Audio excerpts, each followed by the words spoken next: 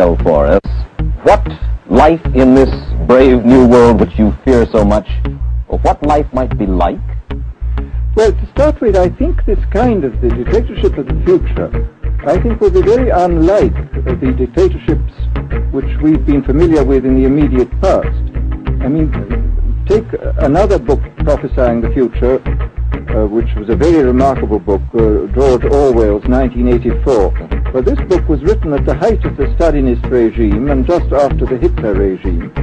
And there he foresaw a dictatorship using entirely the methods of terror, the methods of physical violence. Now, I think what is going to happen in the future is the dictators will find, as the old saying goes, that you can do everything with bayonets except sit on them. But if you want to preserve your power indefinitely, you have to get the consent of the ruled. And this they will do partly by drugs, as I foresaw in Brave New World, partly by these new techniques of propaganda. They will do it by bypassing the sort of rational side of man and appealing to his subconscious and his deeper emotions and his physiology even, and so making him actually love his slavery. I mean, I think this is the danger, that actually people may be in some ways happy under the new regime, but they will be happy in a situation where they oughtn't to be happy. Happy in the ways that they oughtn't to be happy. And hello, Fluzzy Bee. Welcome. Today, I'm sharing something that we should all be aware of, that some people may not be. Or maybe you might consider that this is conspiracy theory. You might think that history does not have an example for you. But I am sharing that example. And it's merely to share with you so you are aware, more than less, that you take seriously that the show may be you. So let's hear a little more from Aldous Huxley, the person who wrote Brave New World. Let me ask you this. You're talking about a world that could take place within the confines of a totalitarian state. Let's become more immediate, more urgent about it. We believe, anyway, that we live in democracy here in the United States. Do you believe that this brave new world that you talk about could, let's say in the next quarter century, the next century, could come here to our shore? I think it could. I mean, that's why I feel it's so extremely important here and now to start thinking about these problems, not to let ourselves be taken by surprise by the new advances in technology. I mean, for example, in regard to the use of the drugs, we know there's enough evidence now for us to be able, on the basis of this evidence and using a certain amount of creative imagination, to foresee the kind of uses which could be made by people of bad will with these things, and to attempt to forestall this. And in the same way, I think with these other methods of propaganda, we can foresee and we can do a good deal to forestall. I mean, after all, the price of freedom is eternal vigilance. You write in Enemies of Freedom, you write specifically about the United States. You say this, writing about American political campaigns. You say, all that is needed is money and a candidate who can be coached to look sincere. Political principles and plans for specific action have come to lose most of their importance. The personality of the candidate, the way he is projected by the advertising experts, are the things that really matter. Well, this is, during the last campaign, there was a great deal of this kind of statement by the advertising managers of the campaign parties, this idea that the candidates had to be merchandised as though they wear soap or toothpaste.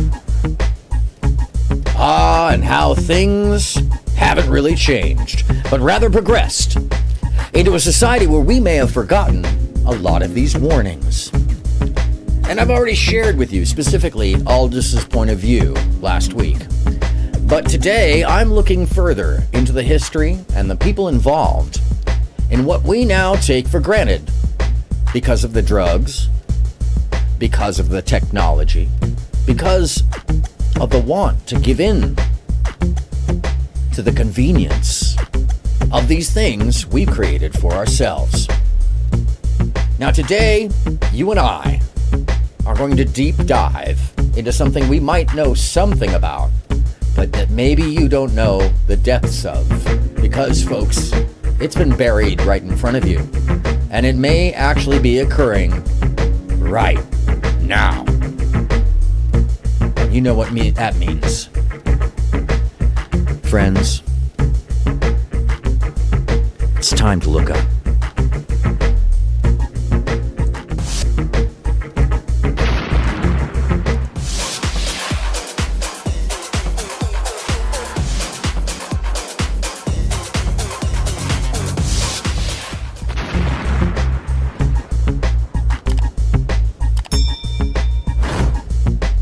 Haven't already hit the button, please do so. Like and subscribe. Unless, of course, you're spicy, which in that case, YouTube already knows that you've been subscribing and unsubscribing, but that's okay. Your IPs just get banned. Don't forget, we're here to learn. We're here to care. This is the show known as Lookup. And that's what I'm hoping that you're doing. And that you had to depend entirely on the personality. I mean, the personality is important, but there are certainly people with an extremely amiable personality, particularly on TV, who might not necessarily be very good in positions of political trust. Well, do you feel that men like Eisenhower, Stevenson, Nixon, with knowledge of forethought, were trying to pull the wool over the eyes of the American public? No, but they were being advised by powerful advertising agencies who were making campaigns that were quite different. Kool-Aid was spiked with LSD. It was horrible. In the early days of the Cold War, the CIA ordered the creation of a secret program intended to find ways of mind control. They funded an army of psychiatric institutions across the United States. And so were the other children. This Kool-Aid was spiked with LSD. It was horrible. In the early days of the Cold War, the CIA ordered the creation of a secret program intended to find ways of mind control. They funded an army of psychiatric institutions across the United States and Canada to perform experiments on unsuspecting patients using psychedelic drugs, sensory deprivation, electroshock treatment, and more. The program was known by its codename, MKUltra. And that's what we're talking about today, ladies and gentlemen. My name is AronMSound, and this is the show known as Look Up, where I interject myself into a conversation that most people don't want me involved in. And that's because, in most cases, I take it somewhere they don't feel comfortable with me taking it. Or I just take another point of view that they weren't expecting and they don't like.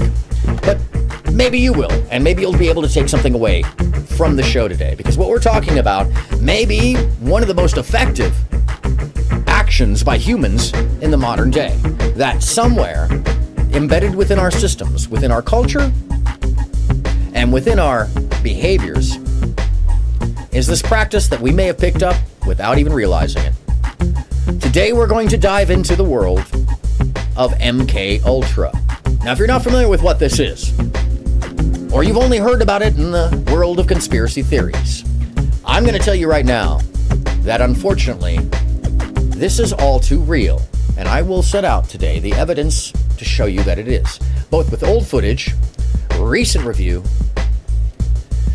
and with a Senate panel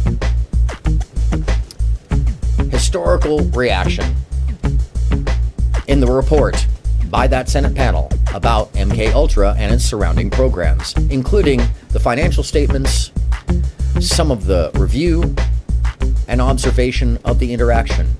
And I will also tie this back to its overarching program of the Aurora Project, that essentially we all know as remote viewing, because that is what they were attempting to do alongside control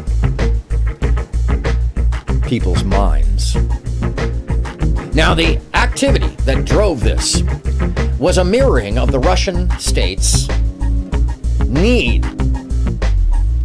to somehow infiltrate the U.S. And this happened in many ways. But specifically, the Pentagon and the OSS, which was the predecessor to the CIA, were confused and concerned about people coming back, soldiers coming back from the Korean War and from interactions with the Chinese military, acting as though they had never been a member of the U.S. populace, but rather that they had intense communist interests, as if they had been brainwashed. So the U.S. government was incredibly interested how this was being achieved, why this was being achieved, and how we could mirror, control, and beat them to the punch. And that's what we're talking about today, because that created a system, a process. We now know this as the hemisync process, a way to disband yourself from actual reality in itself. Now, call this out-of-body experience or whatever you may like. I've got another video on this, and I'll probably cover this again. But, oh, and by the way, the CIA paperwork describing the process and all of the reports are in the links in that video. So if you'd like to see the validation of that science and or follow that pathway way down the rabbit hole of the science, it's there for you to do so, as well as to build the technology yourself. Strangely enough, it's not too complicated. That aside, it's important to understand that 60 to 70 years of research was poured into this work, and that it went under a lot of different names, not just one, and that this research and work may very well be what's affecting the populace now. Because what you're going to hear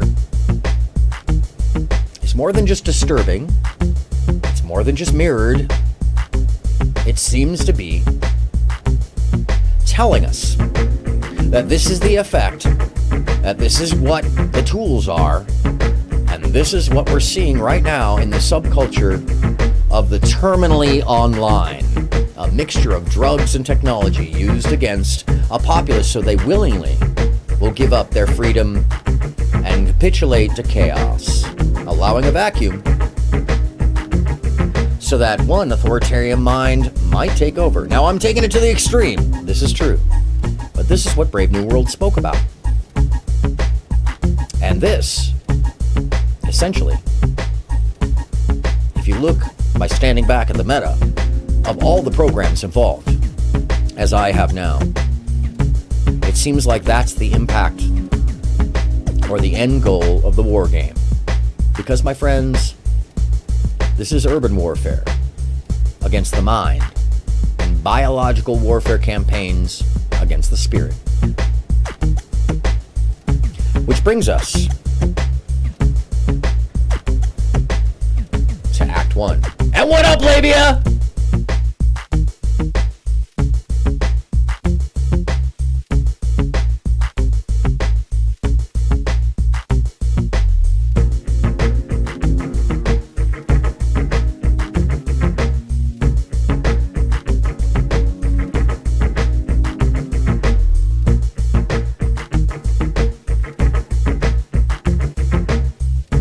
Welcome back. So, today I'm going to share a number of pieces of footage. And I will actually, I would like to check that out. I was seeing that, and I love that kind of stuff, by the way. There's all sorts of amazing stuff hinting at fact and truth, but we can never really, oh, did I already lose my, oh my goodness. See what happens pressing buttons? Here it is. Let me get the chat back up. Sorry, folks. And hello, labia. Hello, Fluzzy B. I'm so glad you could join us and stick around. Yeah, because, by the way, everybody becomes a mod on this show. I don't know if you know this. Because if you take part in the conversation and you're willing to, well, share your point of view, whether anybody agrees with it or not, as long as you're a kind person, a kind spirit, well, you know, we include you. Because basically you walked into a bar where everybody is armed with a wrench. So that when, yes, oh, I appreciate it, Fuzzy. And it's more the merrier. We all come from different points of view. We all come from different walks of life. And we're here basically to share what we learn and to learn something, and we all take something different. It's mostly what the show is about. Not so much that I'm going to hit you over the head. I'm going to share a bunch of information, and you might take it another direction than I do. You might even disagree with me, which I welcome, by the way. I fully welcome. And often I will enjoy the challenge, people will tell you. But most importantly, we treat this as a bar. We treat this as the local club where you express yourself. And as long as you're honest and you're not mean, you earn that wrench. And then nobody can kick you out. And you get to kick out the real trolls who show up and drop things like, hey, the PP energy, or some stupid shit. We're kind of a free-form event with a plan. And I welcome you, and I'm so glad you could join us. Let's talk about this. What is MK Ultra? MK Ultra is a code name amongst many. And this is not the first phase of the projects, but rather one of the most expensive phases, which is why we may know about it, as well as the most offensive, I would say, of the projects, both in strategy and offensive in action, because of the coldness and the abuse on human life, which is where we start today.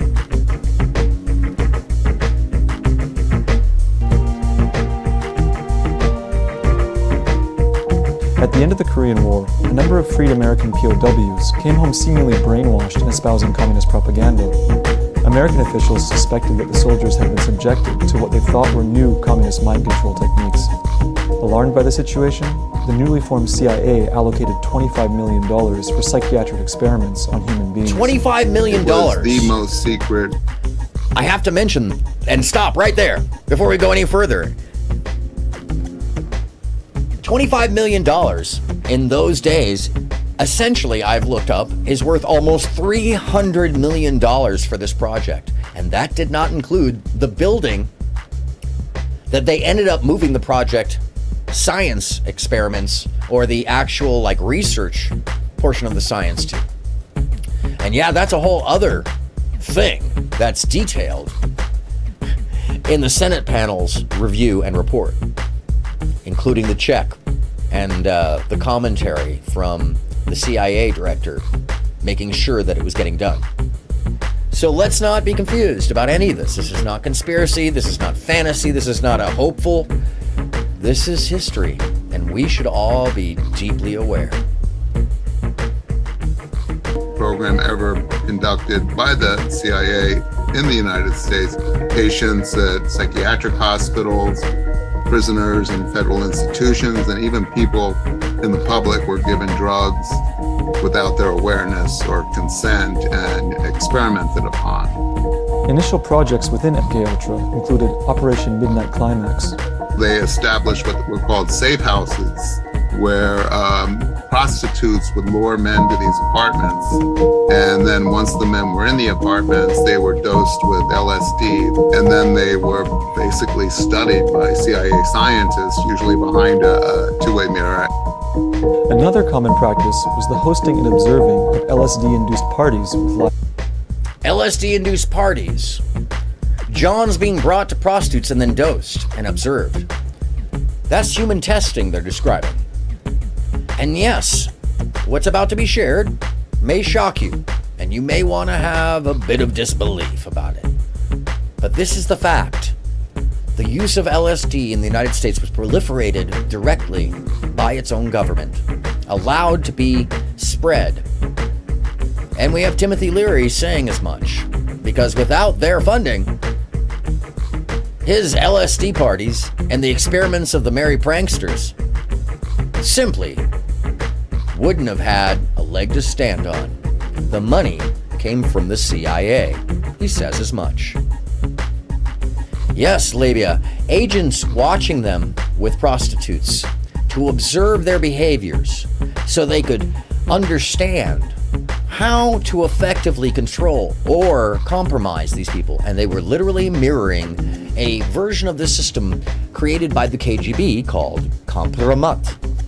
And that Kompromat system is exactly what they utilized in the last election and the election before that And it's the compromat system that they use to undermine the American public with the troll farms and QAnon. And if you don't believe me, just go back to the news of 2015 and 2016. Or go back to the news before then. And in 2015 and 2016, we're talking about the troll farms invading Facebook and Instagram and other things. TikTok, I think, was as another one. But more importantly, you go back about 4 years before that, and you find out that a Chinese submarine and a Russian submarine, likely remote controlled, landed on the international data line at the bottom of the Atlantic Ocean and pierced it, both those submarines. And several U.S. Navy ships began to sit above to observe what they were doing, and they're still there to this day. Why? Because the international data line that carries all the electronic information from here to there, well, once you interject it, you're basically tapped into the world's conversation, information, banking, you name it. And all you gotta do is impregnate the line with another server that can filter out information, and there's no even IP. You're just feeding data right on back into the system that can't be traced. They're also concerned that these ships were going to cut the line, but we've come to find out that it's not cutting the line they're interested in, but rather affecting our patterns of thought, our behaviors, our interest levels, and stoking the fire for a vacuum. Now, how is this achieved? It's achieved through the controls of disbelief, utilizing our lack of trust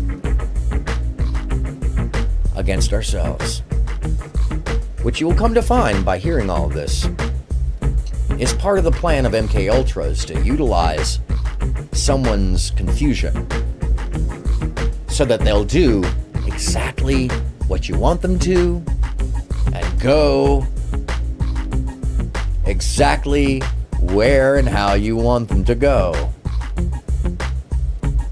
Can't imagine, huh? It's pretty tough. But it's also complex, and it takes more than a basic understanding of life. You've got to look deeper. You've got to understand that not everybody has the best interest for you. Sadly so. Much less that this is governmental. Music. These parties were called acid tests, and the culture that grew out of them played a key role in the development of the hippie and psychedelic movements a few years later. However, some of the most damaging experiments occurred at the Allen Memorial Institute in Montreal, Canada. There, under the direction of infamous Scottish-American psychiatrist Dr. Ewan Cameron, unsuspecting patients, many of whom had common ailments such as postpartum depression, were experimented on with aggressive drug cocktails and extreme techniques. My father was a victim of Dr. Cameron. He was a 27-year-old, healthy skier, canoeer, very athletic, and he had asthma. They told him if he went to the Allen Memorial, they could cure his asthma. My father, Charles, was a patient of Dr. Cameron's. He had a trigeminal neuralgia, it's called, where there's a pain in the temple that radiates into the jaw that apparently is excruciatingly painful. They told him that it was psychosomatic, which it's not, but in those days, what did they know? So they sent him to a shrink. This shrink that he went to was working with Cameron, although we didn't know. So he put my father right into the program. I was having trouble with my parents. So you hear what's going on here? Father and my stepmother decided to put me in the Allen Memorial Institute. They had no idea what went on in there. I was 16 when I was there. Dr. Cameron pursued a concept he called depatterning, which was meant to reduce patients to an infantile psychological state wherein doctors could... Now, we have a different version of this that is more quantifiably healthy. It's called deprogramming, and it is not destructive to one's psyche, utilizing drugs and or electrolysis. I'm sorry, electrocution. Which is what his approach was, as well as sleep therapy. Yes, Labia, we are talking about CIA use of humans in experiments as laboratory rats because they may have been slightly unhealthy. Now, if this reminds you of the action of a certain group during World War II, you're not mistaken, because this is all very related. And it's why we can't take slights or regression or minimization in the current day by those who might not have the perspective to understand that they're just playing into a game and propagating or proliferating games of mind control, because they've already been caught up in the web, unknown to them, unbeknownst to those around them. Unaware patsies.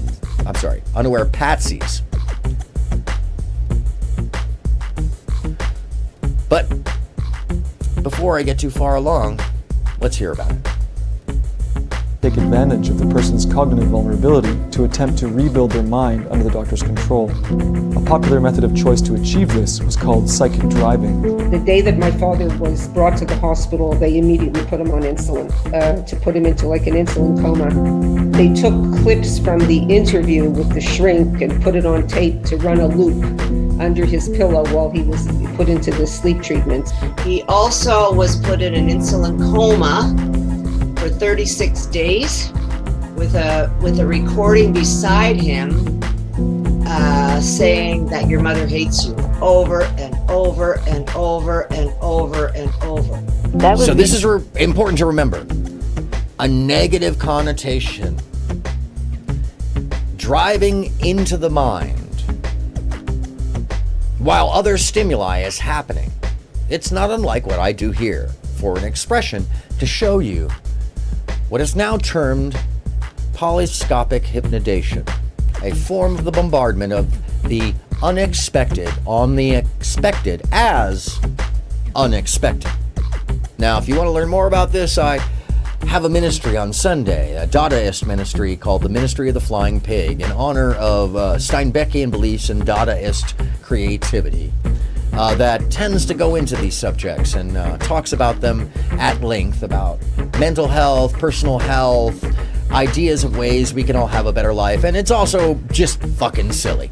But besides that, the idea is to deprogram this methodology, to undo years of people being told, someone hates you, you can hate someone else, someone hates you, you can hate someone else, someone hates you, with, and to supplant with, you are loved, we care about you at all times, you are loved, we care about you at all times, you are beautiful. That's real. And that's the deprogramming. It's just that simple. But it is very complex when you have been buried in a whole simplex of problems that somebody else put right over your head.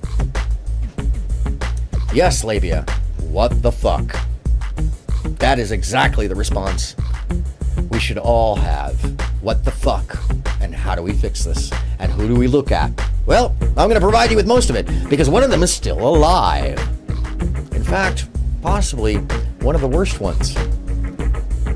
And there were no ramifications or repercussions. In fact, they live quite a happy, wealthy, insulated, and protected life.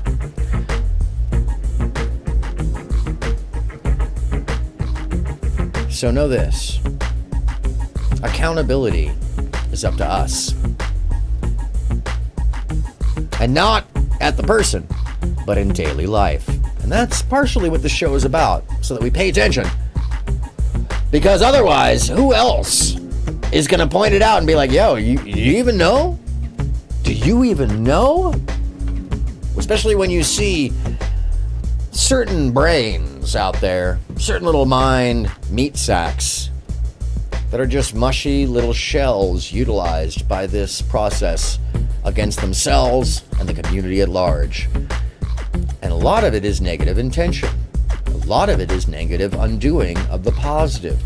And I'm boiling it down to simplicity, because you can take it whichever way you want, positive or negative. These are subjectives. The only objective in the situation is the fact that tools of drugs and technology are usurping our own mental freedom. And if you watch the show at all, you know that's the number one mission here. Because we're the home of the awkward, friend of the friendless. I believe in you. You can break free of the mental prisons that we build for ourselves, created, I would hypothesize and argue, by this program, MK Ultra. Inside my bed constantly, repeated 250,000 and 500,000 times. Another common method was the use of extreme Page-Russell electroshock therapy. Page-Russell shock treatment is approximately 40 to 75 times the strength of a normal shock treatment. So it's really designed to wipe out the memory. He received 54 high voltage shock treatments, followed by 54 grand mal seizures. After 27 days of this, they said that they were discouraged because he still had ties to his former life, in that he was asking to see his wife. They decided to give him more Page-Russell shock treatments and put him to sleep for another 30 days. They put him to sleep for When 30 patients were released days. from the Allen Memorial, they and their families' lives would never be the same again. Well, there's a lot I could not remember after I got out of the Allen. When my family came, I was a zombie. I didn't even know who they were. He never came out the same. He had a blank look in his eye. He didn't know who we were. He didn't know we were his daughters. He lost it. He had pain and asthma. He went in with pain in his chest and asthma, and they promised him that they could heal it. That is man's inhumanity to man for the sake of a science project. This man was turned into a guinea pig. But he's not the only one. This was done en masse. And we should really be unhappy about that. But it seems like we just continued on with the candy being fed to us. Because this person paid, likely, so that the rest of us could be affected without our notifications or notice. Job. We went into poverty after he came out. He had said in his interview with the shrink that I was the apple of his eye.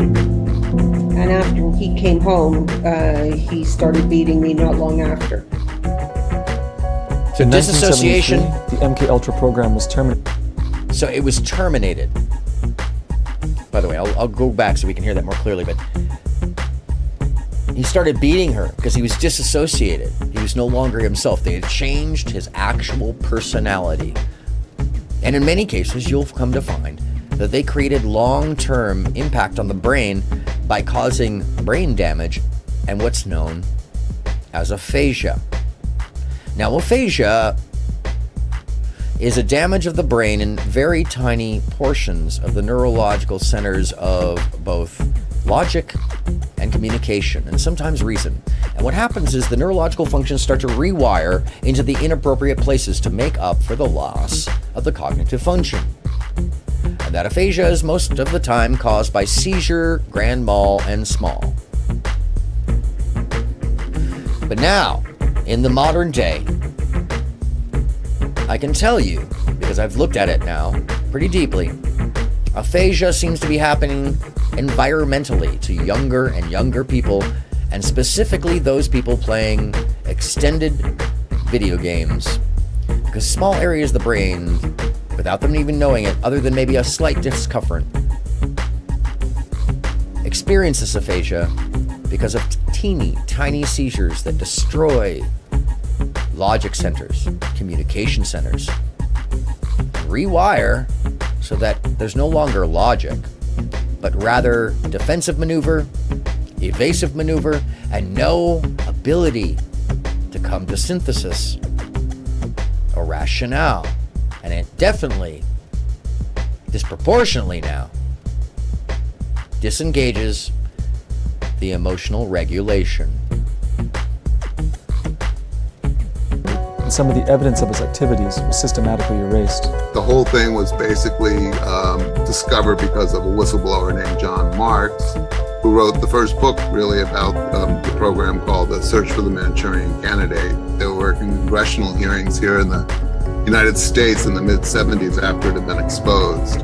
And during those hearings, the CIA finally admitted that this program existed. They admitted that it was probably not the right thing to do, but they feigned innocence. Despite the congressional hearings and marginal interest in the subject in popular culture, most MKUltra survivors suffered in So silence. this is an interesting question, Labia.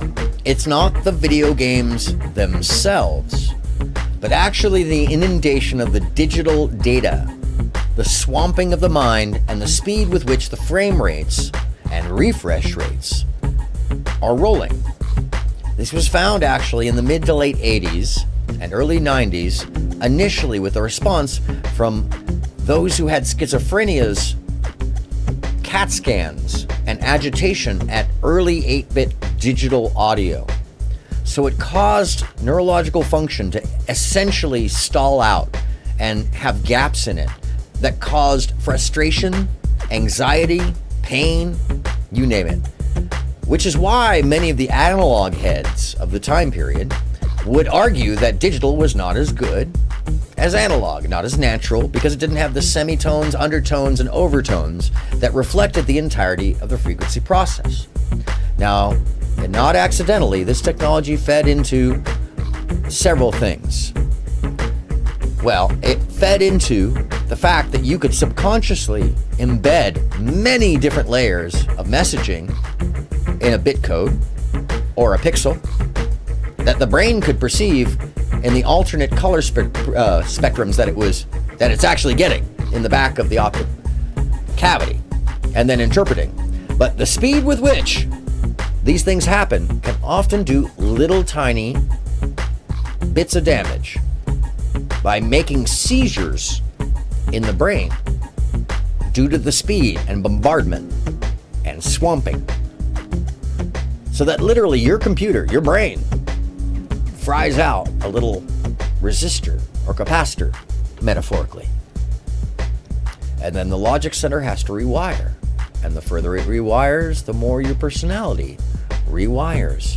So it's not a specific game or specific type of thing, or even a specific media. It is the speed with which this media is used and the compilation with which we are swamped with. Which is why I often share the earliest format that was used as comedy, shadow vision, because it is essentially the origination of the modern day chemical-inducing mind control that we are all subdued and used to at this point. And I'd say the jump cut, the quick cut, the millisecond flash, these used to be called subconscious implantation or impregnation or subliminal media. Now, if you don't do it, people don't even want to watch it. Now, we have TikTok feeding the dopamine bust. Now, we've impregnated the aphasia into the system so the drugs aren't necessary. Soma,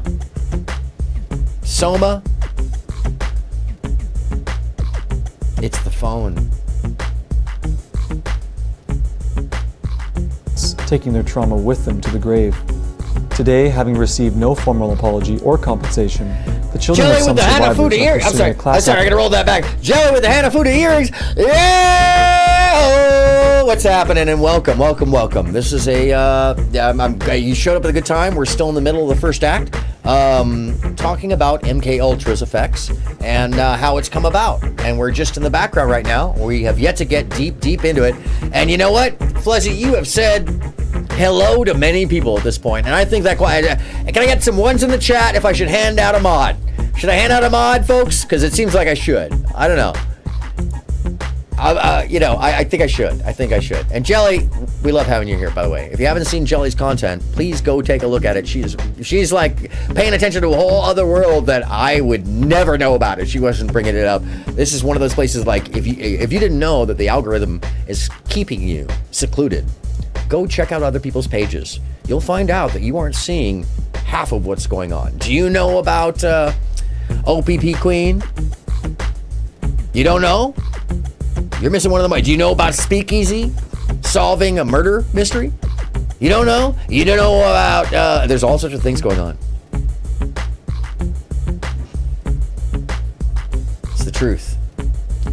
All right, Fluzzy, you have just earned, congratulations. Let me go back up here. I am hovering over, I'm sorry, I'm going to take a pause here to hover over you in the chat. We got ones across the board. Ladies and gentlemen, I'm so glad and proud to bring in our very new member of the Mod Squad, which is basically everybody. I love that. Leader Booski! I'm just saying that for you, John. Ladies and gentlemen, our newest member of the Mod Squad, Fluzzy B. Come on, you are add as a standard moderator. Let's go! Come on!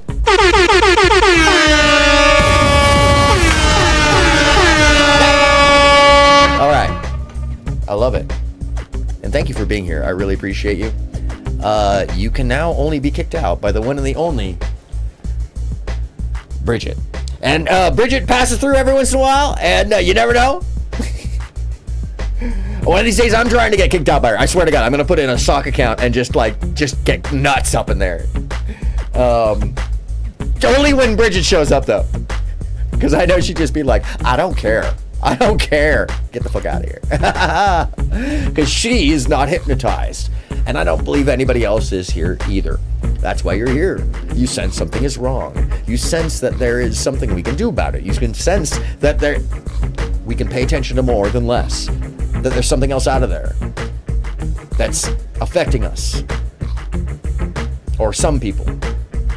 Which is why I do creative stuff. Which is why I play a character. Which is why I do what I do. Play the music in the background.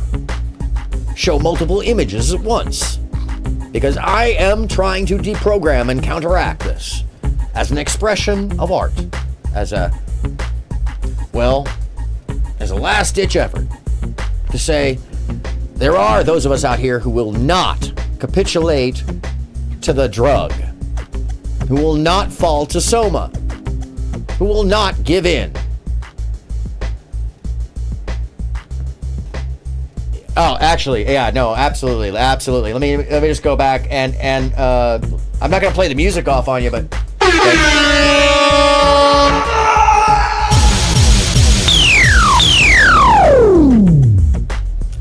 Yes, indeed, the Academy. The Academy of Mod Squad. Yay! By the way, spicy chat, more like milky chat. Am I right? Anyhow, totally off topic. Am I right? Yeah, okay. We'll get on that on Friday. By the way, Friday, I'm excited. I'm expecting to get mobbed on Friday. I have been poking the bees so hard. I have literally been poking the bees so hard. And that's because I've found a channel of dog whistling bigots from across the pond and here that are subset and causing the entirety, and I mean the entirety.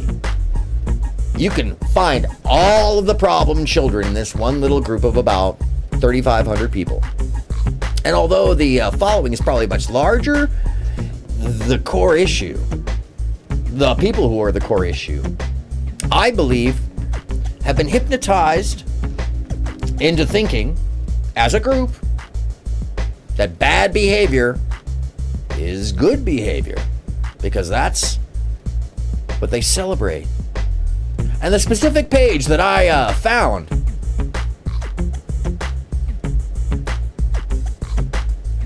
I have. Oh, that's awesome! Thank you, Fluzzy B. Yes, I do. As well, Fluzzy B saw, I was way over there in Speakeasy land, and Speakeasy, I don't agree with everything that Speakeasy does, but I fucking love that guy. I'm not gonna lie to you. Backstage, he's one of my favorite people on the net. He's earnest, he's honest, he's fighting for the real thing. And yeah, he is God's fucking favorite. It is the truth. I swear to God, he is God. And that's both a metaphor and a code. And it's also, she cares. And if you don't know what I mean by that, that's okay. It wasn't for you. In any case, I'm totally off topic. And thank you, Fluzzy B. I saw you and got your link while I was on Speakeasy. And, you know, Speakeasies, if you're not familiar with that, Speakeasy solved a fucking murder. Like, got two murderers or people involved in a murder to admit that they lied on the stand. And they did it on their own. It was, and now, oh, he's just Mike TV grift busting, but on the other side of the spectrum. It's deep, folks. Go take a look at it and talk about undoing the brainwashing and attacking it head on. And not unlike me, he's an artist as well. He's creative. So if you're up late, he streams all night long and is very interesting. I like him a lot. Anyways, amongst many. But he's doing the good, that's for sure. And he hasn't bought into this bullshit. So last night, Jelly says, or maybe the night before, the Lapeef Network was accusing each other of being, homos and marrying 16-year-old girls. It's a cluster out there. Yes, indeed, Jelly. And, the effectiveness of this technology, I will warn you, is not missed on a few of us. There are jesters. There are knights. There are spies, white and black. There are leagues, dark and light. And there are LARPs. And the role-playing, and the roles, and the shows, we are banded together now that we've found each other. And I'm going to send a message right now to a specific, very specific group of people. We know that you don't know. And we are watching you. And by the time you realize we are there, my friends, you won't have a platform to be on. Because we're undoing this work MK Ultra put into place as a team. And that's why you see more creativity. That's why you hear more music. That's why you hear people focusing in on the bad actors. Because times, they are a-changing. For too long, this has been allowed to fester in amongst our young to a point where a clusterfuck is had amongst all parties so the vacuum can be made. And in that vacuum, we should worry who might arise. I've gone quite a long time now. Let's finish this off and we'll get into Act 2. Constance Sue, oh my fucking look.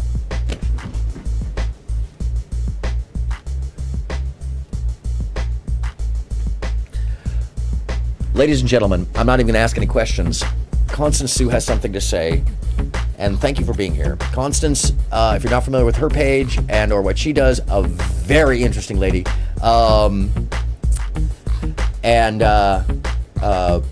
Yeah. By the way, webbing master. Holy shit. Out for good. And by the way, people, check out other sides of the net. The algorithm has you caught. And I'd say that part of getting you caught is inundating you with the same information, just like you just saw. And Constance, what you might have just missed is evidence of one of the people who was affected by the Allen Institute in Canada, where the CIA set up a certain scientist to study the early formats and tools of what we would call now torture on people with health issues and psychological trauma.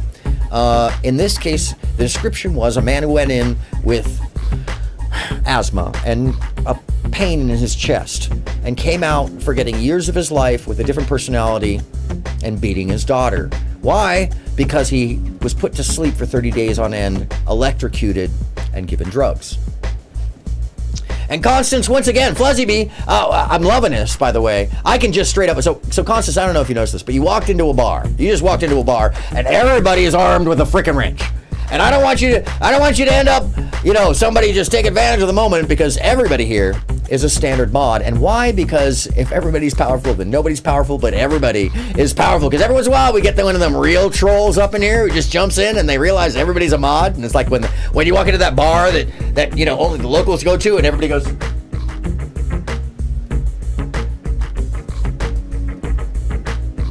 and it's one of those moments where you get that little like,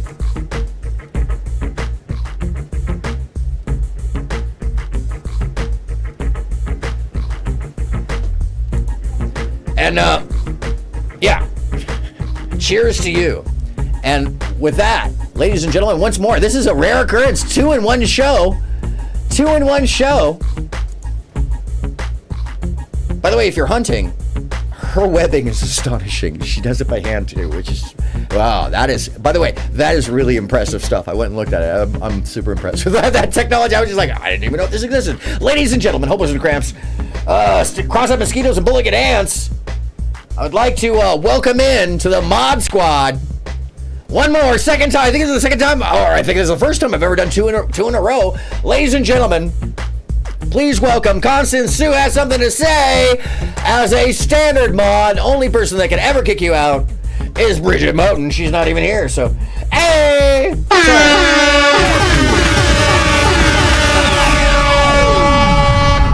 Welcome. And yeah, let's save that. Boom! That way when the trolls walk in, you can just be like, yeah! Pew! Pew, pew, pew! It also makes it a party, because you all can talk shit to one another. By the way, chat is yours. Chat is yours, and welcome, Constance. So glad you could be here. So, most of it. Provo Kid! God damn, it is a good, damn great day. By the way, Provo Kid, one of my favorite. Make sure to go unsub and don't like. It's fantastic.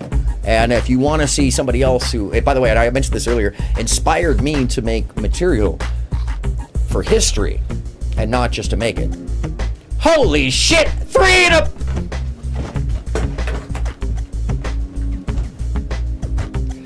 God damn! Excuse my language. Katie Kaboom! Katie Kaboom! This is a crazy day. This is a crazy day. I'm so glad you could be here. Katie, of course, you are a standard mod. How could you not be a mod? Good God. Katie Kaboom. Literally one of my first viewers and more. She's my fucking neighbor. Anyways, don't come up here because, by the way, you wouldn't be dealing with me. You'll be dealing with one of my neighbors, probably Katie. Anyways, kaboom! That's real. I'm totally off topic, but I love it, you folks. And by the way, I didn't even give Katie...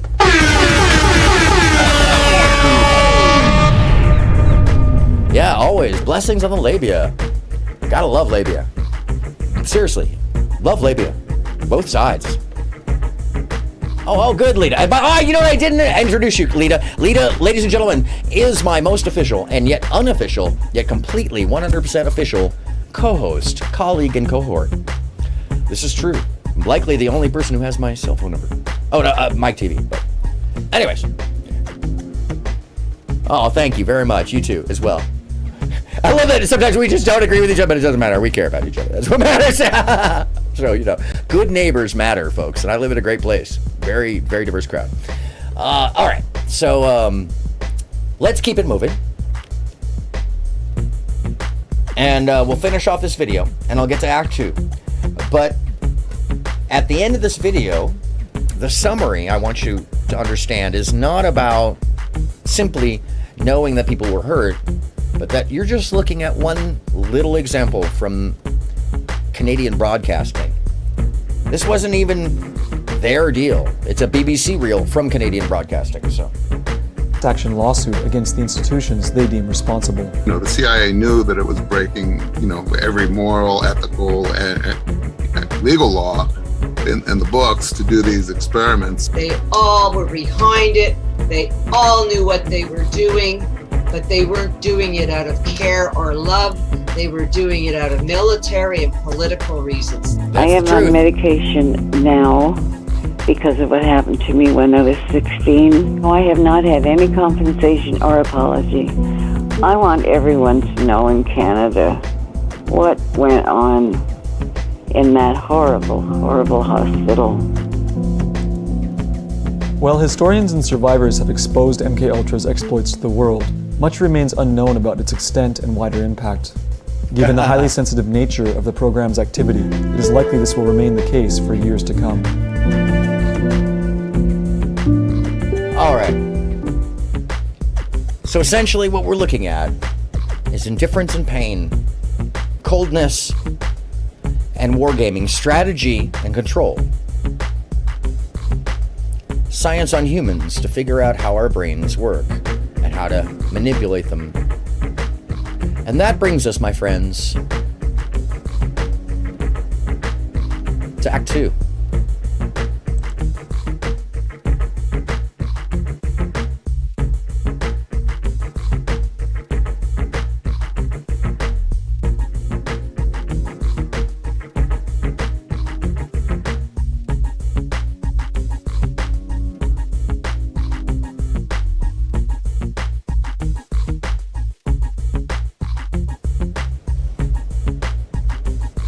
Welcome back, by the way.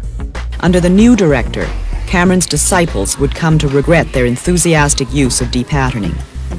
Dr. Peter Roper left the Allen Memorial in 1967. What were the circumstances of your leaving the Allen?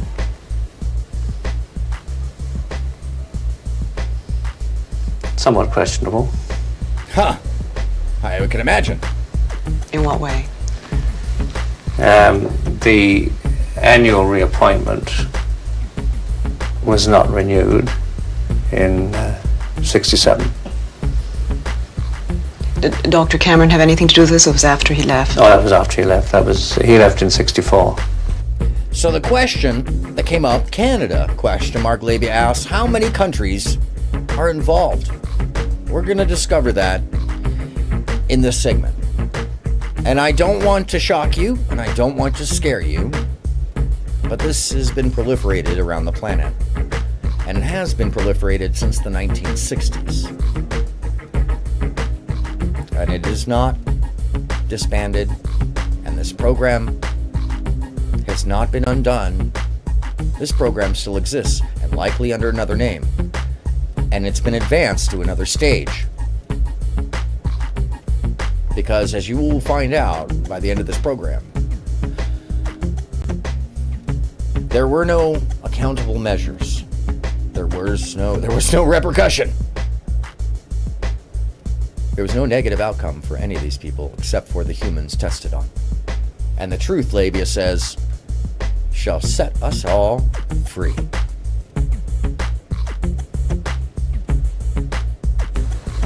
Did you have any disagreement about treatments given there?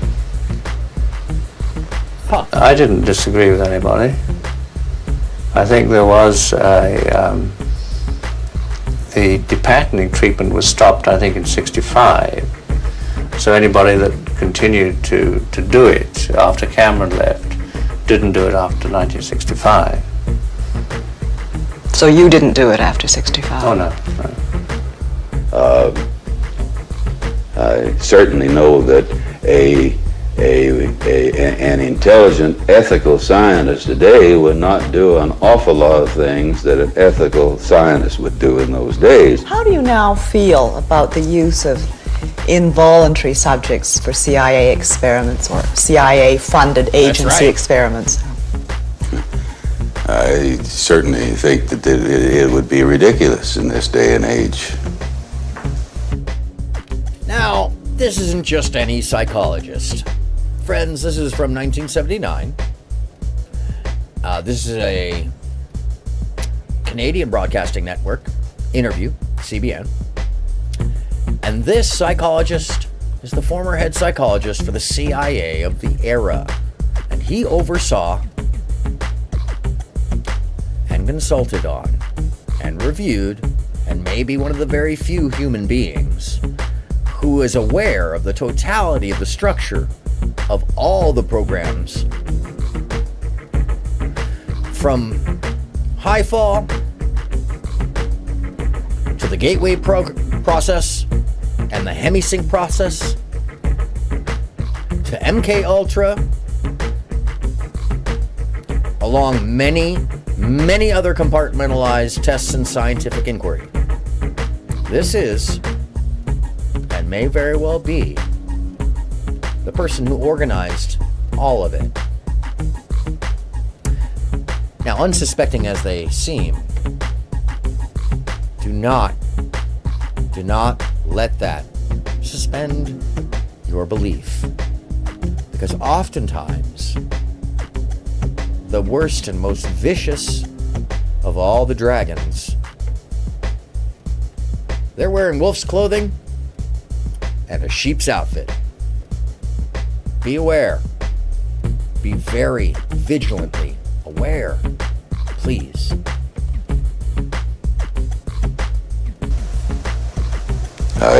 No, I don't see any way that you would do that.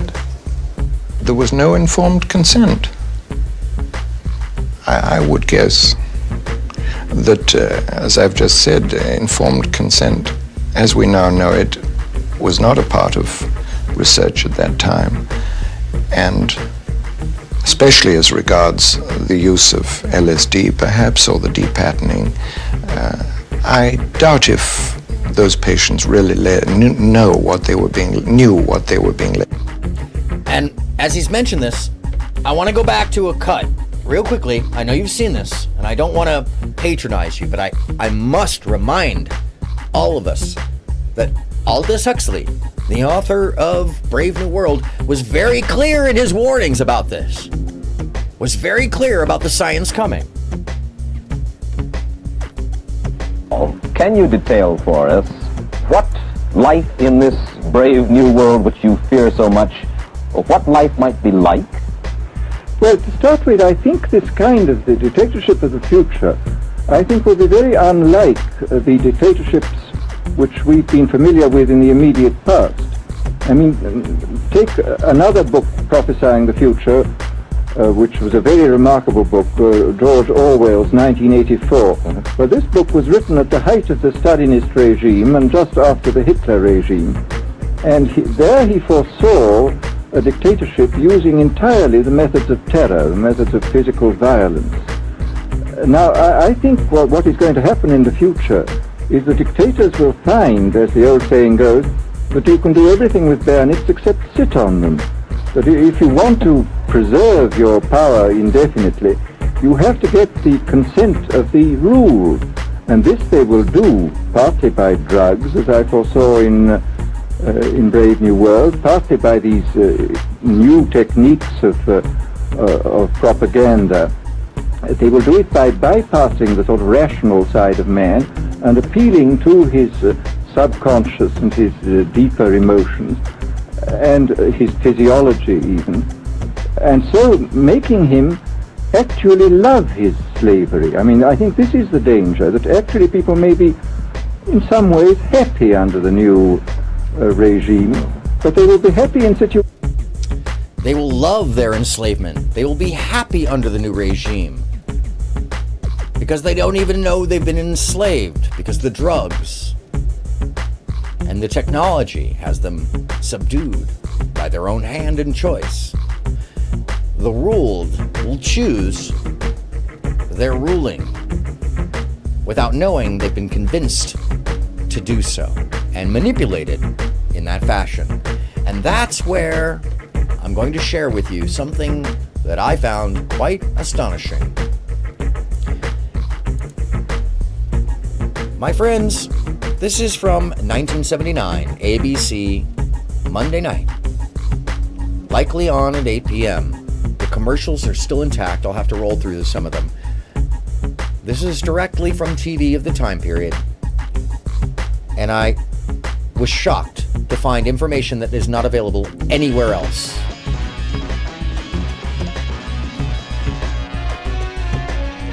Thanks for being here, Katie. This is the story of a 30-year search by U.S. intelligence agencies to perfect mind control. Some of those engaged in that search have agreed to talk about it for the first time. One said, "I think every last one of us felt sorry to attempt this kind of thing. We knew we were crossing the line." The search would be endless. From brothels, an agent says, we learned a lot about human nature in the bedroom, to the mystical rites of a magical mushroom ceremony performed by an Indian shaman, to a Spanish bull ring. The bull has had electrodes implanted in the brain and is controlled by a scientist. There would be victims.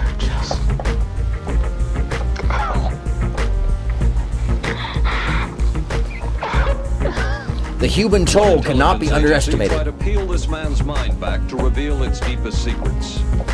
I'll live through it. This man worked on some of these programs. He would write of his work, "It was fun, fun, fun." And that character of the search for mind control is actually one left out of the rest of the history, including the review from Congress. With ABC News correspondent Paul Altmaier.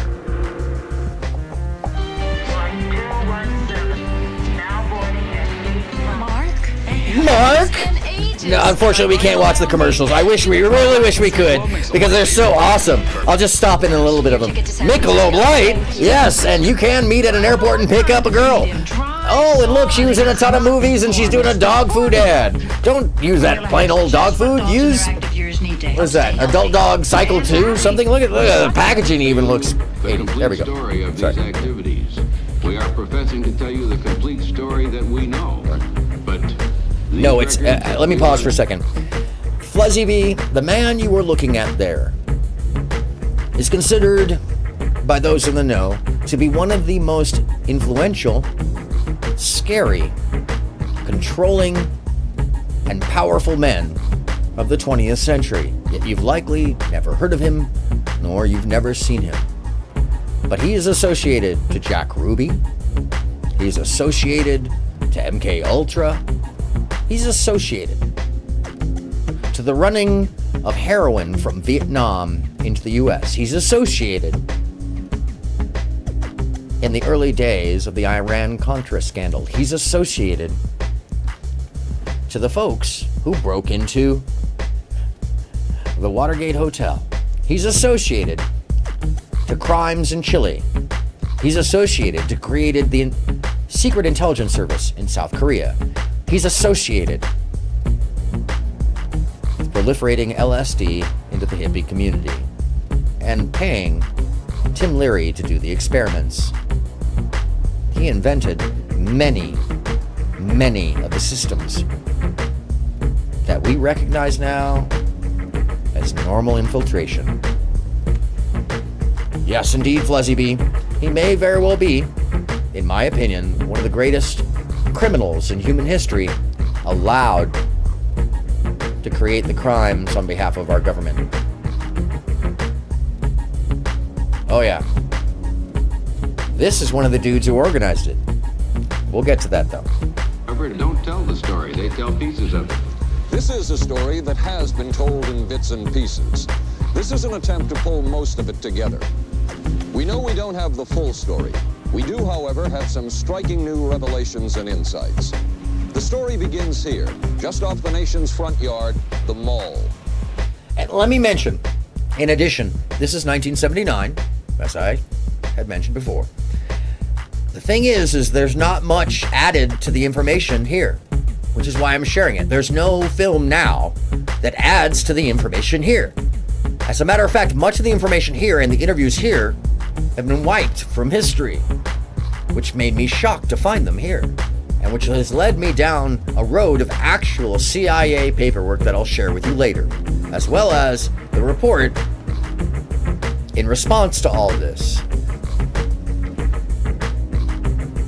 The validation levels and the quantification of this science, and the fact that the government, or those within the government, have chosen to wipe the slate more cleanly than we should want. The fact that the breadcrumbs are removed should tell us everything about the process of this business. The buildings behind me were the headquarters for the World War II Office of Strategic Services. It was here that the first halting steps toward mind control began. The shaper and molder of OSS was General Wild Bill Donovan. He said of his group's work, "We may have made mistakes, but we were not afraid to try things that were never done before." In this end... That's funny, Libya, your autocorrect, I'm just gonna stop for a second. Your autocorrect is like, it's not labia. No, it's labia. No, it's not labia. It's labia. No, it's labia, okay? Learn to love the labia. Autocorrect. Suppression! Yeah, we're all like super typos. No, it's all good, Fuzzy. You're good. Anything goes atmosphere. By the way, I just love saying that we all love labia. Pointed this man, Stanley Lovell, a Boston industrialist. Labia has great things to offer. Anyways, Boston industrialist. Here, I'll run this back a little. My apologies. I'm talking right on over it. The shaper and molder of OSS was General Wild Bill Donovan. He said of his group's work, "We may have made mistakes, but we were not afraid to try things that were never done before." In this anything-goes atmosphere, Donovan appointed this man, Stanley Lovell, a Boston industrialist, to break new ground in many scientific and technical fields. Donovan called Lovell his Dr. Moriarty, after the fiendish professor in Sherlock Holmes. And this isn't hearsay. How do we know this? Well, Lovell liked the name and posed for this Saturday Evening Post photo. He later wrote of his OSS job that it was, quote, "to stimulate the PEC's bad boy beneath the surface of every American scientist and to say to him, throw all of your normal law-abiding concepts out of the window. Here's a chance to raise merry hell." in other words, they were blatant and stoked to be testing on humans and taking it to the nth level. They had no problem with the possible outcomes or the pain or the possible torture. No, they were face forward. Not just face forward, but free to express that they were happy creating mayhem from a governmental position. Because the insinuation was they were doing it to others, when in fact, they were doing it to us. To us first. It was in this atmosphere that the search for mind control began. This bizarre man would be an active participant in that search over the next 2 decades. His name is George White, an OSS captain who had formerly been with the Bureau of Narcotics. In his diary, seen here publicly for the first time, White left a legacy of the darker side of American intelligence work. He received his early OSS training at the British-run school at Oshawa, Canada, the same school where Ian Fleming, the creator of James Bond, was trained. White referred to the school in his diaries as the Oshawa School of Mayhem and Murder. Mike Burke, former OSS colleague of White's and now president of Madison Square Garden Center. Oh, did you hear that? Former OSS colleague, and at that moment running Madison Square Gardens. Huh. Well, why and how would a former Secret Service agent, the Secret Service that later became the CIA, how and why would they get into public production of events? Huh. That's interesting. Why and how? Who would? How? Huh. Hey. So, think about it for a second. When you have control and understanding of the mob, you can do things with that mob. When you have control over the public spaces of exhibition, you can manipulate what people see. And that perspective and influence at that time period would have been deeply effective in a space like Madison Square Gardens, where there was only TV and radio and movie theaters, and you had to wait and there was no replay. Well, going to Madison Square, MSG, would have been a highlight of someone's life, and maybe they would have gotten to do it once. And I would point to the amount of historical events that happened in that room. and not take the inference or connections offhandedly, but to tie them into the bigger picture, because this is real. And I can tell you from my own experience, there are definitely influencing parties in control systems that love to be involved with public performance. Anyhow. Very compelling fellow, mysterious fellow, almost mystical fellow. He was fascinating because you knew something about him, but not enough about him to really get a fix on him. He also knew a great deal about the swifter elements of society, the gamier side of life, and he was very impressive in his technical knowledge of the underworld, so to speak. He said, one of our men gets beat up. He says, you have to act real fast and teach these guys a lesson. Charles Siragusa, a former narcotics officer and friend of White's. He's all turn around, he says, and break your kneecaps. And with that, one guy laughed, and George would always have little Billy with him. And this one guy sort of naked. George White turned around and whapped him across the neck with it. Then he picked up a pool stick and started beating everybody up. He made his point. And he made his point. George White was not a man of understatement or subtleties. His boss at OSS, Stanley Lovell, referred to him as deadly and dedicated. In this note from White's diaries, it says, "Call Lovell regarding TD." TD was a rather transparent cover for Truth Drug. And what was that George truth White drug? worked with the Truth Drug Committee here at St. Elizabeth's Hospital in the nation's capital. Truth Drug Committee. With mescaline, scopolamine, and marijuana on unwitting victims. The committee soon learned there was no easy panacea, no truth drug at this stage. So at that point in time, they'd yet to figure out what it was they could use, but they knew that the Russians and the Chinese were utilizing some technology. They just didn't know what or how, which led these people to decide that they should start to utilize Mr. White's knowledge of the streets and compromat and urban warfare to try to see if they could encapsulate the manipulation from maybe societies less fortunate who wouldn't be noticed if they changed or their behavior became unruly.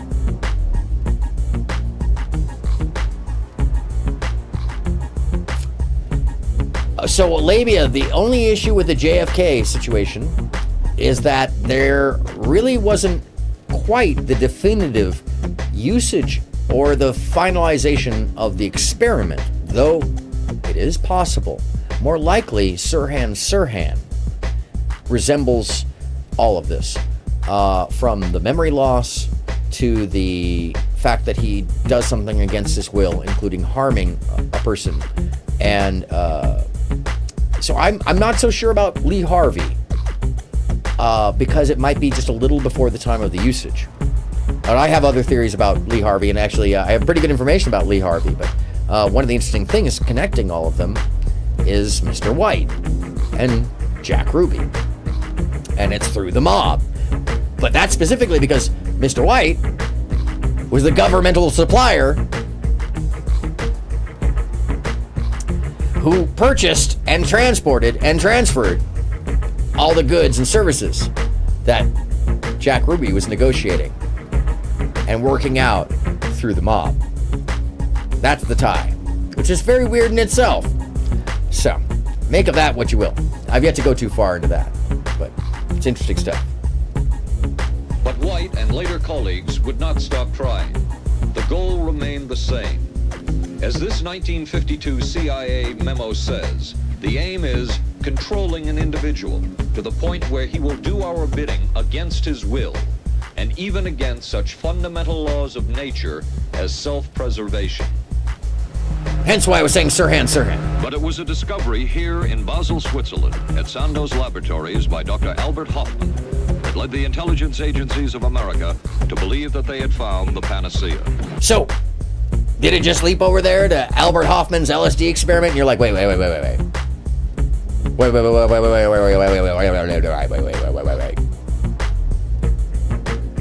Wait.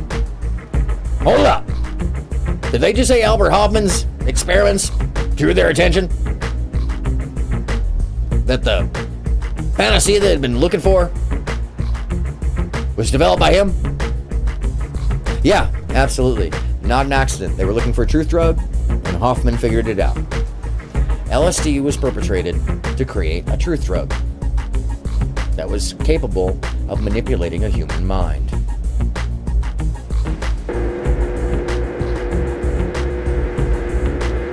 The discovery was lysergic acid diethylamide, LSD. The film that you see is considered by many experts to be the closest illustration of the effects of a hallucination. At the time period, maybe, but, you know, Josie Kins has an actual representation of it. One of the first times that anybody had... Hey, look who it is. We've heard from him before, haven't we? Sure have. In that other interview. Except they didn't really mention who he was.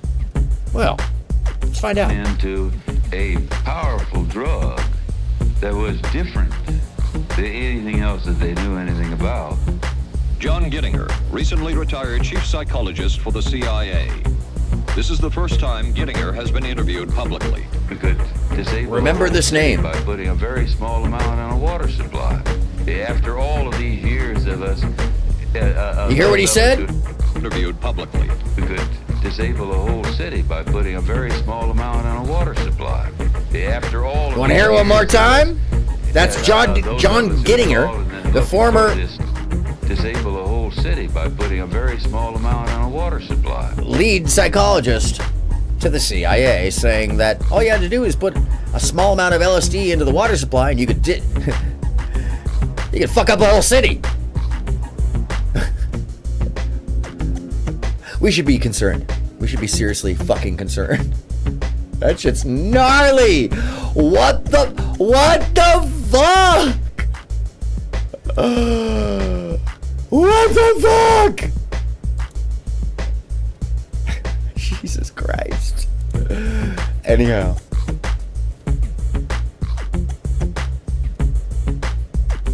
Yeah. Disable the city by putting a very small amount in the water supply. Colonel Mustard. He is Colonel. Oh my God. He's so Colonel Mustard. He is. But I'm not going to lie. I kind of want that suit. I wish that they sold his mustard suit like that. That's dope. It's kind of dope.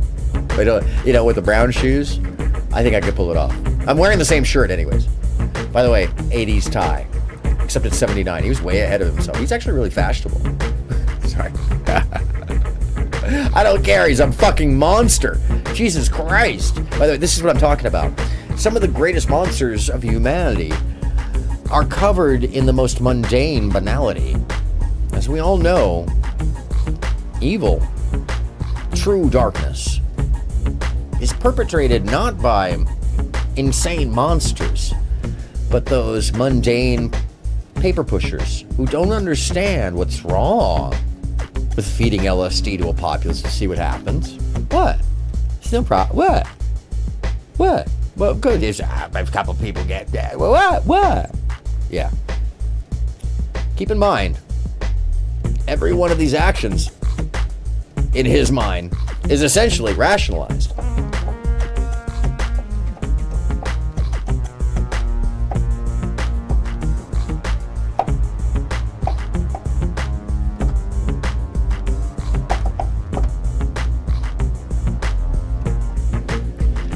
Just like a melody fits into a background harmony, he just melded right on in and nobody noticed him. And by the way, Gittinger, he's still with us to this day, surprisingly enough. Yeah, John Hammond and Colonel Mustard fused into a psychopathic psychologist. That's true. No, he actually has affected all of our lives. You just don't know it. He is the inventor of an aptitude test and a personality test. And his personality and aptitude test goes alongside the modern IQ test. So if you didn't know, when you take that test and the aptitude test, you are taking a CIA examination. And he's the one who designed it And his programs are still in effect to this very day. As well as, this guy lives in LA. And he teaches. Yes. Yes, indeed. He is not an unknown personality. He is in the public. He lives not far away.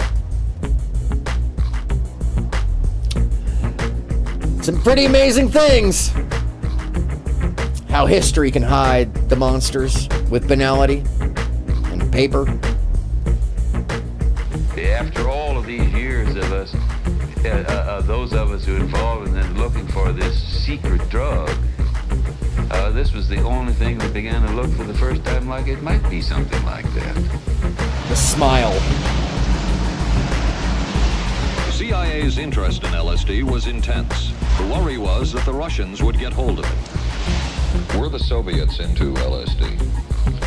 I'm going to have to say I'm sure they were, but if you ask me to prove it, I've never seen any direct proof of it. But at one point, intelligence information received from Switzerland said that Sandoz Laboratories was about to put 100 million doses of LSD on the open market. Which is hilarious, because when you find out that that information is not true, that they made a mistake, and that they over-responded.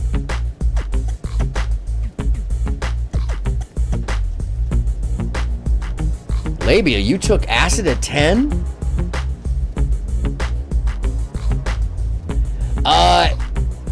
The Olsat Otis Lennon.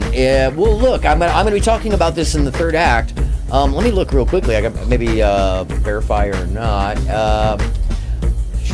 PAS was used in South Africa to promote apartheid. Sidney Gottlieb protege. Hold on one second.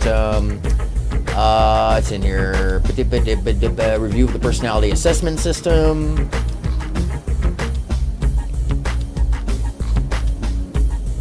Problems, associations, brief history of the PAS. The Weckler Adult Intelligence Scales. It's associated to the Weckler Intelligence Scales, or a Weckler Adult Intelligence Scales, actually. So it's probably similar. Oh no, you're good. You're good. And it caused enough concern within the agency that the United States was prepared to buy the entire supply. However, a slight mistake had been made. Oh yeah, that's more than slight. Public for the first time. I just found out on a new CIA document that there were no such large quantities of LSD on the market. Joe Marks has filed numerous Freedom of Information suits against the CIA. And by the way, I'm more than sure that the hippies of that time period are well aware of that. They're like, yeah, man, I had no access to LSD during that time period.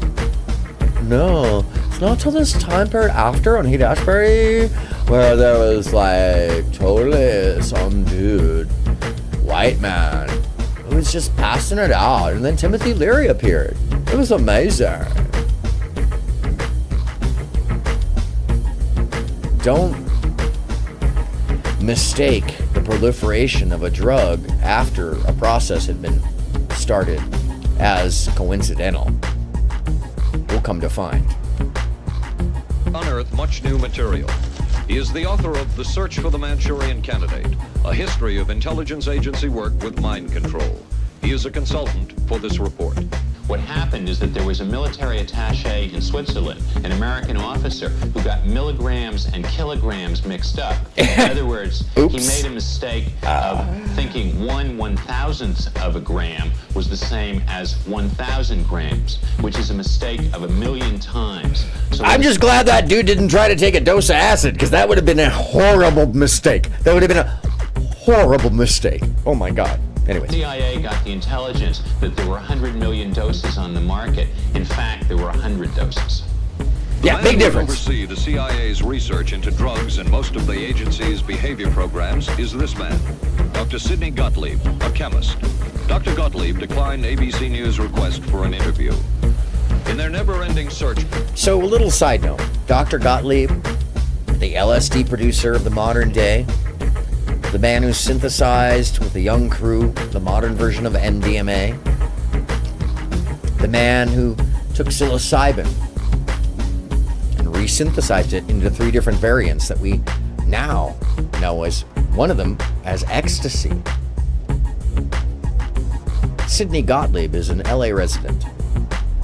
Sidney Gottlieb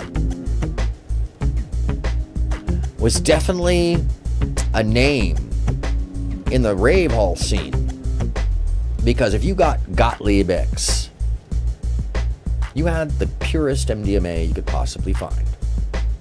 And you may say, Aaron, ecstasy is an MDMA. No. Ecstasy is an MDMA derivative, which is a derivative of the psilocybin, I believe it's 11th phase chemical in your brain from the magic mushroom. And we'll get to this. But Sidney Gottlieb, being an LA native, working out of Westwood, working out of UCLA, working out of some of these veteran hospitals in the area, well, his impact cannot be underestimated in the local, that's for sure, much less on the meta or in the national. Folks, there was no judgment, no accountability, and his testimony, and I'll share this with you later, is not on the record. Rather, still to this day, I looked, it's redacted. Currently, still redacted. And his testimony is the only one to remain so. The miracle weapon, CIA operatives searched here in the remote mountain areas of southern Mexico for what up to then had been considered a myth, magic mushrooms. They used this man, a part-time chemist for the CIA, to dupe this man, a vice president of a bank and an amateur mycologist or mushroom expert, to try to get to the magic mushrooms and turn them into a drug. But it would be the amateur, R. Gordon Wasson and his colleagues, who would win the race and develop the drug psilocybin from the magic mushrooms. Oh, you didn't know it was that young? To the Mazatec area, far from the highways, remote from Mexico City. There we found that rotten bagasse, as it's called, bagasso, covered with mushrooms.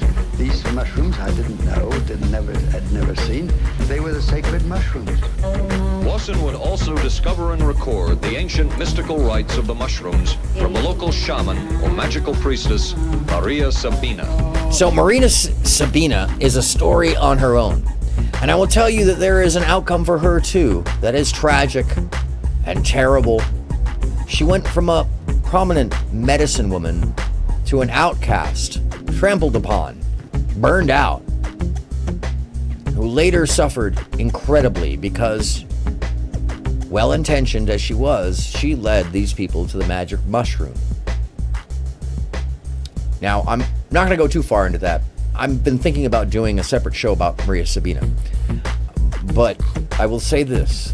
There is nobody in this story who was not adversely affected by this system of MK Ultra. Whether it be the research, the abuse, or just the after effect of being involved with any of these players. And we're seeing incredible sights. They would go slowly or they would go fast as I ordained. All your senses are rendered acute. We say that you see visions, you see hallucinations, but that doesn't begin to tell the story. The hallucinations are only part of it. You hear sounds, you smell things. The night was thrilling. Word of Wasson's discovery reached the CIA quickly. Dr. James Moore, a University of Delaware chemist, secretly served the CIA preparing deadly chemicals on short notice. Secretly served the CIA preparing deadly chemicals on short notice. Yeah, that's a job. That's a fucking job. Bruh.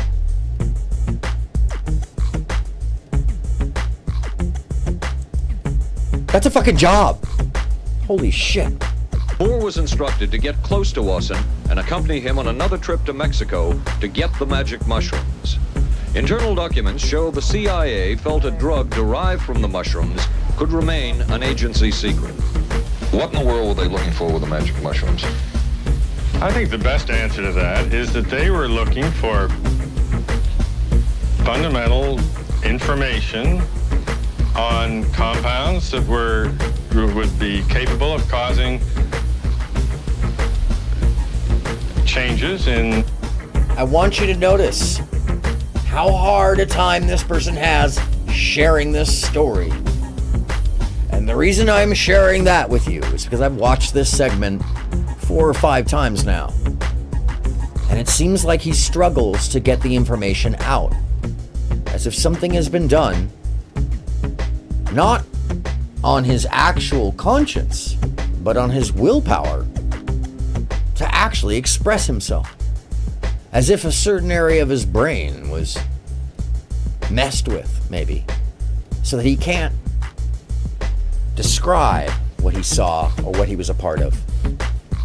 And if there is any proof that MK Ultra had some kind of an effect or some kind of tool usage, 1963, yes, to the present, although previously, before that, was research and response after, it was a response and research after the Korean War and after World War II. They didn't really go into the research and really go into the science and applique until 1963, although they had been building it up before then in many different ways. And the research before then is to some degree described in the report from Congress.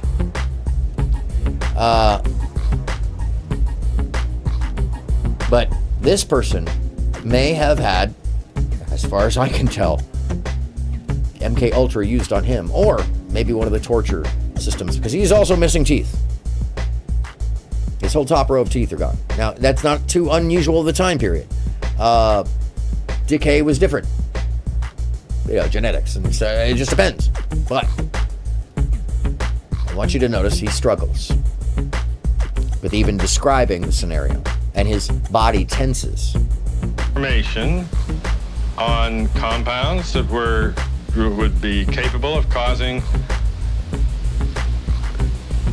changes in behavior, changes in mental attitude.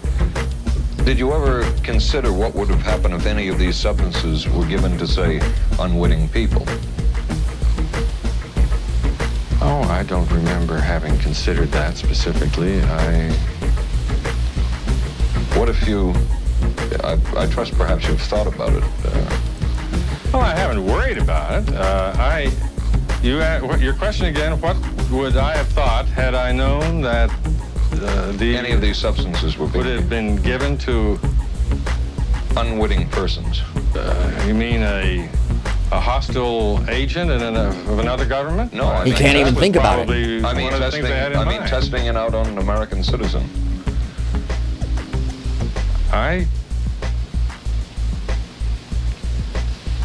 Look at him.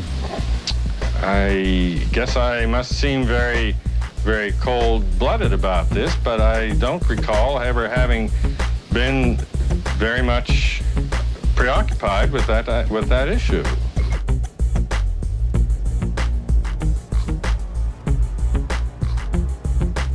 Not preoccupied with the issue on the possibility that these things could be used against a populace, despite the fact that you are last minute making drugs and poisons for the CIA, acting in a covert fashion. And yes, he does look like he goes into a bit of a trance. New Era, welcome! So glad to see you. Welcome on in. So good to see you. Yes, and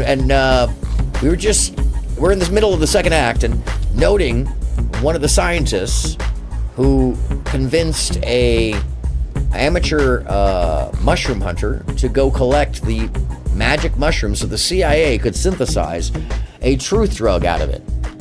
And this is the person who conned the guy into it. He's an actual scientist who would make poisons and drugs last minute for the CIA's needs.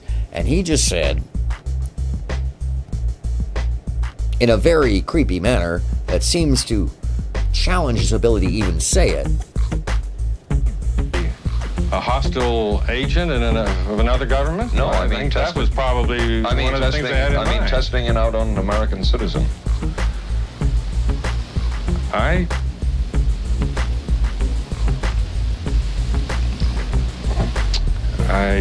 guess I must seem very, very cold-blooded about this, but I don't recall ever having been very much preoccupied with that issue. In other words, no, I wasn't thinking about what was going to be done with this. I didn't even fucking care. No.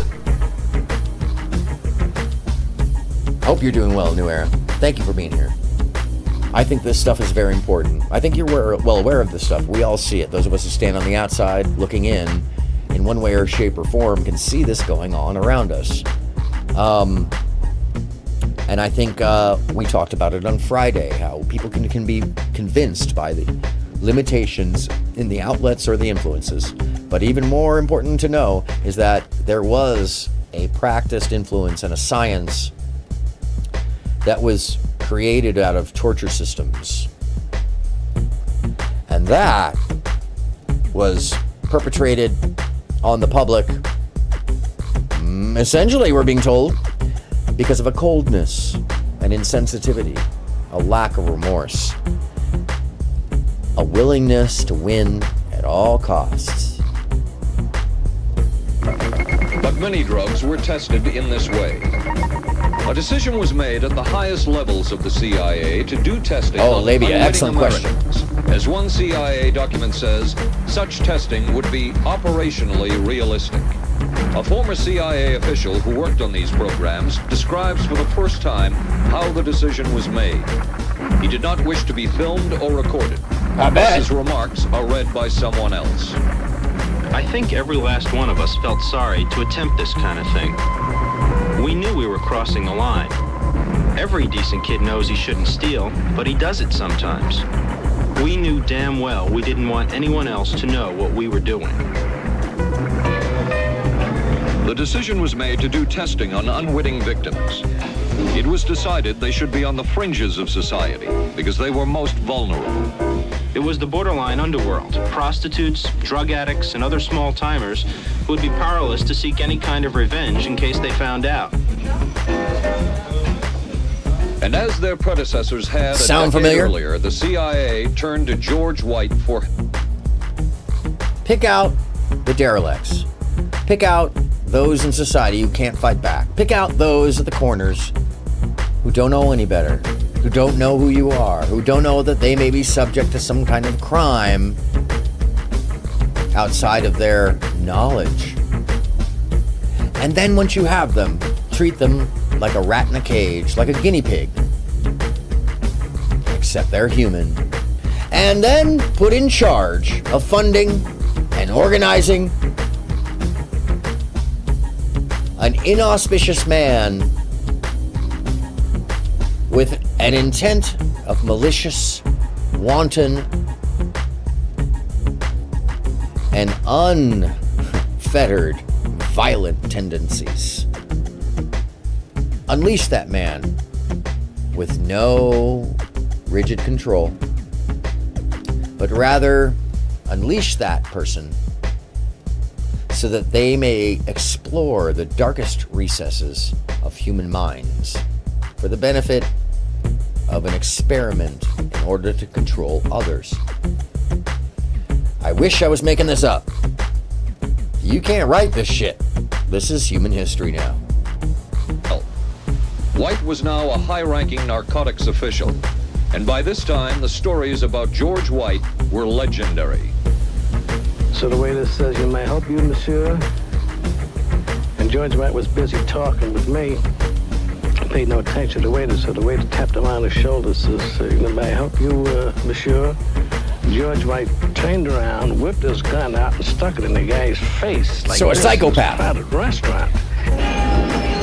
George White did not mind bending the law, and he knew the street well.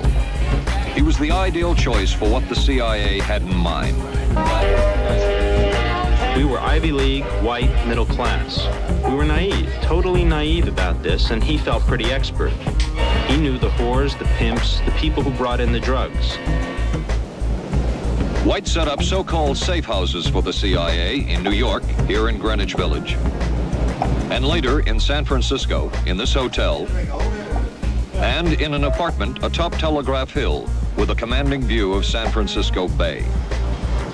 While the existence of these safe houses was disclosed last year, details of what took place within them has not been told. A former CIA And official still, who worked we don't in have that safe information. houses reveals that they were used not only for drug testing, but to study sexual behavior and how it could be used to manipulate people. We did quite a study of prostitutes and their behavior. How do you take a woman who is willing to use her body to get money out of a guy to get him to talk about things which are much more important, like state secrets?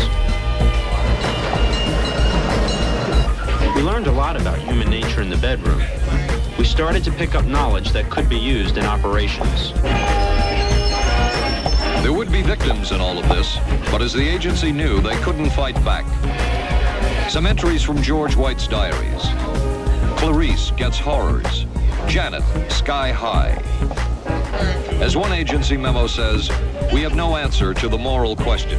The safe houses were not the only testing grounds. Millions of dollars would be spent on LSD research at universities throughout the country. And word would begin to spread on campus about this so-called mind-blowing drug. And suddenly, there was the counterculture of the 60s. I give the CIA a total credit for sponsoring and initiating the entire consciousness movement, counterculture events of the 1960s. Do you want to see that again? Do you know who this is? We should all have dropped our job at this point. Some of you might shit your pants. That's okay. You can change them. But you can't change history. Not at least at this point. Not as far as I know. But who knows? Folks, this is Timothy Leary, the inspiration for the LSD acid tests. The leader of the whole idea of the altered states of consciousness as a modern movement in psychology, and the inspiration for the psychedelic side involved with the motion of the hippie movement. So I'm going to play this one more time so you... Oh yeah, Flezzy B, I apologize. I warned you earlier, but I should have warned you sooner. At least you could have had a second pair. It's really hard when I found this to accept that the things that we might have taken for granted as natural were manipulated to cause a whole motion and movement.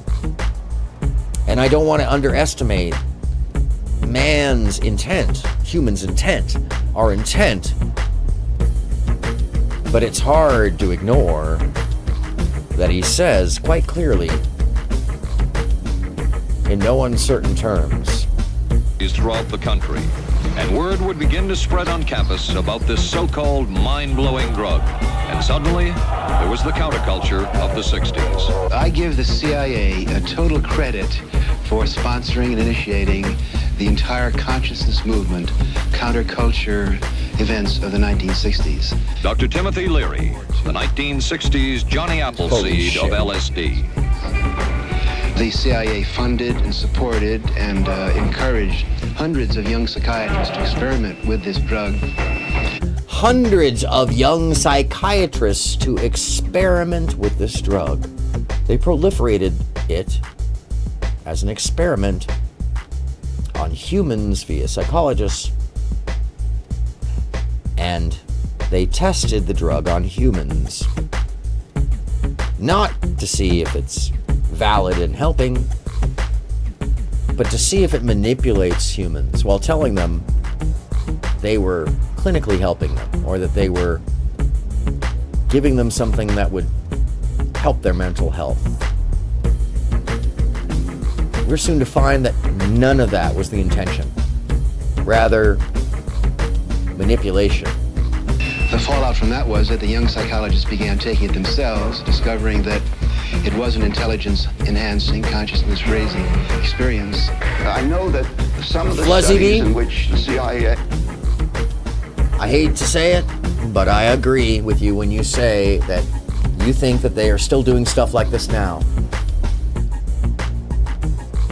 We may all be tripping, except I think that the technology, and this is what I pose here in my hypothesis and the finalization later on, is I think that my hypothesis is leading me to believe that we don't need the drugs anymore. Maybe it's in our food. Maybe it's in the environment. Maybe it's in the bombardment of the information, but most specifically, I do believe...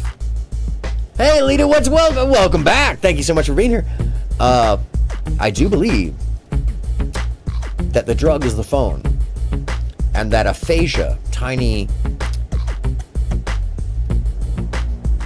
bits of brain damage being done by seizures in the brain that we don't even notice. It's just a little uncomfortable, so that the brain rewires into other senses that cause emotional regulation to go away, that cause our ability to communicate clearly with one another, that cause our ability to see items the same way, that cause our sociability to be broken down and dismantled. I think that's the drug now. I think they bypass the need to interject anything in our water, and instead we carry around the drug with us. Which is why I call this show Look Up. Because you might find yourself staring down with your head down, which causes chemicals to dump in different areas of the brain. Creates a sense of both euphoria and can lead you to depression through that euphoria. Dopamine. So, that said, I bring us to the one moment that I tend to mention at some point in every show, which is that simply it is up to us, individually, to share the message. Because I'm no leader. I don't believe any of us are. I think that we lead together. Which is why I say we stand on this hill. And all we can do is reach our hands out to one another to pull those people stuck in the rat maze, following that cheese, or what I like to call, or what is called, the obelisk. A mental prison of power, a funnel. Funneling up a structure with a ben on top that's disassociated from the rest of the funnel structure. Rather, that we have manipulated ourselves on behalf of that ben into our own mental cages. And in that mental cage, we have a gilded bucket that we shit in and fling our ideology in bedazzled Michaels-covered chimpanzee-style anger. Why? Tribalism. Ideology. Limitations in thought. All feeding our energy, money, power, and time. Focus. Up that funnel of the obelisk to people who don't deserve it, who aren't associated to us, who don't give a damn. So if you can, it's all up to us individually to spread the word and be like, hey, you need help? You need help? Look up. And that's the premise of the show. We are the flowers that drop the seed individually, one at a time, just like the pollen that the bees carry out onto the breeze. That's the only way to spread it. It's the only way to make us aware. Because when you try to do it all at once, you're playing into that game of manipulation. He had supported, used as subjects people who later became strong proselytizers of LSD. So, in that sense, yes, I think that did sustain the perpetuation of the use of the drug. And it's rather ironic, isn't it? The counter case that I would make in relationship to that is to remember that the people who were doing the research were people who would be doing the research regardless of who was the sponsor. Yes, Labia, it is no longer a conspiracy when you have the actual receipts or the people who proliferated or created this situation talking openly, brazenly, and fairly proudly about their work. We haven't even seen the half of it. I don't think anybody working in that time in the remotest ever thought that it would blow up into the kind of thing that it did.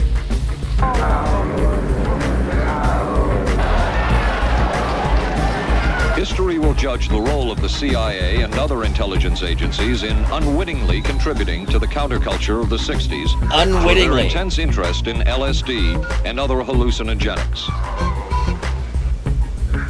But for the moment at least, the argument can be made that the CIA... Was that you, Labia?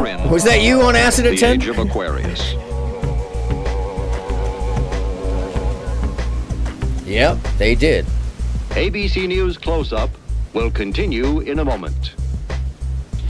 Being careful about my body doesn't just mean major...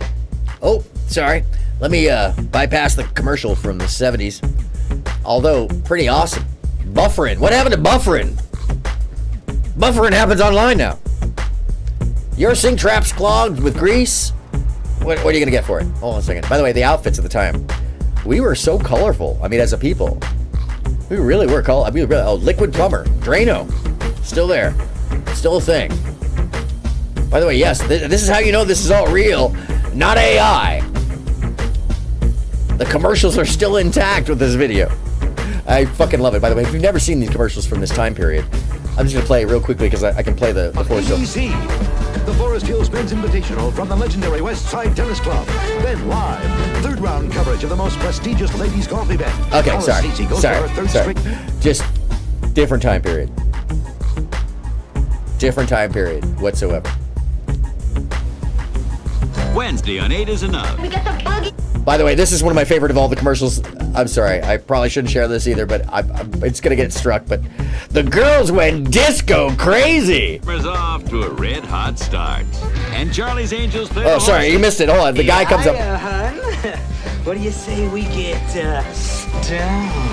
Okay, so the other reason why I'm actually sharing this with you is because I grew up thinking that the media was definitely trying to wave a magic wand in front of us and get us to forget about our troubles, which is part of why you watch 16, not 10. I'm sorry, I misread that. I apologize. I was like, wow, you even beat me. Jesus Christ. Hopefully my mom isn't watching. Anyways, I don't think she watches anymore. Shows are too long for in any case,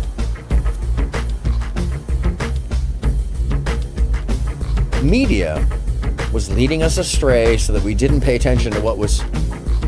Yeah, what do you say we get down? I know, it was just... By the way, if you were to say that now, people would be like, oh my God, why would you say that? Oh my God. It's so cringe. And honestly, I think that behavior is way more... I can't pronounce it. Excuse me. What? Huh? The fuck was that? Yeah, exactly. No, that's what... By the way, if the kids, you watching? That's what you sound like to us. You sound like you're just gibbering. It's very weird. Anyways. It's not weird when you understand where it may come from. Crunch, crap, alarm, oh my God. Yeah. And by the way, all they do... And this is the difference in the time period. In the show, they just kind of laugh him off, and they're like, okay, creep. Now it's here's a power. I'm just gonna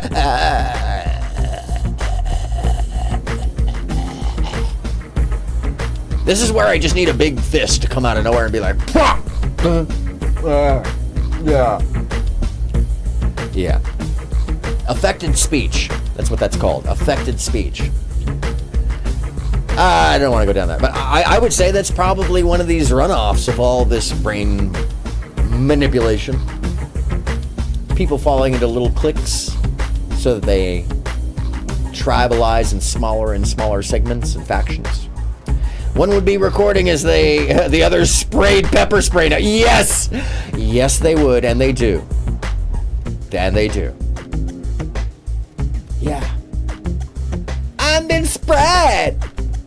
Yeah. Anyways. I forgot. I would put my ass out too, but I gotta keep moving.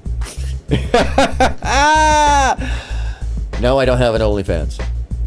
If I did, it'd just be my chin. It'd just be shots of my chin and my hand.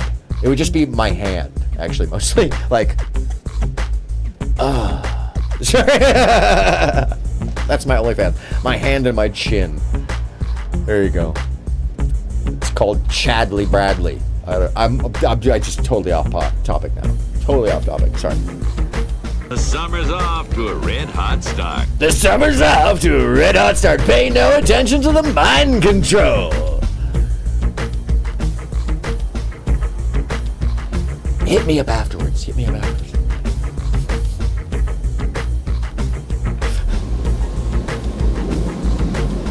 Covering a span of history such as we are in this report, one can get sidetracked by the so-called glamour and mystery of espionage work, or by the exotic qualities of some drugs. But what you can't lose sight of is what all of this would mean in terms of individual human beings. There would be deaths, there would be long-lasting and harmful effects. The best-known case is that of this man, Frank Olson. Frank Olson has a documentary and a movie made about him, and his son has since come out as an adult and talked at length and also sued the federal government for what happened to his father, because it turns out none of what you're about to hear initially is true. And at this point in time, the full extent of what happened to this man was unknown. But now, we know everything. Not just everything. We know every detail because it was all an experiment gone wrong. And it was done to one of the people involved with the program itself because he wasn't capitulating to silence about it. A chemist employed by the Army Chemical Corps, now. who in 1953 was slipped LSD unknowingly at a meeting with CIA officials. Shortly after that, Olson went into severe depression. He ended his life at this New York hotel by diving through a shaded closed window in his 10th floor room. Frank Olson was the first known fatality in the CIA's LSD program. Except we know now, he didn't run through that window. He was tossed. And we know who tossed him. And why? Because that information, yeah, very poor man, that information was kept in the diaries of a certain Mr. White. Olson left behind a widow, Alice, and 3 children, but it would be years before they learned the real story of his death. Shortly after his suicide, Alice Olson was visited by Dr. Sidney Gottlieb, the man who had administered the drug, and by Robert Lashbrook, I was in New York, who was the last person with Frank Olson the night of his death. Frank Olson was a scientist at Montauk and several other biological and radiological laboratories specific to the research surrounding not MK Ultra, but rather the predecessor and the associate programs to Majestic 12. Because he was a member of Majestic's first board, which is very important to know. Yes, this is involved with Area 51 as well. Why? Because the DID, which is the Defense Intelligence Division, and the OSS, the precursor of the CIA, and DARPA, and several other intelligence agencies, including what is now known as the OSI, that does the actual scientific inquiries. Well, they're all associated and built out of this one program. And it is not a mistake. Because we now know what they were up to. We know what they were building. But we'll get to that. Because that's actually what we should be concerned about. Not the proliferation, but they were trying to achieve, and may very well have done so. probably to check me out and see whether I was handling myself and handling the situation, whether I was hysterical. And I'm sure they left the house feeling ever so much better because I had been gracious and hospitable to them, so that I must have played right into their hand and made them feel fine. 23 years later, how did you feel about that meeting? My anger was unbelievable at how I had been duped for this length of time, and the anguish which was unnecessary. Anyone who knew during all of those years never told Alice Olson the real story of her husband's death. She would discover it by accident Because it more was than a crime. 2 decades later. In essence, it was a 22-year-long cover-up. Lyman Kirkpatrick was Inspector General of the CIA at the time of Frank Olson's death. So a lot of these people who we're seeing, they aren't alive anymore, but they were at this time, which is why we don't have their information anymore, because as soon as they died, well, all this gets pushed into the back. All this gets archived, and we don't need to know that. That's why we haven't seen a lot of this footage in the modern day films. Rather, we see these characters, and by playing them as characters, their actuality, their reality is completely undermined. That, my friends, is another form of brainwashing, undermining your belief in the reality as such, so that you discount that this could be, like most people would. And I would say that the effects are palpable today, because can you really be sure that what you see is real at all times anymore? I think AI and false faking faces, deep fakes, well, you know, that's going to start really whitewashing and rewriting history for us. And we're going to forget who these people are, which is why I do this, by the way.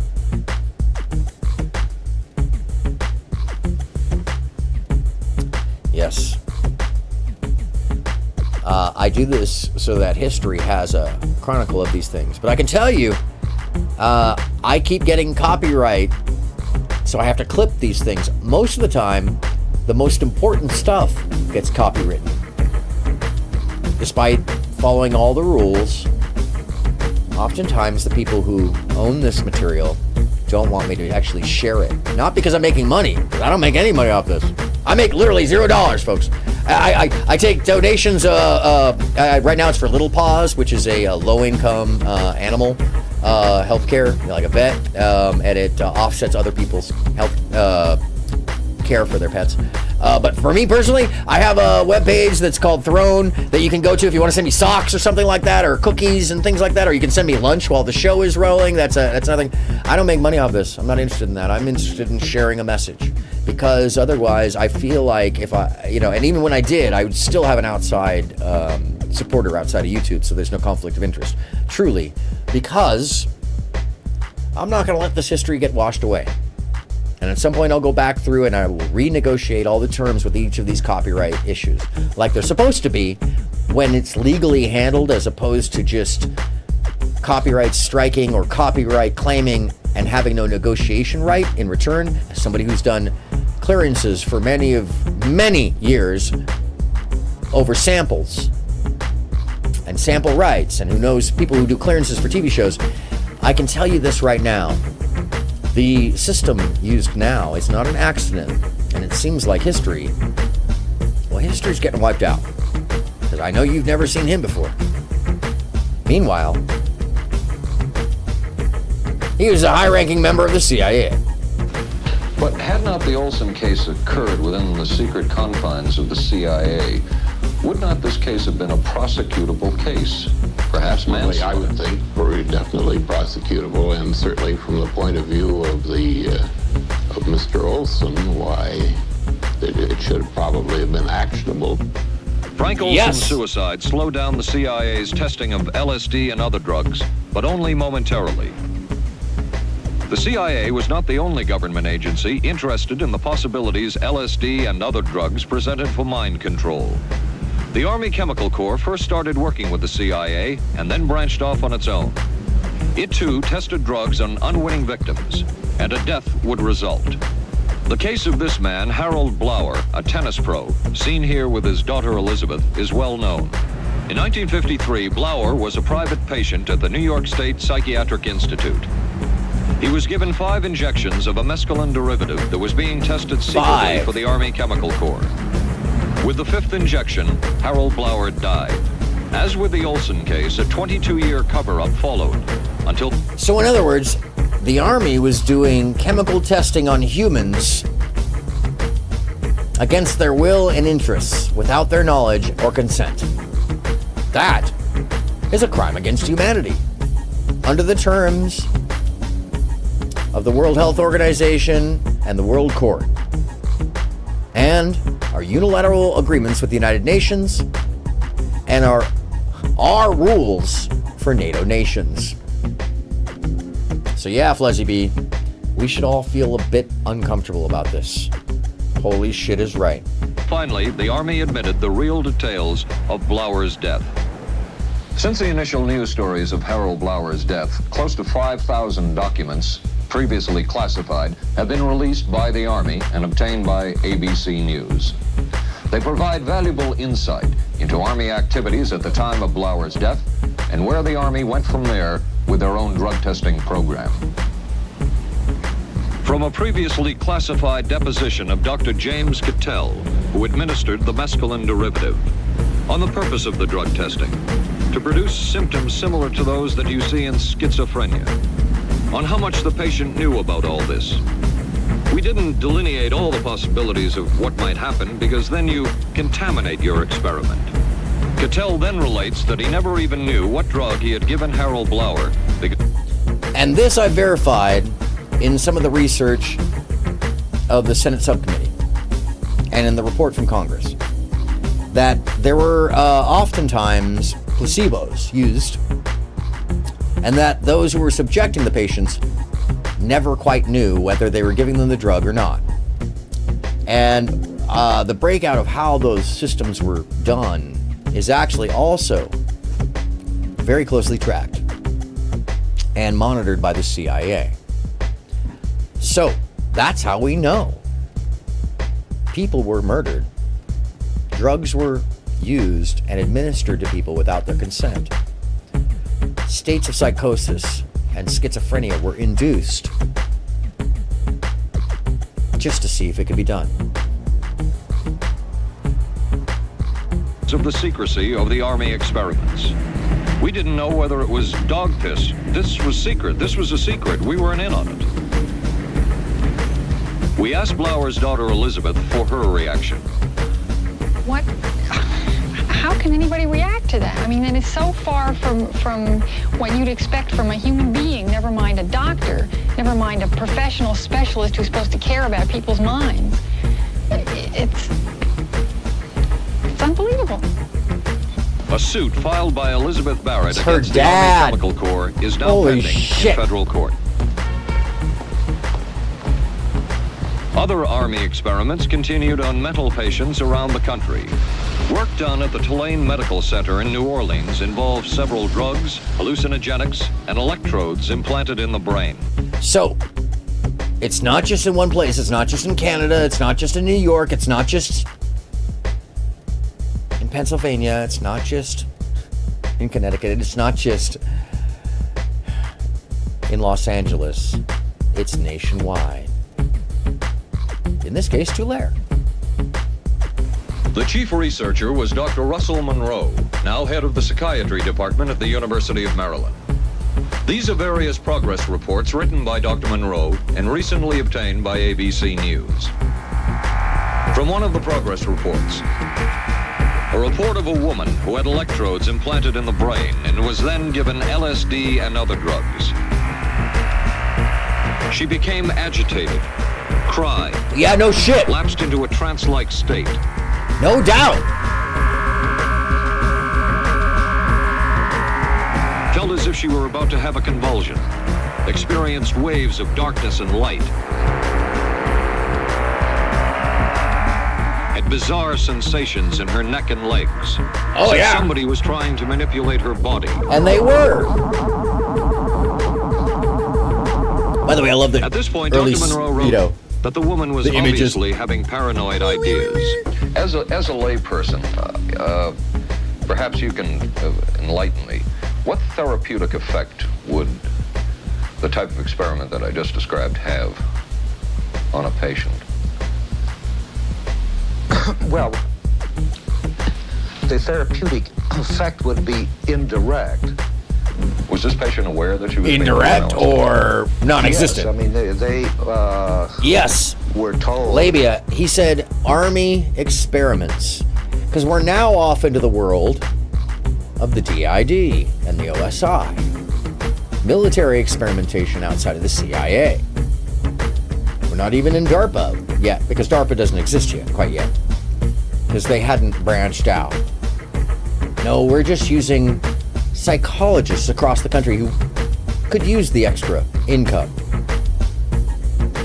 And they're being told that there might be some therapeutic outcome, but that they needed these doctors' inputs to really verify it. That they would be given some medication, and they specifically LSD. Well, we told them. I don't think that they would have even known what LSD was then at the time.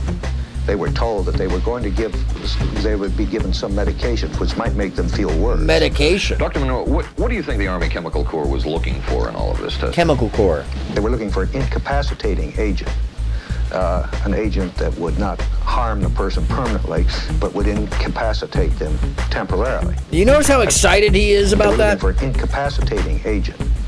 An agent that would not harm the person permanently, but would incapacitate them temporarily.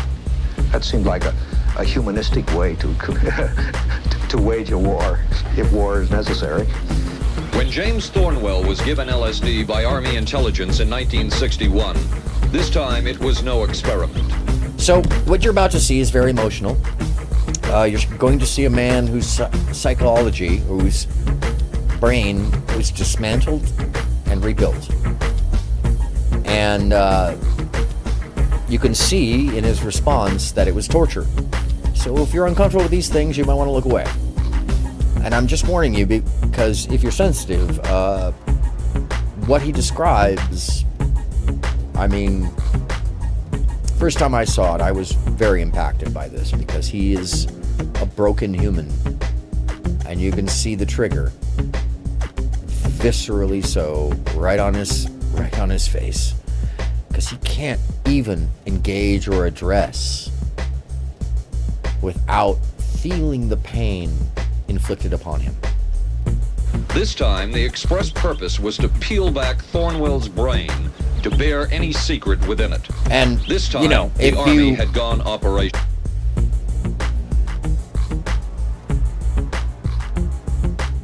We have a lot of soldiers dying in, that should say, I think in Killeen, Texas. Yeah. It's not accidental in a lot of these cases that these are, or coincidental that these are similar places. The same camps, the same divisions. Yes. Is it criminal? Well, when they make the laws, how can it be criminal? We found that out earlier. Nobody has been arrested. Nobody's been charged. And only recently was a lawsuit won in settlement over the man who was thrown out of the window. Thornwell, as reported on ABC last January, was an Army private stationed in Orléans, France. Classified documents were missing from his unit. Thornwell became a suspect. His 2.5-month interrogation... Oh yeah, so the black gentleman becomes a suspect. And because he's a suspect, and he's black, hey, we can do whatever we want to him. He belongs to us. And when you get people who are inherently bigoted at the time period, who don't care about human life, or insensitive and cold, as was described before, or violent because they're allowed to be, you might, well, easily see that this person was abused for not only the color of their skin and position in the military, but just because they were suspected of a crime. And that should tell us a lot about the people inflicting these crimes of mind control attempts on others. And there's some information in the personality test that Gettinger came up with that suggests that there is definitely a incredible amount of bias in the background. Administration of sodium pentothal, hypnosis, yes, isolation, Leslie, it's very and sad. deprivation of sleep. It's terrible. Army documents obtained by ABC News refer to this interrogation as conventional. Despite the severe questioning, Army intelligence was getting nowhere with Thornwell, and it was decided to slip him LSD. For 16 years, Thornwell never knew what had hit him. Tell me about the acid. I'd rather not. It's a bad trip. Bad trip. That was a bad trip. The pain was so excruciating. It felt like somebody was sticking me with 1,000,000 pins. You know, just everywhere. Oh, it just...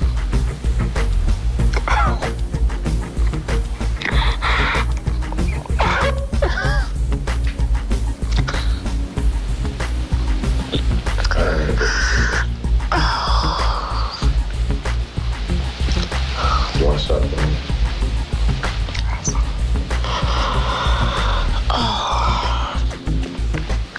I walked around. You want to stop? Oh, I can talk. I lived through it. I lived through it. He's talking as if he went to war. He's talking as if somebody tortured him. He's talking as if he's being tortured right there. And he's saying, I could live through it, I lived through it, I lived through it, as if to remind himself he's not there anymore. No charges were ever brought by the Army against Thornwell. He was discharged for psychological disorders. But he was discharged for psychological disorders, but an Army psychiatric evaluation of Thornwell obtained by ABC News, one which was done prior to Thornwell having been given LSD, says of him, fairly cooperative, oriented, alert, and gave no evidence of psychosis or depression.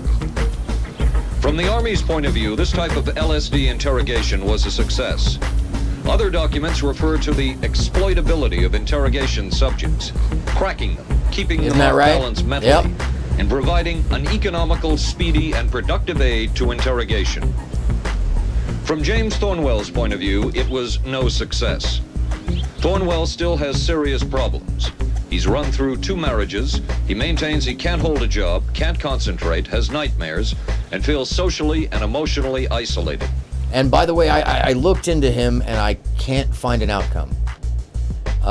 If you are able to find that, I'd love to find out what happened to this person. But I do believe that they fell into the world of obscurity. And hopefully they had a better rest of their life, because they could very well be alive right now. And I wish only the best for them. Last fall, Thornwell filed suit against the government in federal court. In a moment, we will examine the closest experimentation to brainwashing that we have uncovered.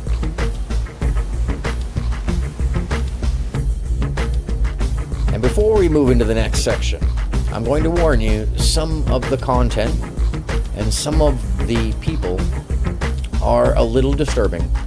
And what they say is disturbing, and although they don't show us visually too many harsh images, it's what and how it's described that might disturb you. And this is just the tip of the iceberg. So let's make it through the commercials of Monday Night TV. And by the way, this commercial makes no sense in modern. I'm just going to mention this commercial right here makes no sense. So that's a grounding technique for PTSD, really, Labia? And which grounding was that? Which aspect was that? Anyways, by the way, this makes no sense because like right now, there's a dude standing like a goofball in the background the whole time, like holding the. You want some coffee? You want coffee? Coffee? That's a coffee. And it makes no sense, because if you weren't alive in like the 20th century fully, you wouldn't know that that guy's name is Cookie. It doesn't matter what show you're watching. That guy's name is Cookie. Why? There's a simpler type. He cooks the food. Okay, we are clear. It's the 70s and 80s, folks. Good times, good times.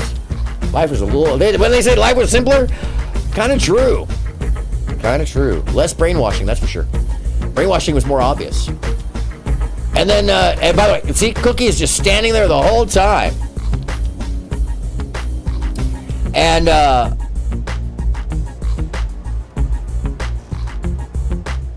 James Thornwell, I'm finding out, 46, a former soldier who was awarded $625,000 by Congress because the Army secretly fed him LSD in 1961. Apparently, oh, wow. And that's what I didn't find. Thank you for the person who fed me this, by the way. Thornwell, who suffered epileptic fits and other ailments after taking the drug, did not know for 16 years that he'd been given the hallucinogen. He uncovered the truth with the help of a private attorney and the Freedom of Information Act. And it says here that he drowned in a swimming pool in Vallejo, California. And the date on this is 1984. 5 years later.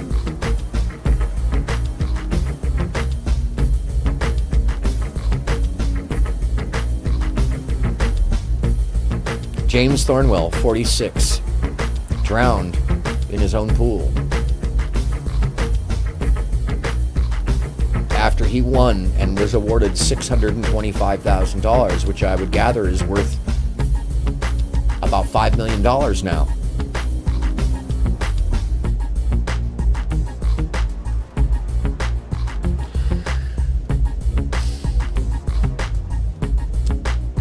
Thanks, Jan. Damn. Why you always send me down them rabbit holes? Deputies in Solano County Coroner Jim Voyes said Thursday that Thornwell, who was found Monday by his 12-year-old...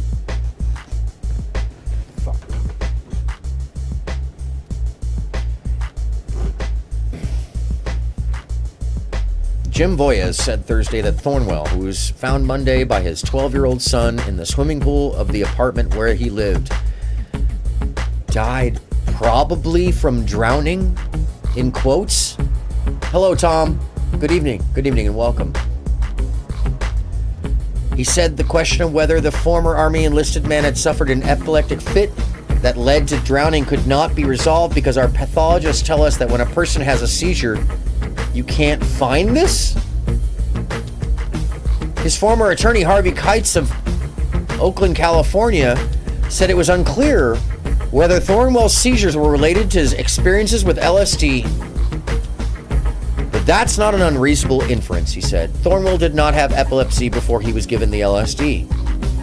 Thornwell, voted by his high school classmates as most likely to succeed, had also said he had suffered periodic depression and forgetfulness as a result of taking the hallucinogen. The South Carolina native blamed the breakup of his 2 marriages on the drug. He drowned in his own swimming pool. His 12-year-old son found him. Not long after he won the $625,000 award. Wow.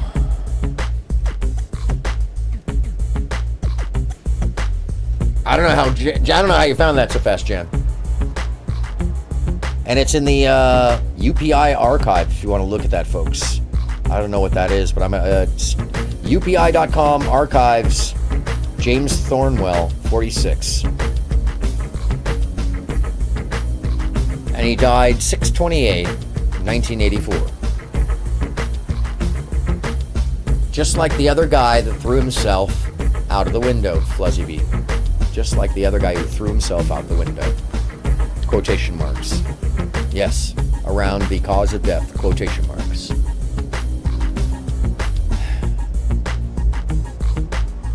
This is why I'm warning you. Beware, this is some uncomfortable information at best. Special baseball. The Yankees take on the Angels Friday night on ABC.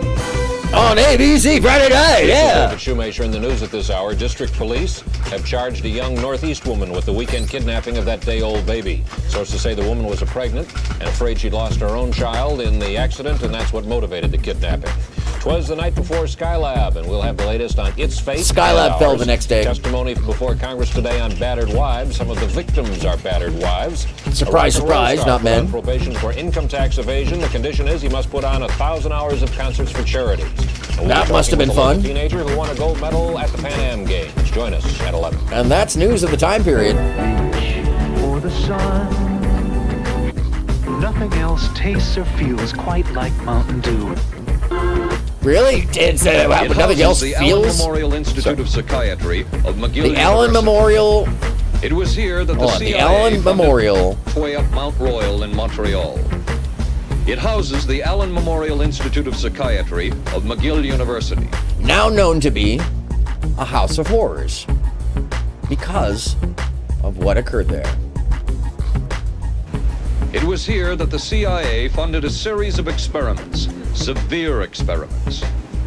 The work was done by the Institute's then director, Dr. Ewan Cameron. It is the closest experimentation to brainwashing yet disclosed. His work, unprecedented in psychiatry, consisted of 3 areas which he called sleep therapy, psychic driving, and the ultimate depatterning. Dr. Maurice Dongier, current head of the Allen Memorial Institute. In his psychic driving, so-called type of therapy, he would give the patient intensive electric treatment in order to make the patient regress deeply, become forgetful, and then he would attempt to implant new ideas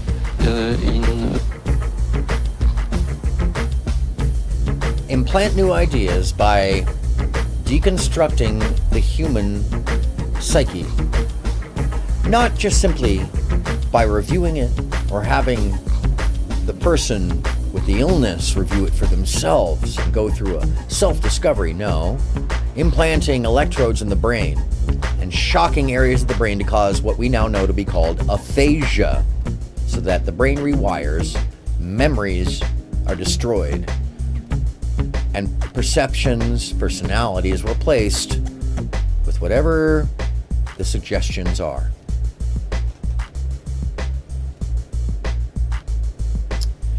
Joseph Pinnell with another psychiatric and other psychiatric institutes with crazy practices. That's psychology for you. Especially we're actually not talking about the 80s, Tom. This is 1963. We actually have covered, I think, 5 separate psychiatric institutes, including Army Science. Yeah.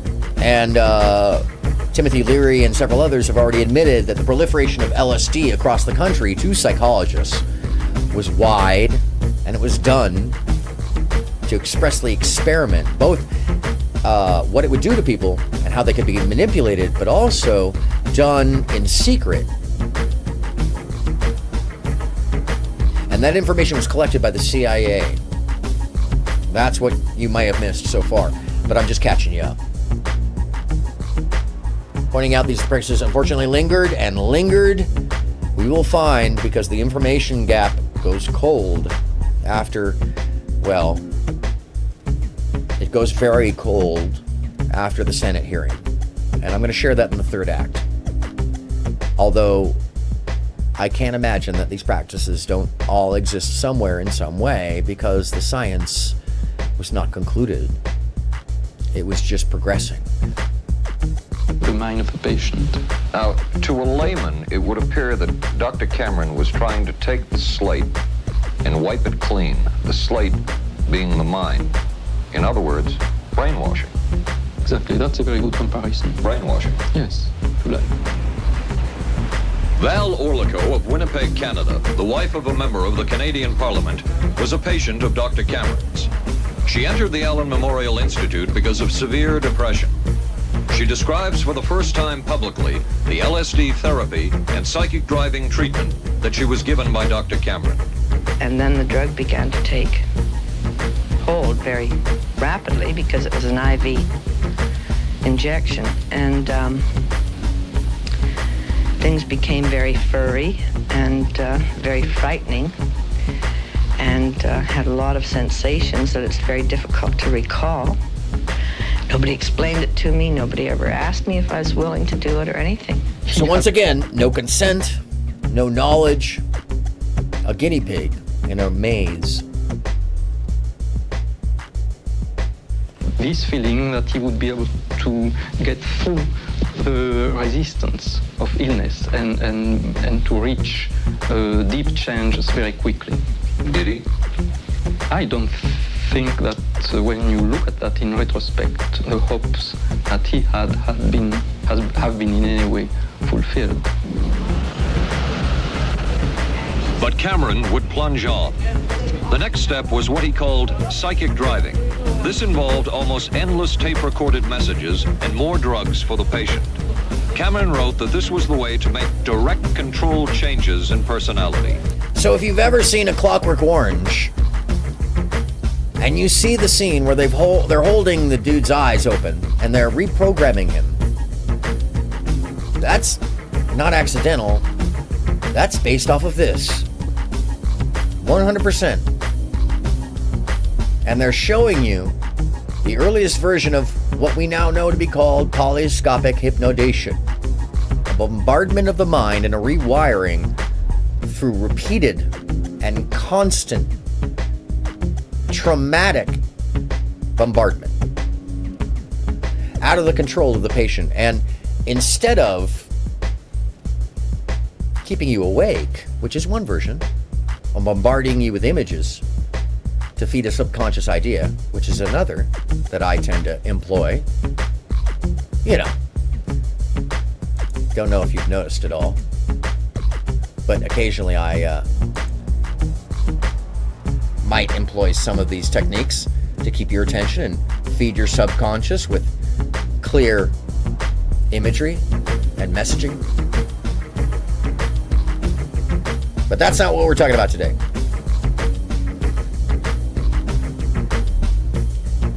You know, Tom, I'd like to look into that, because the more I've learned about this, the more I could actually possibly believe that, especially because of those who were affected by Tim Leary's work, and where Manson was at the Timothy Leary mansion back east for a period in time. Yes, Leslie P. And I point this out, and why I do this is not just a meme. It's also an effective action and tool that is often used in concerts, in TV, and is definitely used in TikTok. And real quickly, since I'm making the example here, and I've got Aldous up behind me to remind you of is EDMR, you mean ASMR or EDMR? I'm sorry, I'm not. Oh, it is definitely an offshoot. The study, yes. It's an offshoot of all of the tools. But real quickly, and my apology for my apology,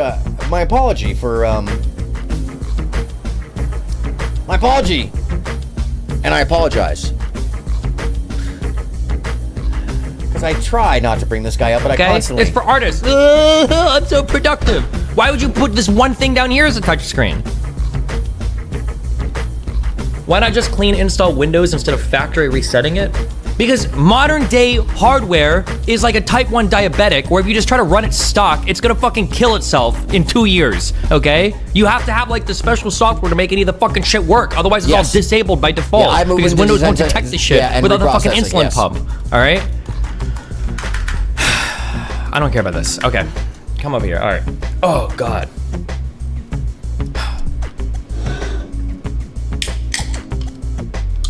I wanna say the N-word and talk about children and my hatred of women and be pro-slavery. That's what that laptop made.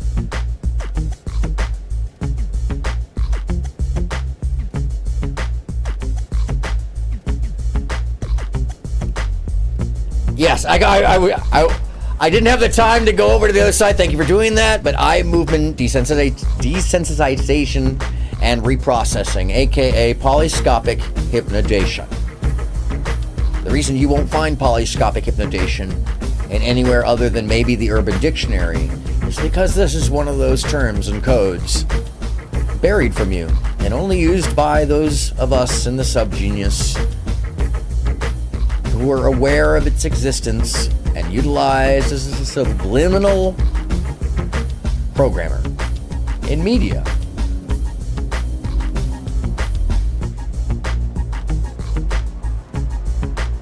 It is one of those things that can help a person.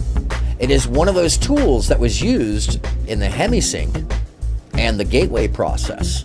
It is one of those things that we utilize for binaural audio and video. And they don't want people making any of these connections to the little man in the box playing the video game of desensitization in the major picture. They don't want you feeling that, while the impregnation of ideas are fed to you, mostly negative. Yes, just have a mushroom trip. And we were saying this earlier, by the way, you missed the whole thing of how the magic mushrooms and all that stuff got brought into it, and how the synthesization in the first act, it talks about Maria, oh gosh, what's her last name? I'm forgetting now. I should have had that written down somewhere in front of me. Good note yourself. Yeah, just one. Just uno. And don't eat another while you're high, because that's the way you really fuck up, because that shit just goes... Anyways, I don't want to talk about it.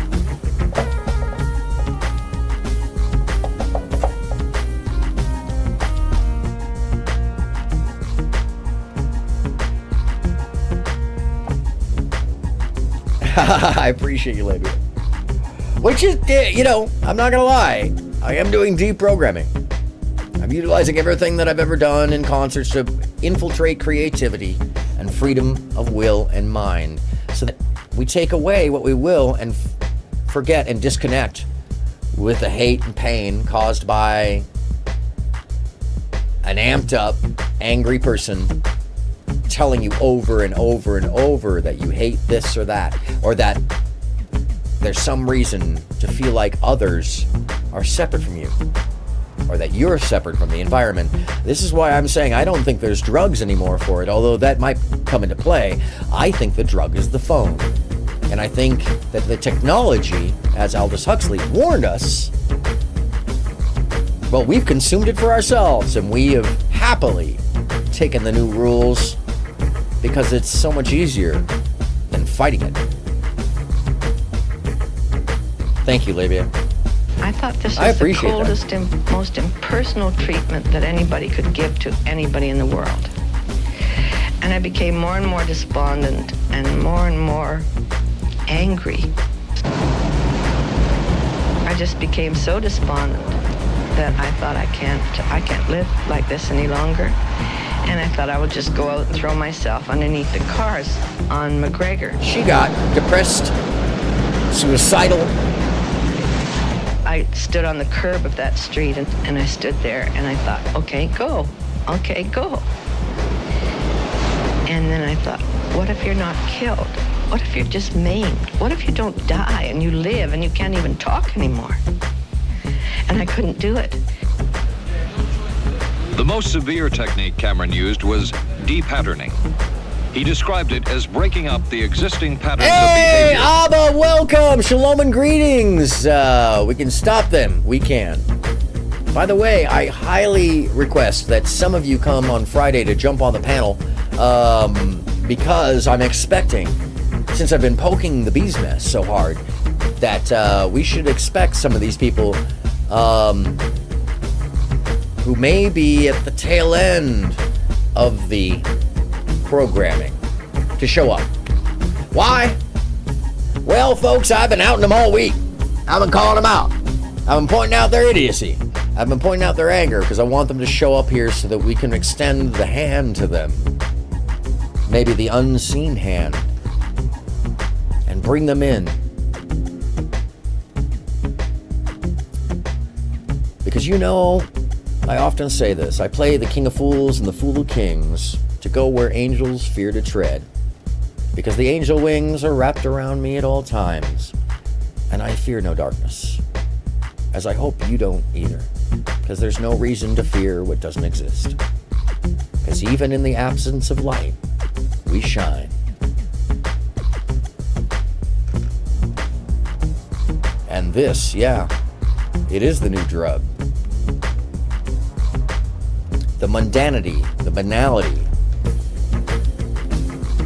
the droning of negativity,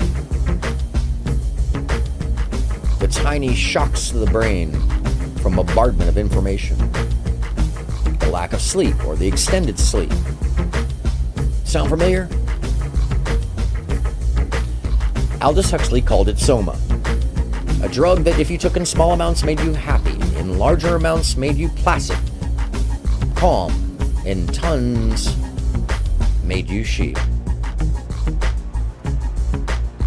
So when we're staring at the phone with our head down, getting little shocks to the brain, you're welcome to lurk. Everybody's welcome to lurk. It's all good. And hands extended, I'll take yours, you take mine. It's up to us all to make that net, make the web, to support others. Because not everybody gets this. In fact, I want to point out something separately. There's a lot of people who don't just lurk, but they view after the show, and they don't take part in chat. And it's the same people. These are the same people who keep subbing to me and then unsubbing right before showtime. There's 5 or 6 of them. And they're trying to affect my algorithm. Why? Because they seem to think I'm a threat to something. And I wonder what I'm a threat to. Hey, that's fine. YouTube's aware. At some point, their IPs will get banned. And I can tell you that one of the folks who does this, well, they represent a site that actually, they manage a site that has thousands of viewers and subs. And they should probably be aware. YouTube is aware.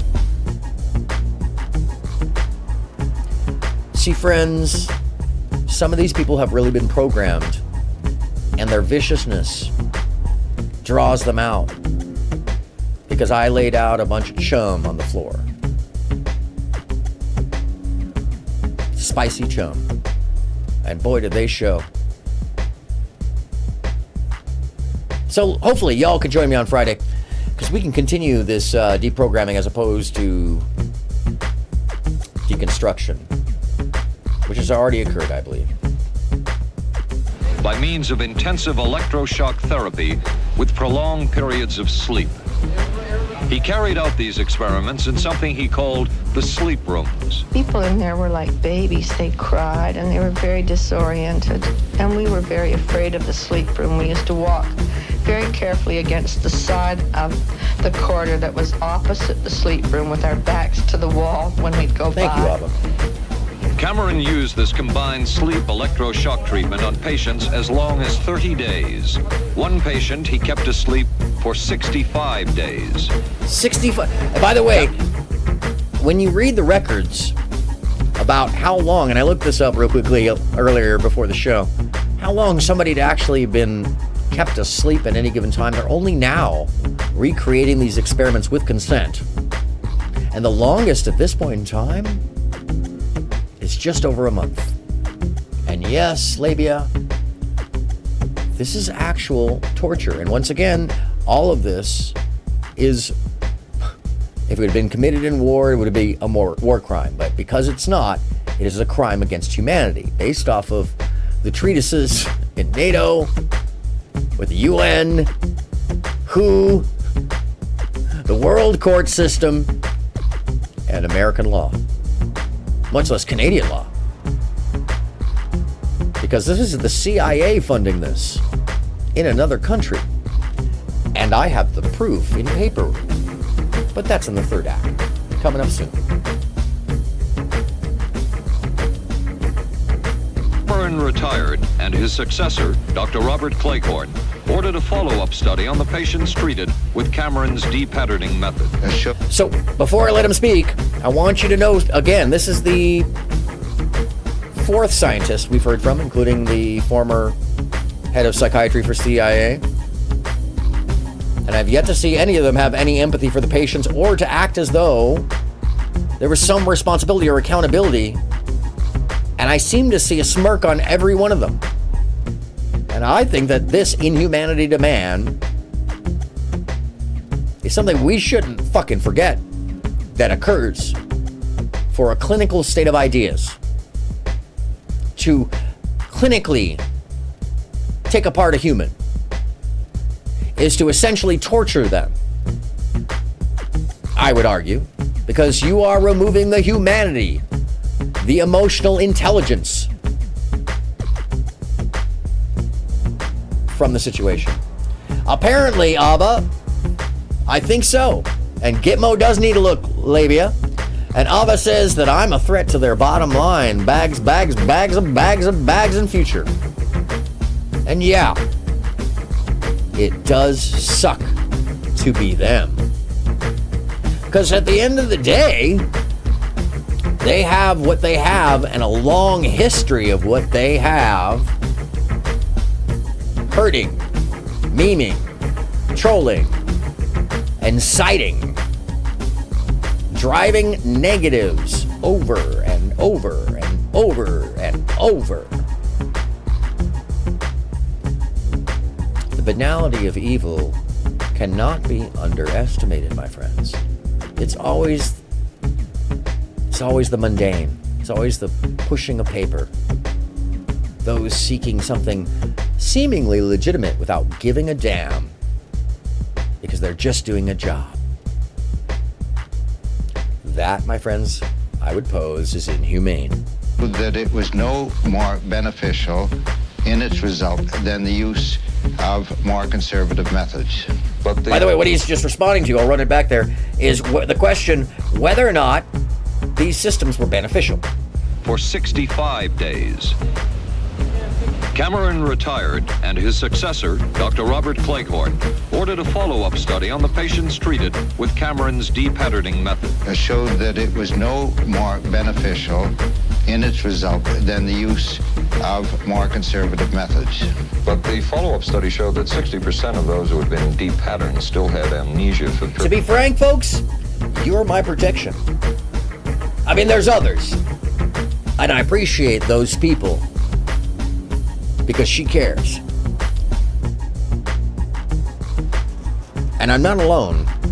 I am one pillar. One titan pillar.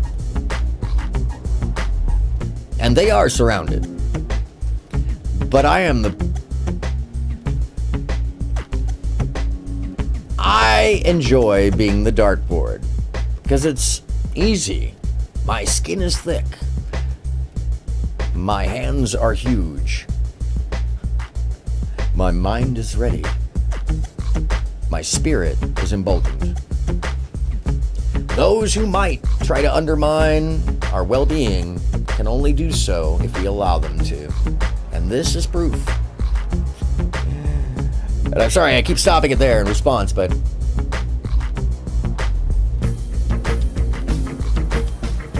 I would gather, Tom. In its result than the use of more conservative methods. But the follow-up study showed that 60% of those who had been de-patterned still... Show up. Report them. Find them. You want to help? You want to help? Go to their page. Check out. Tell me if you think that it's bigoted to have a page with blackface on it and an ape skull and videos that mention phrenology while you've got the picture of a young black lady on and majority white people and some British folks and one black guy who seems fairly unhinged, frankly. But we've seen that before, right? Where it's okay because, you know, Jim says it's cool. Meanwhile, Trihex still doesn't think it's cool. Yes, Tom, that is exactly what we're looking at. We're looking at psychological abuse and experimentation. with governments supporting it and paying for it. And it gets worse. Had amnesia for periods of anywhere from 6 months to 10 years. That's quite a memory loss, isn't it? That is a memory loss. Indeed it is. It's more, I think, more than desirable. In retrospect, does Dr. Cameron's experimentation and his treatment appear harsh? So basically, there was no good outcome. And the question is, did the treatments appear harsh? And I want you to know the look on the gentleman's face and the response here. And I love the fact that you guys are now talking. I love that, by the way, New Era. I love you guys. I love my chat. By the way, chat undefeated. Hold on a second. Let me just make a left turn. Chat undefeated. That's how I feel about you guys. Thank you so much. And yeah, how do you protect me? How do we protect? Forget about me. I'll protect myself. I hope that we as a league, we as a group, pay attention to these folks and take them out of the game by just hitting the button if we have to. If we find that the Spice Pit, aka Chud Logic Noir with some numbers after it, specifically that page, amongst others, and a Discord server that houses and harbors these people.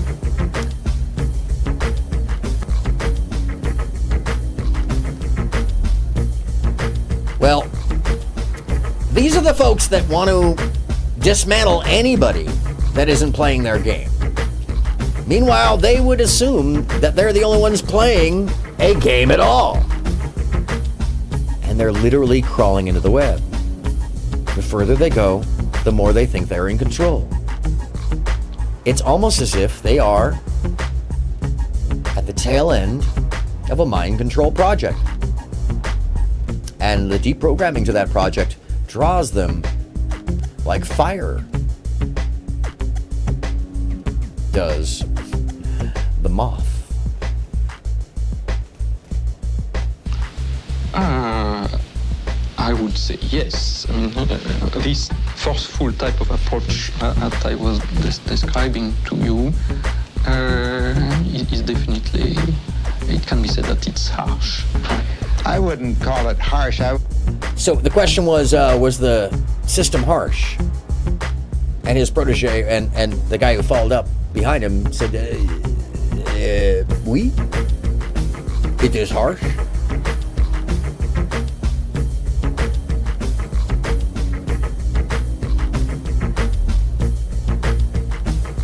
It was harder on the staff than it was on the patients because... Yeah, Tom, I was going to talk to you about some of that, by the way. I have a question for you about the Philosopher's Stone. Given sufficient fluid and food and toileted and so on and so forth. It was a very difficult thing for the staff to follow these patients properly and see that they did well. Well, I'm glad he was concerned for the staff. But damn it all, I wouldn't. I could have maybe had a different kind of life. And that makes me angry and sad, and I don't know how to explain how I feel, really. I just. How did you feel when you learned that Dr. Cameron's experimentation was financed by the CIA? Well, I thought, I can't even use the word that I thought, because I thought, that bastard. And he was too smart. He knew who he was working for. And, excuse me, but I just can't, sometimes I can't believe it.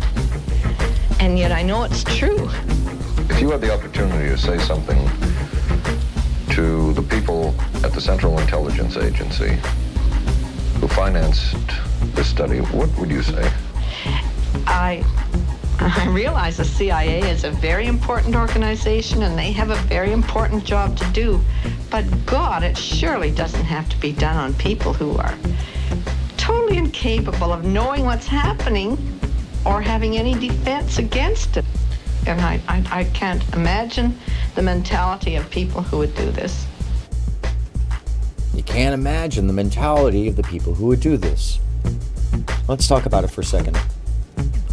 Clearly, someone who doesn't think that other human lives are as valuable as their own, someone who enjoys prompting pain, someone who enjoys inflicting hardship or emotional distress, somebody who we would consider psychopathic or sociopathic otherwise. And we should start using these words more openly about those who do portray these traits.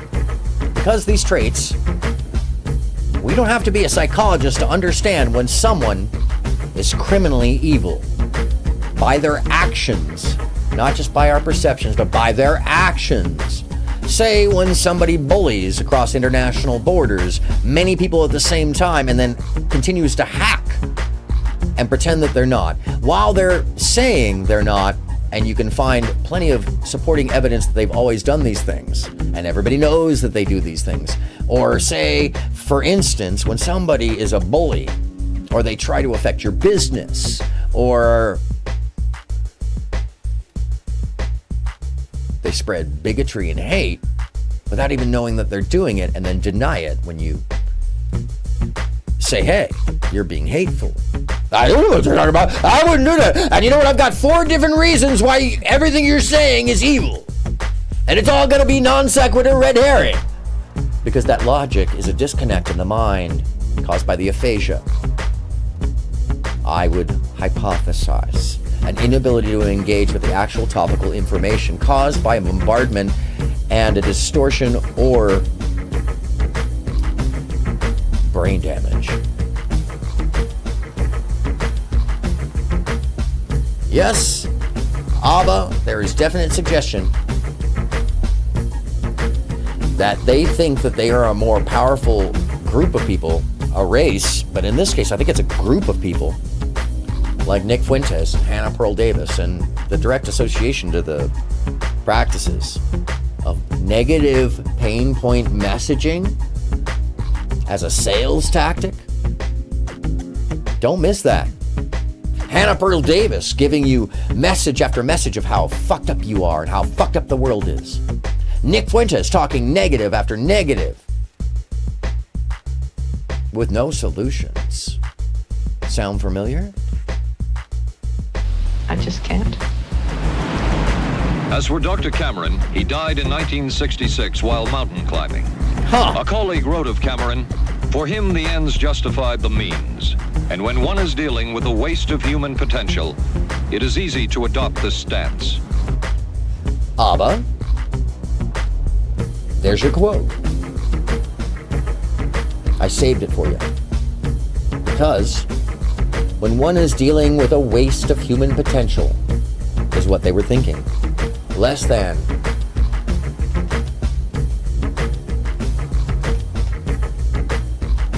They were thinking less than. Not equal to, not human.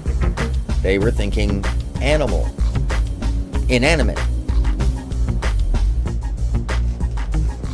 Disregard, disrespect. Dr. Cameron seemed ideally suited for what the CIA had in mind. Because he was a psychopath, in my estimation. By the way, that's how we used to go to commercials. And that's what a car used to look like in 1979. That was futuristic. No other sports car? Yeah, no. Don't just drink Michelob Light. Meet your homeboy and talk shit to him about Michelob Light. Yeah, I switched from... And use VO5. It's just animal. Thursday. I can move a few of my things over this morning. And Texas Motorcycle Gangs in the late 70s. Barney Miller. Great show if you don't know what Barney Miller is. Court that he was a spy.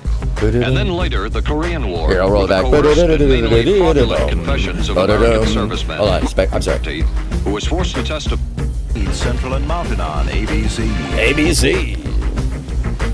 It was the Cold War, and Yes, especially indeed. the trial of Joseph Cardinal Manzetti, who was forced to testify in a Hungarian court that he was a spy. And then later, the Korean War, with the coerced and mainly fraudulent confessions of American servicemen. My germination took place on the... That would spark intense interest in intelligence circles about brainwashing. The CIA secretly commissioned a study of communist brainwashing methods at the Cornell University Medical Center. A leader of that study was Dr. Lawrence Hinkle. He explains first the Russian method of controlling and breaking a person. Absolutely isolated from everyone else, with one man whose job it is to get you to write the extent to which you are a criminal. In this setting, you can get people to do most anything, do you see? Because you don't have to lay a hand on them. And by the time you get through and you go up before the judge, the fellow says, were you a spy? He says, yes, I was a spy. The Chinese... Why would someone do that? Because at some point, we want the pain to end. Because our body, our mind, it doesn't take a lot. We will capitulate to any and all. That's why torture is not a good device for truth. That's why the drugs were not good for truth. But reality showed them it was great for manipulation. Which is what is being said here. Never really had this kind of a state police system. They would get him in, and all this fellow does is ask you to write, rewrite, and talk to him about your whole life. Graduated from college. Tom, not just like the end of 1984, it mirrors. It is. And I got a quote later on for that. In 1949. While the purpose of the study was to find out about communist brainwashing techniques, CIA documents show that the agency was interested in developing mind control methods of its own to precondition and control Chinese living in this country to be sent back to their homeland as CIA agents. What do you think they were looking for?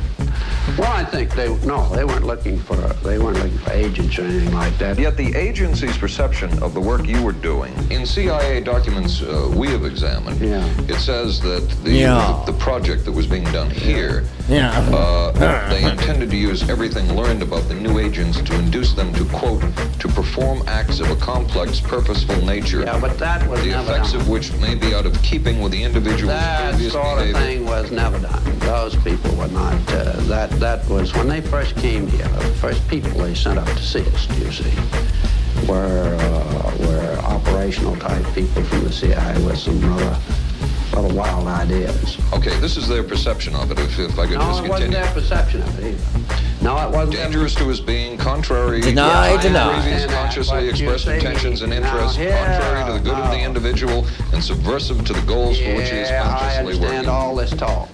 But the situation was, you see, those things were never done because of wise people on both sides. We were not able to do this nor interested in it.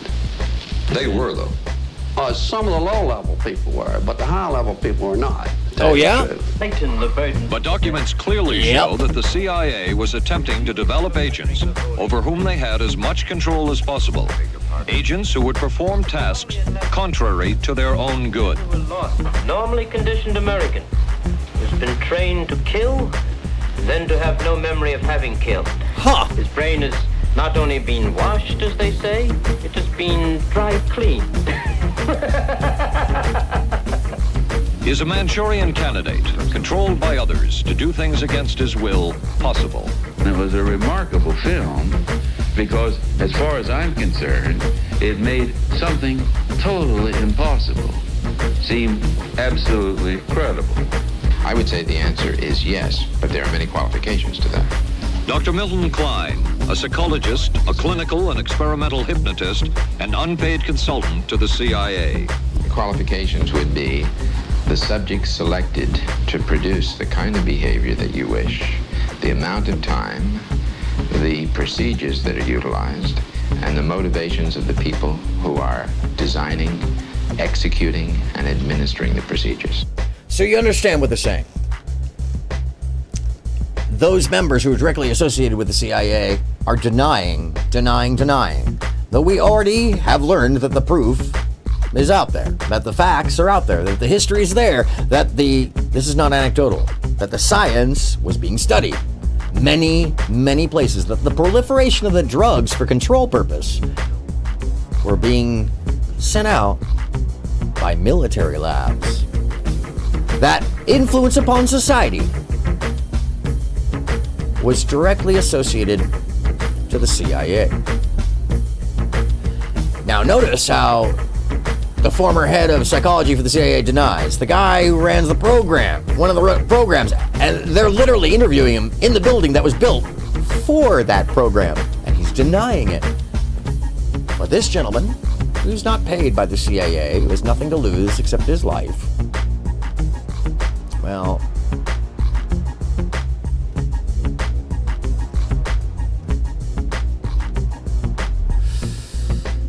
he doesn't agree with the others.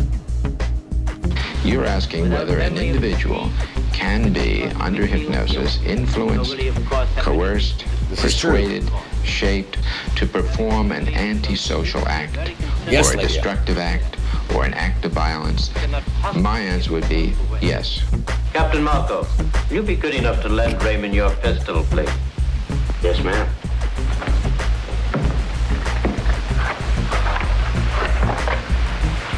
Thanks, Ben. Sure, kid. Shoot, Bobby. You Ray. too can pull the wool right over your own eyes and smile. Yes, ma'am. As the bullet comes towards you.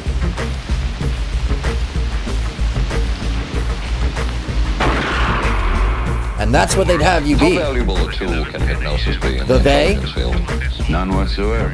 It has absolutely no use because nobody's ever been able to do that I know of, do it in an operationally feasible way.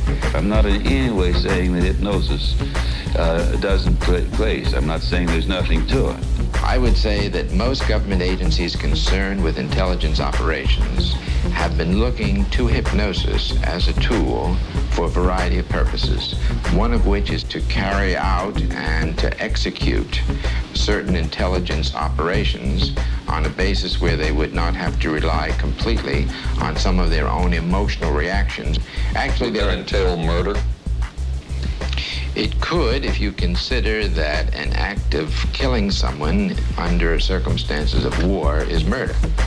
I think one has to define what that means. Under circumstances of peace. Under circumstances of peace, it would be murder. Another former CIA agent says that Fidel Castro at one time was considered as a possible target for a Manchurian candidate. Castro was naturally our discussion point. Could you get somebody gung-ho enough that they would go in and get him? But if you have 100% control of a guy, you have 100% dependency. If something happens and you haven't programmed it in, you've got a problem. Huh. So in the end, it was decided that a Manchurian... Starts to sound a lot like Sirhan Sirhan. If you're not familiar with that, Sirhan Sirhan shot RFK in the kitchen of the Beverly Hills Hotel here in Los Angeles.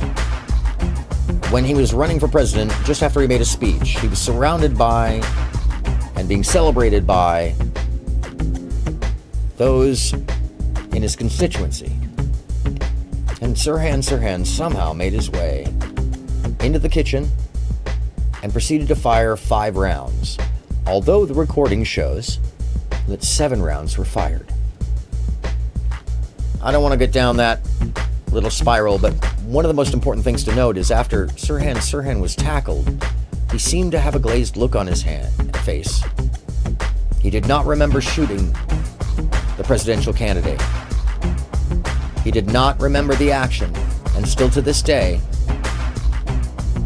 both under lie detector test, hypnosis, and repeatedly through interview, he has said the same thing over and over and over again. He doesn't remember doing it. He doesn't know why he did it.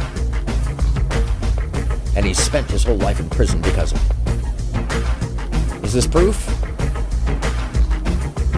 No, it's anecdotal. It's coincidental.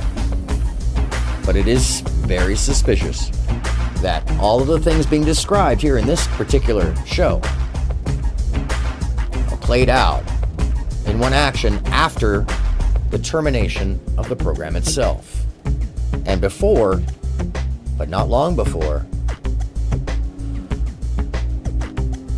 Congress reviewed and had a Senate panel about the subject MK Ultra. Candidate was not feasible, but the search for mind control continued. But could the mind be controlled? Perhaps not. But is human behavior predictable? In this area, the CIA did make a significant breakthrough. A personality assessment system designed by the agency's chief psychologist, John Gittinger.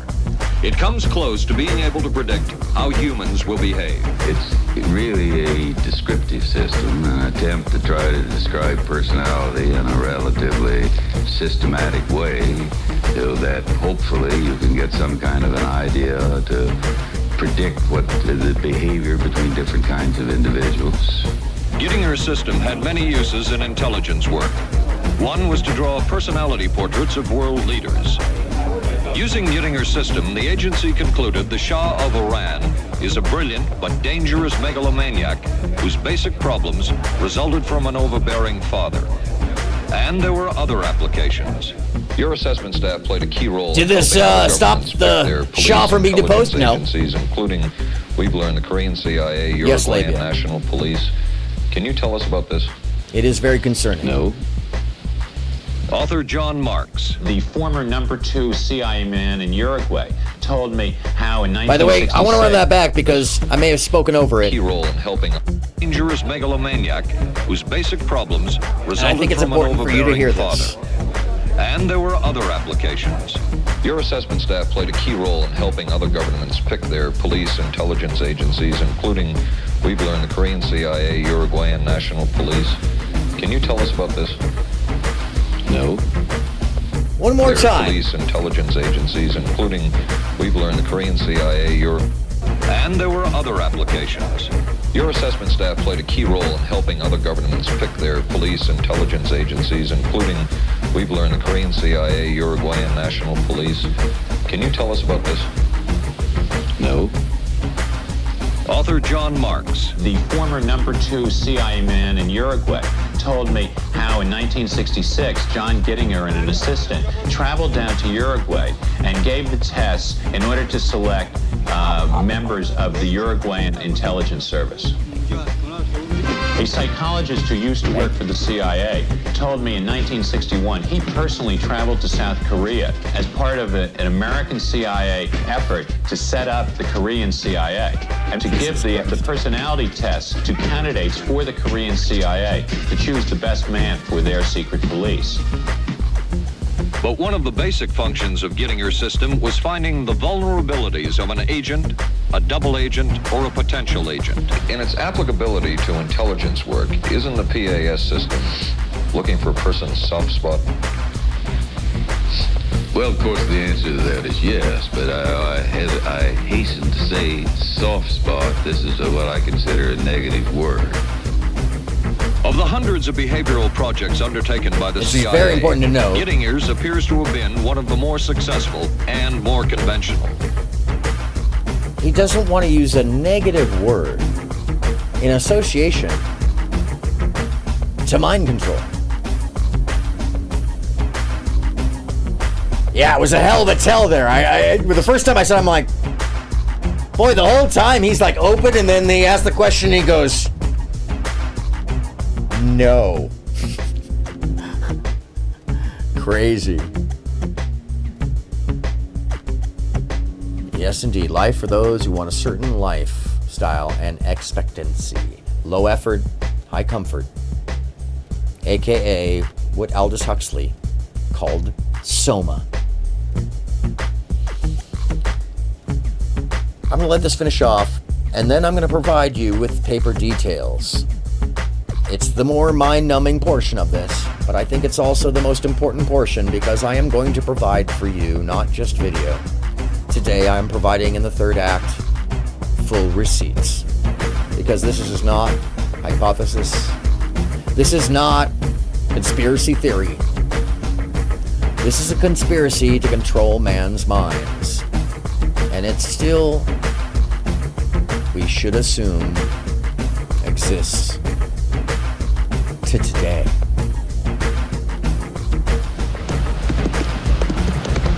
Other Other experiments were not as conventional. Neurophysicist Dr. Jose Delgado was financed by the Office of Naval Research. In this experiment, the bull is sedated. Electrodes are implanted in its brain. Delgado transmits an electronic impulse to the center of the bull's brain. Delgado has remote control of the animal. Yep. Recently released CIA documents refer to the feasibility of remote control of animals, and that special investigations will be conducted toward the application of selected elements of these techniques to man. Yeah, did you hear that? You want to hear it again? Other investigations will be conducted toward the application of selected elements of these techniques to man. You heard him right. They tested it on animals, and the applications they believed would work for man. What does this sound familiar about? Huh. Maybe chips being embedded in a brain? Transhumanism?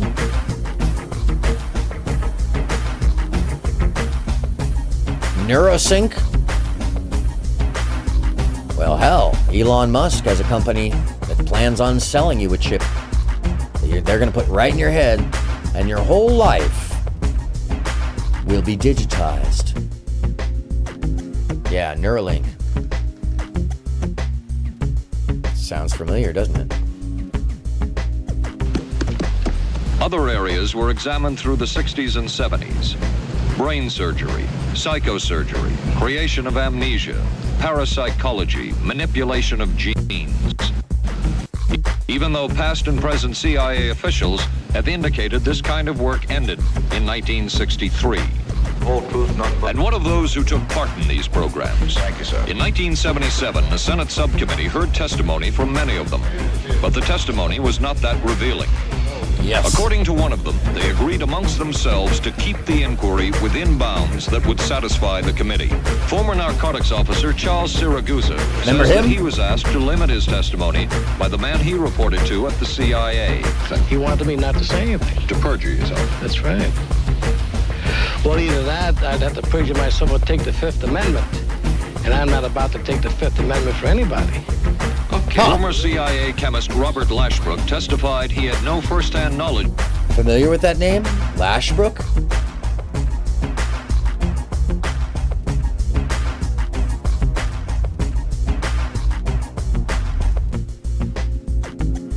We could look at a lot of these effects and believe that there is manipulation and manufactured behaviors, yes, because there is definitely a biological war seemingly raging on. A culture war caused by what can only be called urban warfare. And this urban warfare is a war over control of hearts, minds, and culture.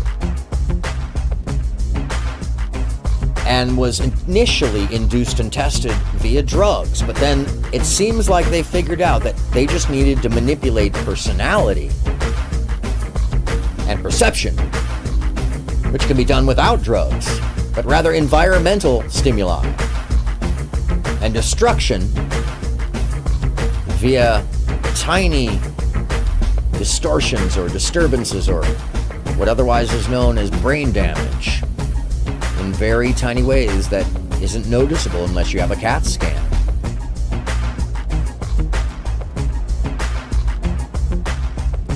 Actually, Labia, what he's talking about is there is an explosion amongst a certain generation who uses TikTok and Instagram, specifically, and Smith talked about this, body dysphoria and dysmorphia, that exponentially in a social contagion is happening, and that's where it's different. Although yes, it is consistent across time historically that there's always been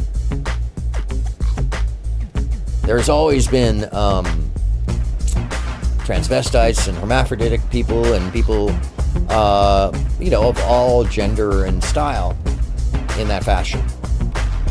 This is a difference in influence, it seems. And Smith was talking about this, that once he got away and deprogrammed, he realized that he was being programmed to want to have a gender change, which is pretty extreme. And normally I would consider, if somebody's looking for that should be natural, right? That should be something that they want in themselves. It turns out, the way he's put it, and if you go back to the interview, there seems to be some artificial stimulation, because this also pairs with the unnatural occurrences of false DID, dissociative identity disorder, amongst other tics, including a false version of Tourette's that becomes real. It's called TikTok Tourette's. And it is especially disturbing because it's caused by an interaction with the app and a young and forming neurological system that is then subjected to a form of bombardment of information, cliquism, tribalism, and aphasia. Small bits of brain damage. And frankly, I think we can see where this may have come from, because that's the research they were doing, causing brain damage. Forget long periods and short periods of time. Forget personality, reprogram the personality. And then have a test to define how to do so, or what that personality is.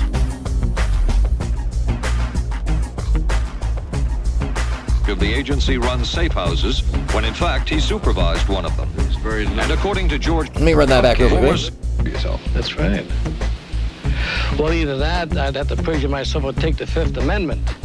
And I'm not about to take the Fifth Amendment because for they anybody. deny the existence. Former CIA chemist Robert Lashbrook testified he had no first-hand knowledge of the agency-run safe houses when in fact he supervised one of them. And according to George White's diaries, was at a safe house when White conducted what he called an LSD surprise experiment. Dr. Sidney Gottlieb, whom we recently filmed near his California home, oversaw many of the CIA behavioral programs. He retired in 1973 and destroyed the records of this work. In sort of a valedictory letter, Dr. Gottlieb wrote that he and his colleagues had been able to maintain contact with the leading edge of developments in the field of biological and chemical control of human behavior. Dr. Gottlieb also testified before the Senate subcommittee. Let's run that back real quickly, because Gottlieb... Biological and chemical control of human behavior. Dr. Gottlieb was able to maintain contact with the leading edge of developments in the field of biological and chemical control of human behavior. That's 1977. It is 2023. Gottlieb is still alive. I'm sorry, no, Gottlieb passed away. Sorry, Gettinger is still alive. And until not long ago was still practicing. So we should consider that it's likely these practices have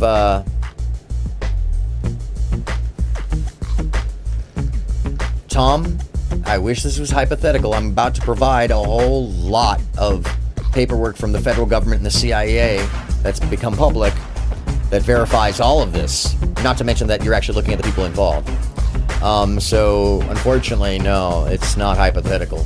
I know you want to try to look at it hypothetical, but that's what this program would have you disbelieve it as part of that program. Be aware. That's the whole game. Have it be so absurd and so insane that you'll disbelieve the facts that someone is telling you. It's a big deal. That's what the game is now. New era, did you know some of them hot babes, rap stars mess with, some are trans? Oh, sorry. So, just so everybody knows, I support all people to be who they want to be, as they are. And there's as many hermaphroditic people as there are people with red hair, just so everybody knows. And chemicals in the body, we can go down this. I'll do an episode about it. Trans is actually very natural. It's throughout history. What we actually are talking about in the influence side is how TikTok has created not just an uptick or an observationally, now we're aware of it, but rather that it has perpetrated a subset of the group that feels compelled to have, well, to have organs removed. And even though we've come to find out, like in Smith's case, he was actually against his best interest in his own will, which is, that's where we should be concerned. That and the TikTok Tourette's is something else that's proofing of that too. So, yeah, and actually, and trans people are actually targeted because of that as well. It's a tough situation. I think it's all part of this leading people astray to create the vacuum so everybody's arguing, which is the chaos that they want. The they being those who would have us fighting amongst ourselves. Why would our own government want that? I don't think it's the government. As a matter of fact, it's clear it's not the government. It's a subset within that government who may, well, just may not have any controls over them because nobody knows they're there. It's like having a tick that you just can't reach and can't see.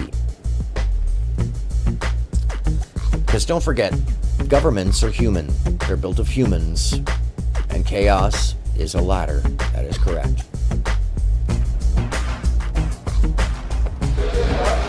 Dr. Gottlieb also testified before the Senate subcommittee, but from an anteroom where he could not be filmed. And his, because of what his lawyer termed health and cardiac problems, is the only testimony Dr. we don't Gottlieb have. declined ABC News' request for an interview.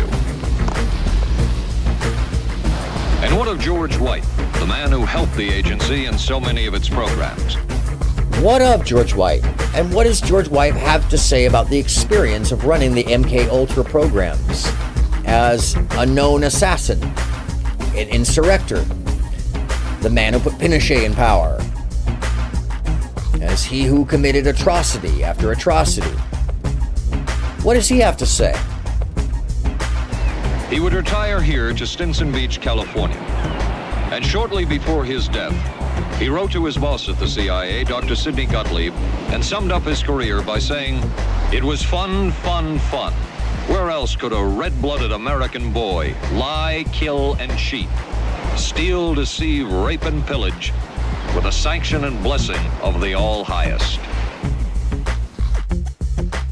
Where else could a red-blooded American boy lie, cheat, rape, pillage, and steal with the permission from the All-High?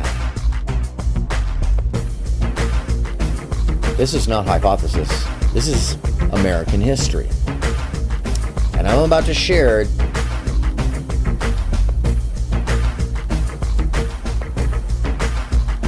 yes, indeed, that is Operation Sunrise and Operation Paperclip, as well as there is another operation afterwards.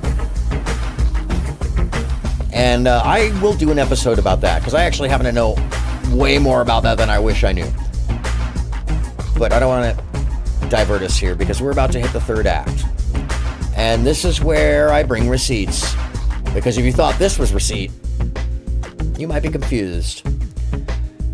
Because, folks, this is governmental. So there's paperwork.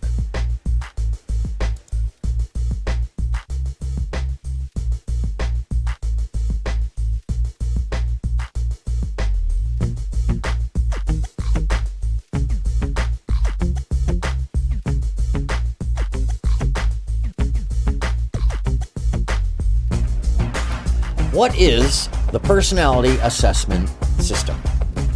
Well, let's take a look. Let's start here. The personality assessment system is a descriptive model of personality formulated by John W. Gittinger. The system has been used by scientists in studying personality and by clinicians in clinical practice. A major feature of the PASS is that a personality profile can be systematically interpreted from a set of the Wechsler scales. Subtest scores. Wechsler scales are the current terminology for the IQ test. Yeah. This is not something extracted, or it's not something extreme. This is common. It is in our daily lives. It's how some people get jobs, this personality test. And it is how, if you want to work for the government, you're tested for your affability, much less your intellect. The past has two aspects which distinguish it from other personality models. They are the use of the Wechsler subtest, an objective test to determine a personality, and the use of developmental model in which the description of personality includes development through adolescence. Krauskopf has proposed that differential aptitudes are the cause of personality differences. There's a footnote to that. The reason is that the people prefer to use aptitudes they feel they are better at than the ones they feel weaker. Krauskopf calls the hypothesis radical because so little attention has been paid to the idea. With this radical hypothesis, the use of an intelligence test, the Wechsler Adult Intelligence Scale, aka the IQ test, is there to obtain personality information, makes sense. So it has to be paired. Personality, emotional stability, etc., etc., has to be paired with IQ and vice versa. Otherwise, the scale doesn't make any sense, which is why oftentimes I'm like, rote intelligence. It's all good till you find out your emotional intellect is that of a 4-year-old. It's a mean average of the two. So you can have a really high IQ and a single-digit emotional intellect. There's lots of examples. Actually, there's lots of examples. Okay? It's for artists. I'm so productive. Why would you put this one thing down here as a touchscreen? Why not just clean install Windows instead of factory resetting it? Because modern day hardware is like a type 1 diabetic where if you just try to run it stock, it's gonna fucking kill itself in 2 years, okay? You have to have like the special software to make any of the fucking shit work. Otherwise it's all disabled by default because Windows won't detect the shit without the fucking insulin pump, all right? I don't care about this. Okay, come over here, all right. Oh, God.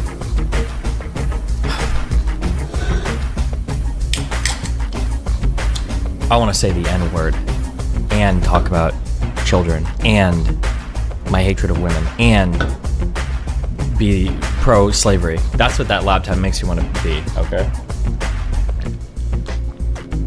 That laptop brings out the worst in me.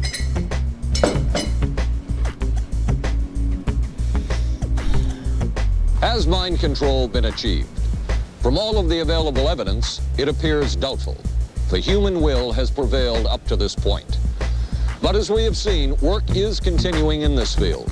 Work that we still don't know very much about. How deeply are the Russians and other dictatorships into all of this? We really can't say. Oh, yes, we can. Oh, yes, we can. Because the information is readily available now. Because the internet. But are people paying attention?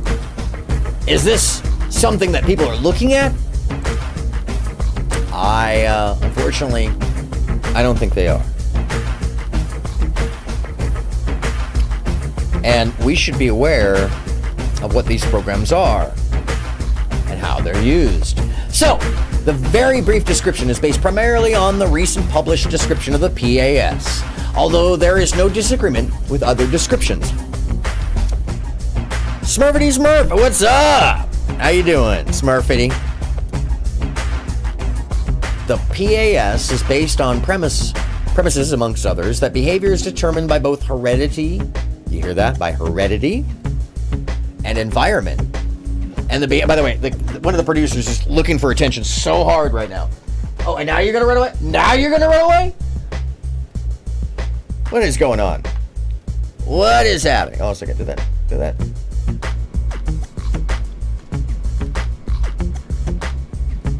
Screen expert is the Sorry. All right. The very brief, the PAS is based on premises, amongst others, that behavior is determined by both heredity and environment, and behavior is determined by an interacting system of traits. Heredity, environment, traits. Huh. Interesting.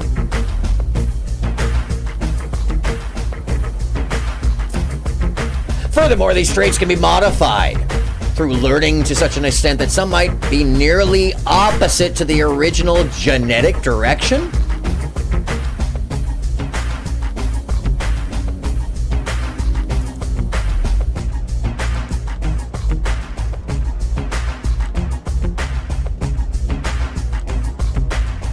Genetic direction? Anyways,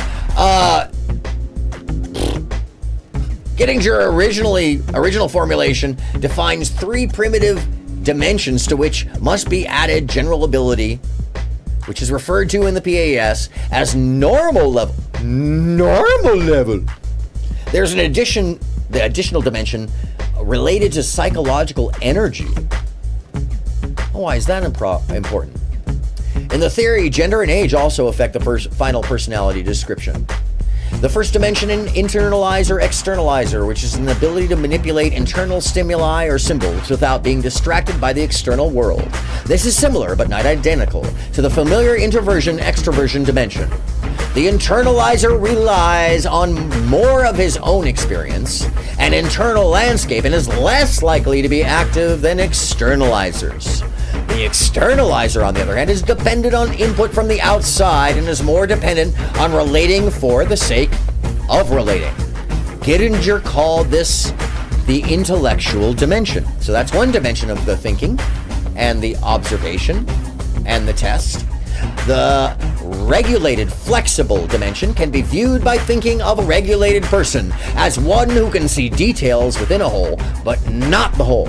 I think we know people like this. And the regulated person is more stimulus-bound and less able to see the big picture. I would argue that this is a lot of the debate bros. The regulated person is more procedurally oriented and emotionally insulated. Debate bros. The flexible and incels. The flexible person is involved with relationships and has attention diverted from step-by-step procedures. In theory, the regulated person has a high sensory threshold, which is therefore satisfied less often than a flexible person. So, in other words, the regulated person is not satisfied very often, and the flexible person is. Gettinger called this procedural dimensional. Procedural, as opposed to intellectual. So there's intellectual dimension, procedural dimension, as defined by internalizer, externalizer, the procedural dimension as defined by regulated and flexible. And now the role adaptable, role uniform dimension refers to a person's skill in meeting demands that others make of him. It is thus a social dimension. And I'd say this is one of those ones that's severely lacking in the modern world. The behavior related to this dimension is generally without awareness. Yeah, clearly. My pleasure, Abba. My pleasure. The adaptable person easily plays a variety of roles. Oh my.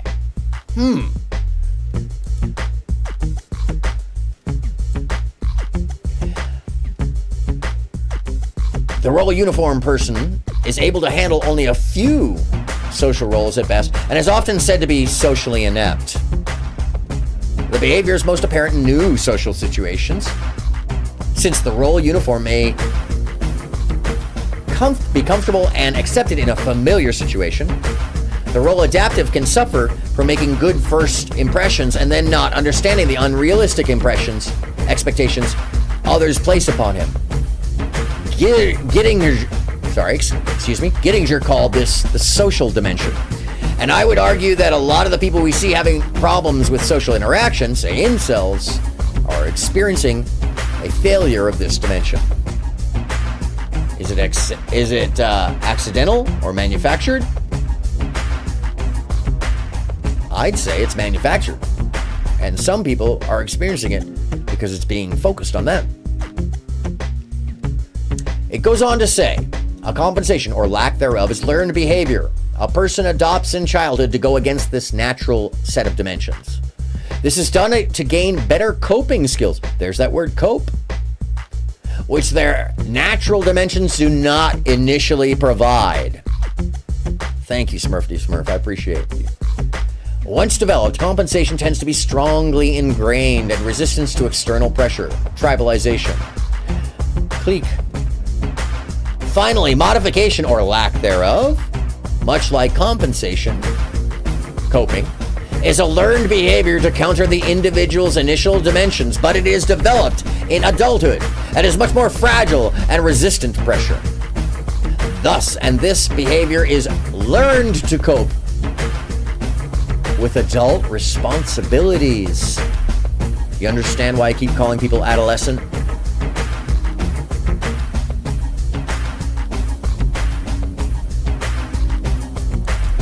As the environment places demands upon a person to learn to compensate for weaknesses, the person may compensate to such an extent as to actually appear to have the opposite primitive trait.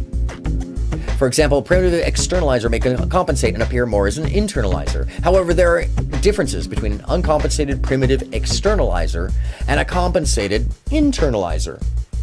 The compensated adjustment is a more tense adjustment and requires more rehearsal and more display of consistency. Also, a person who is compensated often reacts negatively to seeing the primitive trait displayed in others, projection, and fear of mirroring. A person may compensate in none or one, two, or all three dimensions. The PAS calls the adjustment, including compensation, the basic level. The PAS defines an additional level of adjustment called the contact or surface level. At the surface level, there are 4 possible adjustments. A person who is not compensated may either become modified, that is, attempt to display the opposite of their primitive trait on the surface, or they may remain completely uncompensated and unmodified, retaining their primitive trait. A person who is compensated at the basic level may revert towards the primitive trait on the surface. This is called controlled adjustment, or continue to move towards the opposite, and this is called a repressed adjustment. Self-control or repression, not the same. A person makes these adjustments in all 3 dimensions independently. Complex assumption of personality. For example, a person who might have a modified adjustment in one dimension, a controlled adjustment in another, and a repressed adjustment in the third. Humans are complex, and it's about attributing and focusing on all of these facets that they are able to create this personality test and then utilize the test to adjust and manipulate. By the way, that adjust, I think I was trying to say manipulate and adjust at the same time. Adjust and manipulate people's minds and behaviors into the alternate repressed perceptions and the alternate adjustments for control, compensation, repression, control. Now, what does this really mean? Well, how does this apply? Is this real? Let's look. Approved for release by the CIA. The Review of the Personality Assessment System by Kevin D. Lance. You can find this online, as I did. At the CIA, by the way. This is from the CIA. This is not conspiracy theory. This is not hypothetical. I, as always, bring receipts and I don't fuck around with third parties. SRI International. Menlo Park. Just an address.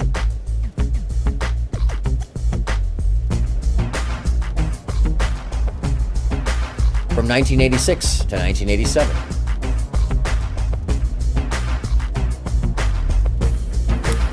Peter J. McNellis, DSW, Contracting Officer's Technical Representative.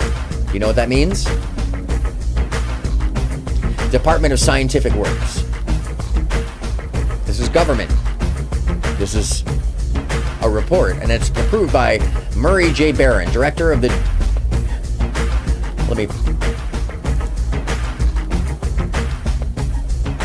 Geoscience and Engineering Center. In the abstract, during fiscal year 1987, we conducted a thorough review of the personality assessment system to gauge its continued usefulness as a screening and selection instrument and personality descriptor for the subjects in the Psychoenergetics Project. What is Psychoenergetics Project? Well, if you remember, the Psychoenergetic Project, PE Project, is another name for the Hemisync or the Gateway Project. So PAS was a buildup and the science of understanding the brain and altered states of perception that led to the mirrored process of remote viewing and breaking the interdimensional barriers with our minds by transcendental meditation and out-of-body experiences. This is no longer in the realm of science fiction. We are looking at the science, providing the technicians the clinical review to assure that the policy and practices are still quantifiable, aka that this shit still worked. And here's the review. Psychoenergetics Project. Data for this review came from published articles where the PAS was reviewed or used as a research tool, attendance in the annual PAS conference, and extensive interviews with several of the principal developers. The PAS is a multifaceted personality assessment instrument that has been evolving over the past 30 years. And using behavioral measures as a raw data for making inferences and predictions. Predictions about personality and behavior.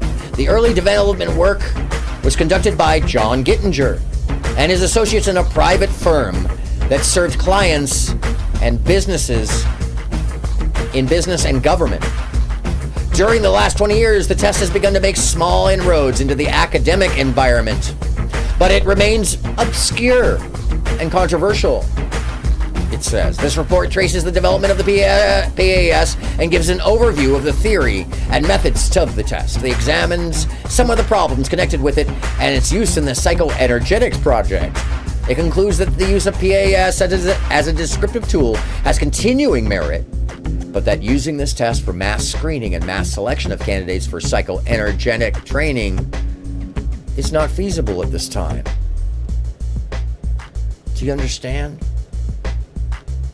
They proliferated the IQ test and the PAS test alongside MK Ultra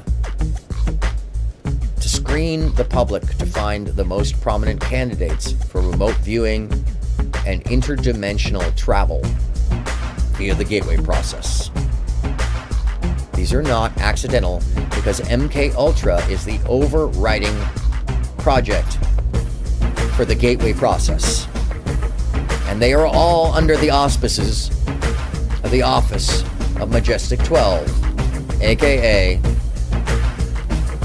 the OSI and the DID and DARPA. There's several others as well, but those are the ones I'm sure you know.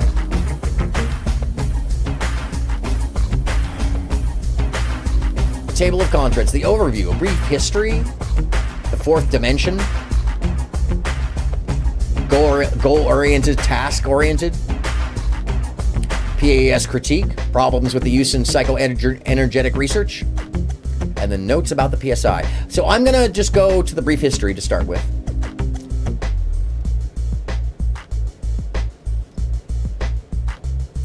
In fiscal year 1984, a pilot study was conducted using the PAS to test a group of people who had, in previous work, had shown significant evidence of remote viewing ability. Do you think I was making that up or drawing a link? No. I'll read it again. It is, and I'll start at the page above it. In 1983, the psychoenergetic research team at SRI International became confident enough in the stability of the remote viewing phenomenon to begin the task of assessing the personality of remote viewers. The personality assessment system was selected as the potential test instrument. Its appeal was threefold. The system is comprehensive multi-factored personality theory.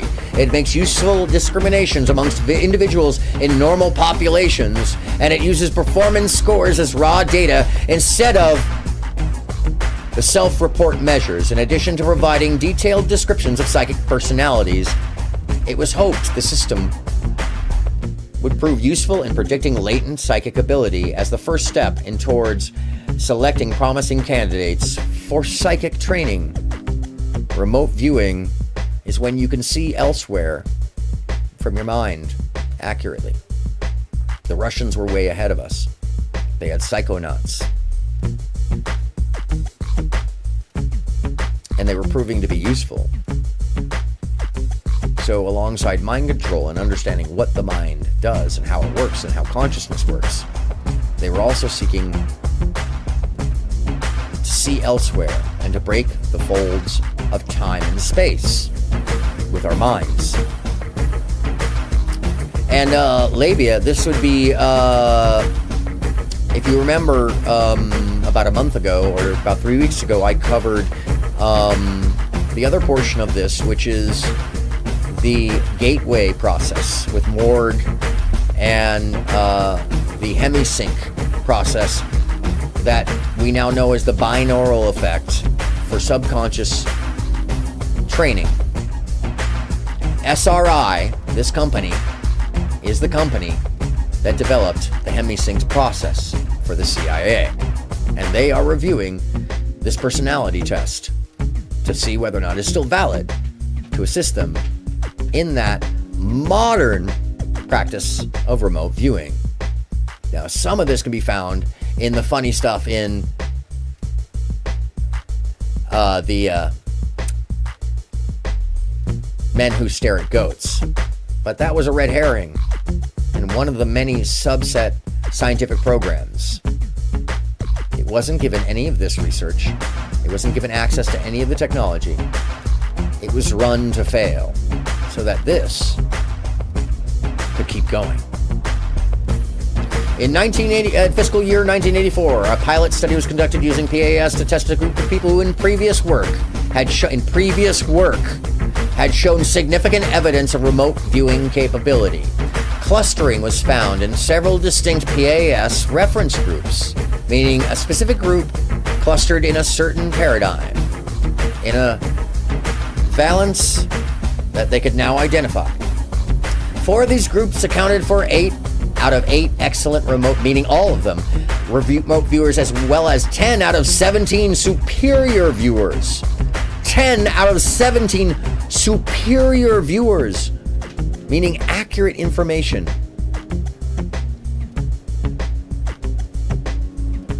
These encouraging results led to further research and some preliminary attempts to predict remote viewing performance in a group of novice viewers. We're not just talking about personality. We're talking about telling whether another person has the likelihood of being psychic and ability to see elsewhere in the world without being there. During fiscal year 1986 and fiscal year 1987, Dr. David Saunders of Mars Measurement Associates, Pennington, New Jersey, was retained to consult in the use of the PAS. Dr. Saunders has been associated with the development of the PAS for over 30 years. And in addition to the research supporting PAS constructs, has added 2 important refinements. You may remember Dr. David Saunders from Monday's debate between Yablonsky and Kerouac as the man who defined who the hippies were. Labia, MK Ultra is under the banner of Majestic 12. Majestic 12 considers this Project 54. I'm going to say that we should assume these are associated. And I would actually present the hypothesis that this is associated because of the interdimensional travel required to get elsewhere in the universe, that we may be knowledgeable about this technology from quite some time ago. And yeah, I'm tying together stuff that you may have never seen put together.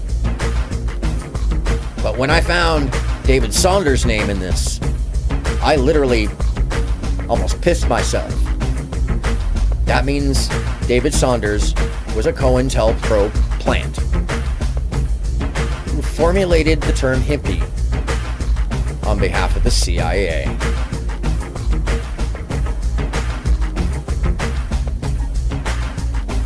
Shit starts getting real fucked.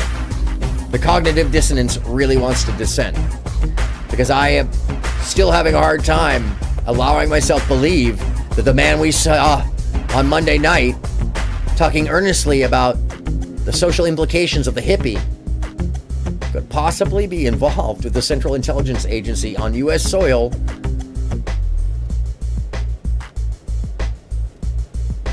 and alongside the search for remote viewers and psychic ability, since he was the one who was studying the effects on LSD in the hippie population.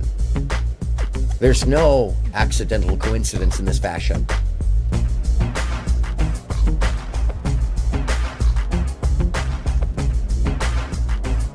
Yeah,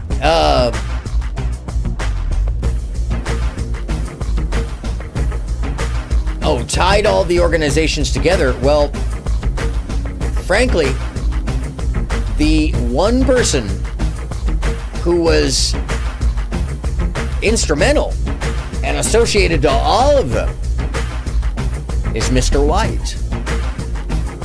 And let me bring that back up, just so you guys can remember it, because he's there at the end. Oh, come on.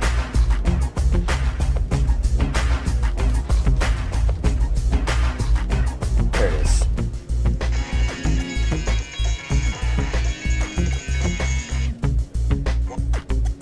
Her Dead on the Tuesday movie of the week tonight on ABC. Choice is the pain reliever in Addison. Not Anderson, we're not. Sorry, I went too far on this. 1973 and destroyed the records of this work. In sort of a Uh-oh. letter, Dr. Gottlieb wrote that he and his colleagues had been able to maintain contact with the leading edge of developments in the field of biological and chemical control of human behavior. Dr. Gottlieb also testified before the Senate subcommittee, but from an anteroom where he could not be filmed because of what his lawyer termed health and cardiac problems. Dr. Gottlieb declined ABC News' request for an interview. And what of George White, the man who helped the agency in so many of its programs? His name is George White. And what did he say? Let's remember this one more time. Would retire here to Stinson Beach, California. And shortly before his death, he wrote to his boss at the CIA, Dr. Sidney Gottlieb, and summed up his career by saying, "It was fun, fun, fun. Where else could a red-blooded American boy lie, kill, and cheat, steal, deceive, rape, and pillage, with the sanction and blessing of the All-Highest?" George White.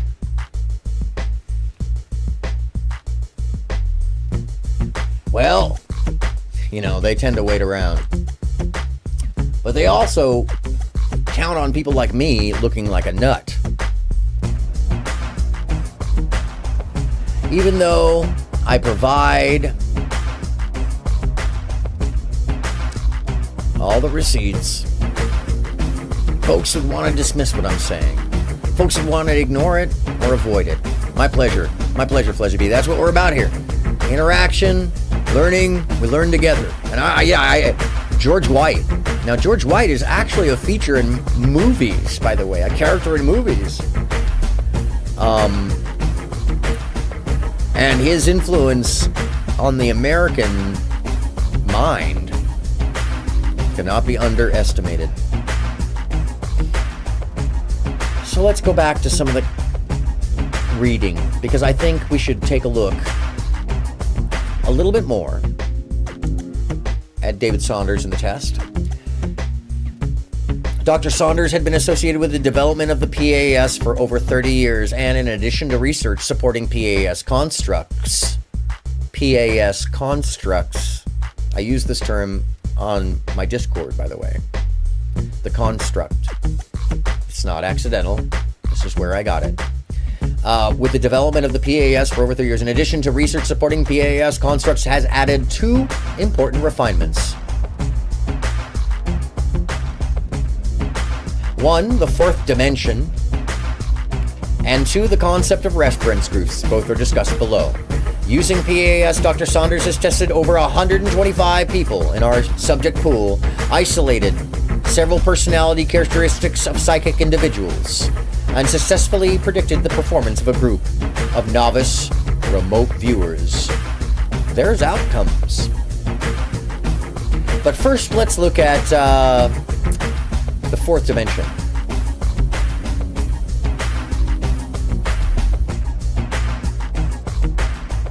Because we understand the personality dimensions, we've seen this. But let's check out the added dimension. Where did that go?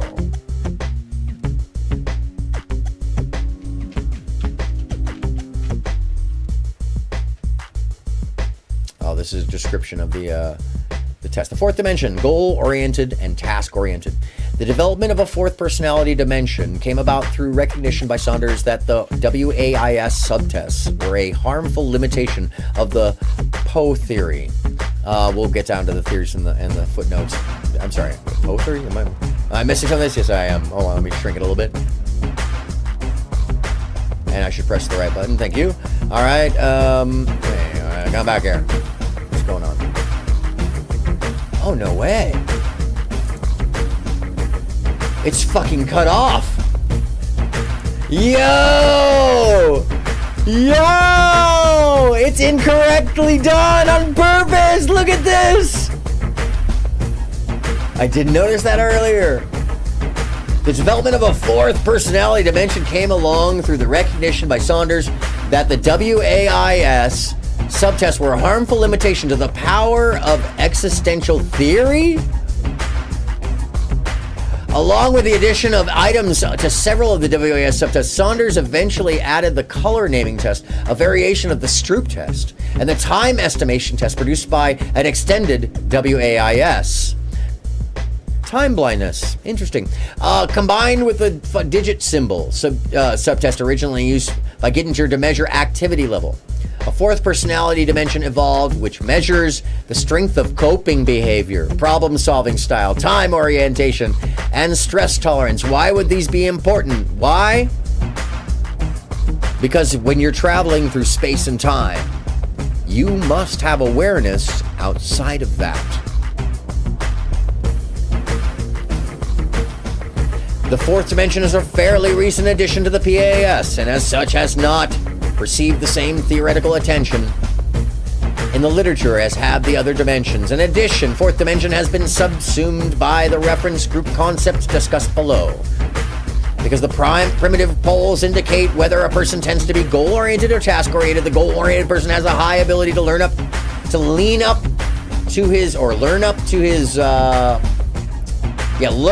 innate level and to acquire skills. He is not only stress tolerant, but tends to thrive on stress.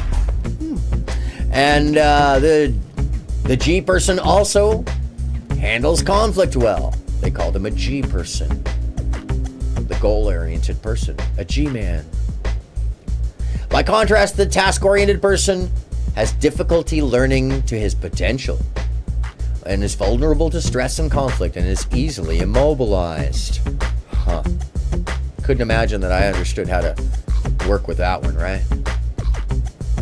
How am I? Am I getting too spicy for the milky? Ooh.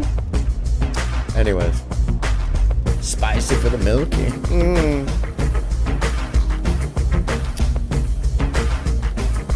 PAS theory emphasizes the interaction efforts of the various dimensions and levels can be seen from the preceding discussion. The possibilities for distinct personality types quite become unmanageable. Gittinger's original formulation gave personality descriptions for 3 different types, using the polar extremes of the primitive level. Only 8 cells or clusters are made possible, but allowing for varying degrees of strength of the primitive tendencies, several levels of compensation, several levels of modification, the 4th dimension, age and gender, an astronomical set of possible personality description results.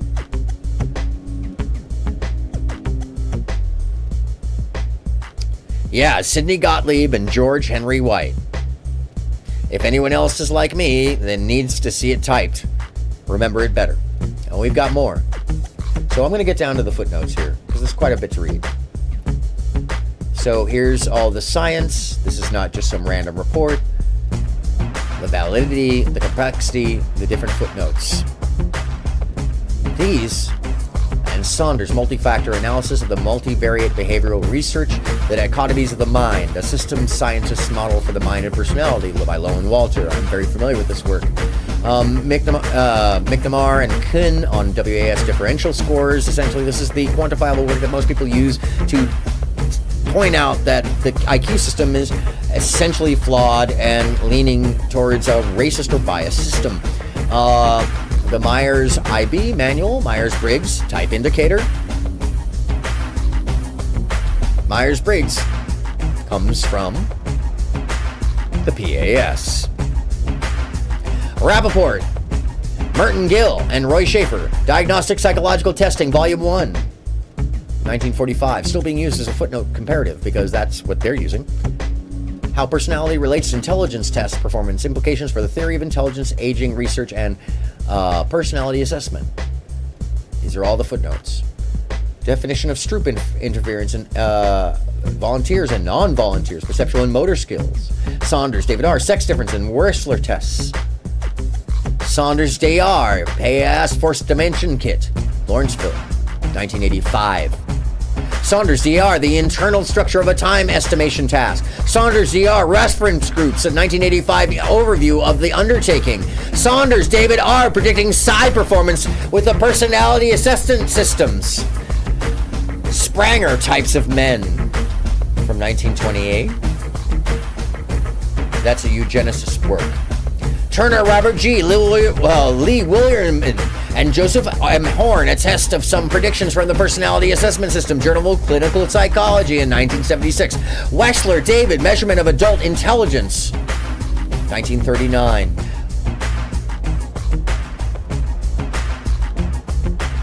Tentative names for the 120 reference groups, and I want you to notice these all are referenced to cult and religious atmospheres. Coach, nurturant, exemplar, librarian, therapist, counselor, pastor, catalyst, programmer, achiever, scientist, consultant, professional, physician, philosopher, mediator, teacher, student, in the proactive section. Specialist.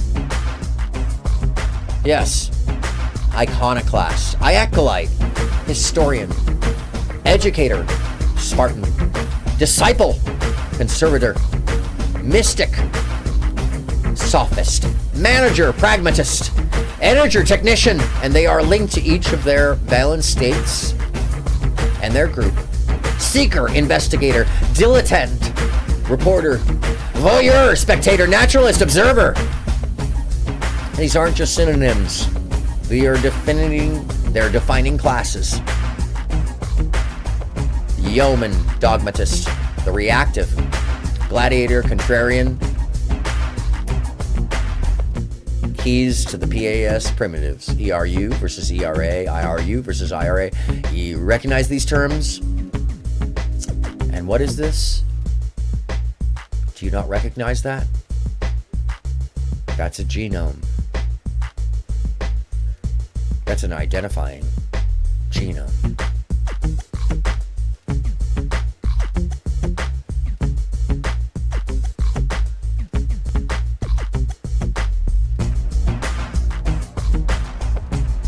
Yes. Yes, it's very clear. And this, by the way, the reason you see this, frequency distribution of exemplars. This is redacted data. Normals, combined WAS, meaning those that don't apply. Redacted. Redacted. WCC captive sample, activated and working and functioning process. 64% exemplars, log scale, redacted. 70 college football players. Percentage later became All-American. 74% exemplars. Redacted figures. 56 Caltech freshmen. 91% exemplars. Redacted information. Medical students, 75% exemplars. Redacted valuation. Management Development Seminar, aka the School of Life. 43 members, 88% exemplars. Information, non-redacted, plus or minus scale, equalizing term and value to the subset now. Because this is public, and they are the subject of the examination and science, aka they are the guinea pig, so the information can be shared. Theology students, information redacted. Novices are in the retention program, and aka the early psychic training. 81% exemplars, information shared.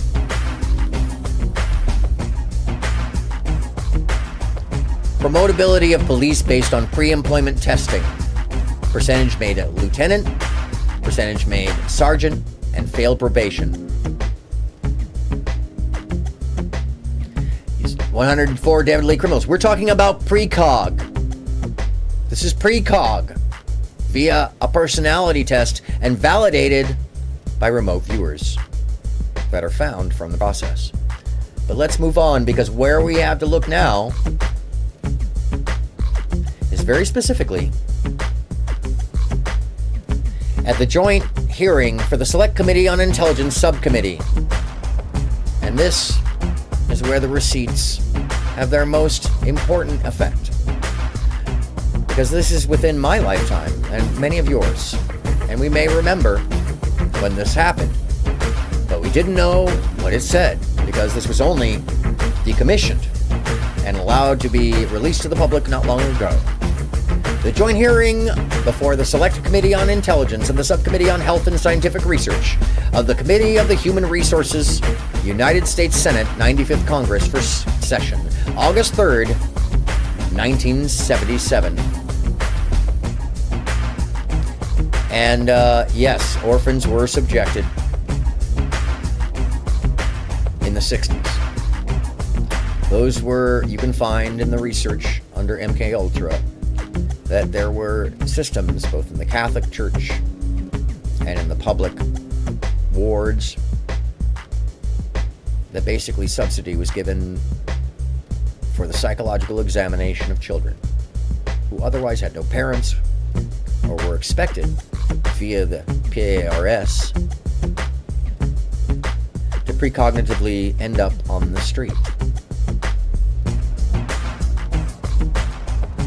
So yes, you were being tested, I guarantee you. I may have experienced the same thing in some fashion in grammar school, in a less direct way. But nonetheless, in a way. So let's read what this says. Printed for the use of the Select Committee on Intelligence and Committee for Human Resources.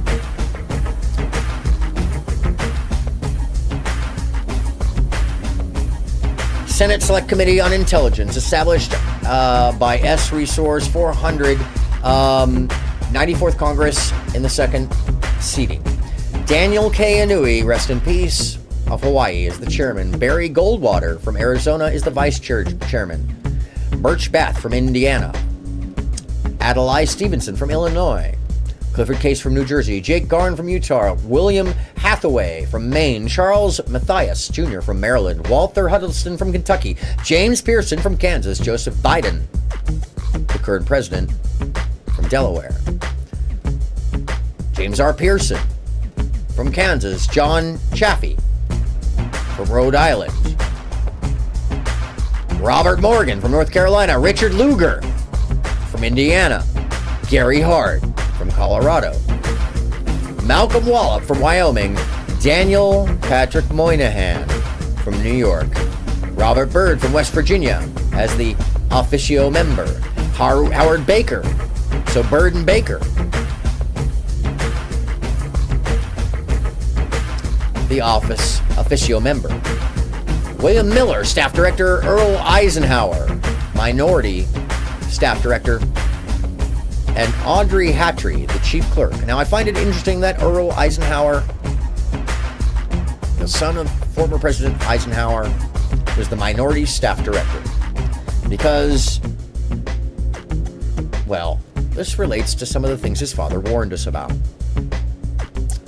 Committee on Human Resources, Harrison Williams, Jennings Randolph, Claiborne Pell, Edward Kennedy, Gaylord Nelson, Thomas Eagleton, Alan Cranston, William Hathaway, Donald Regal, Jacob Javidis, Richard Schweiker, Robert Stafford, Orrin Hatch, John Chafee, S.I. Hayakawa, Stephen J. Paradise is the General Counsel, Majori Whitaker is the Chief Clerk, and Don Zimmerman is the Minority Counsel.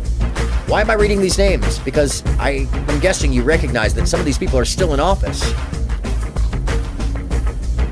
Yeah. Jablonski. Jablonski is who you're referring to, Labia. Yes, in that video. Anyways, let's get to the report. The contents. Statements from Admiral Turner, Director of the Central Intelligence Agency, as accompanied by Frank Lubinger, Office of the Technical Services in the Central Intelligence Agency. We saw him interviewed earlier. A.I. Brody of the Office of the Inspector General. We saw him interviewed earlier. Ernest Mayerfield, Office of General Counsel, Central Intelligence Agency, and George Carey, Legislative Counsel, Central Intelligence Agency. Philip Goldman, former employee. John Gittinger, former employee, Central Intelligence Agency. Materials submitted for the record. Psychological assessments, truth drugs in interrogation, construction of the Gorman Annex, Project 54. Drug testing in foreign countries. MK research. Often Checkwit. Often Checkwit is something you've never heard of, I gather. Because I hadn't until I started looking at this material. And I thought I'd seen everything.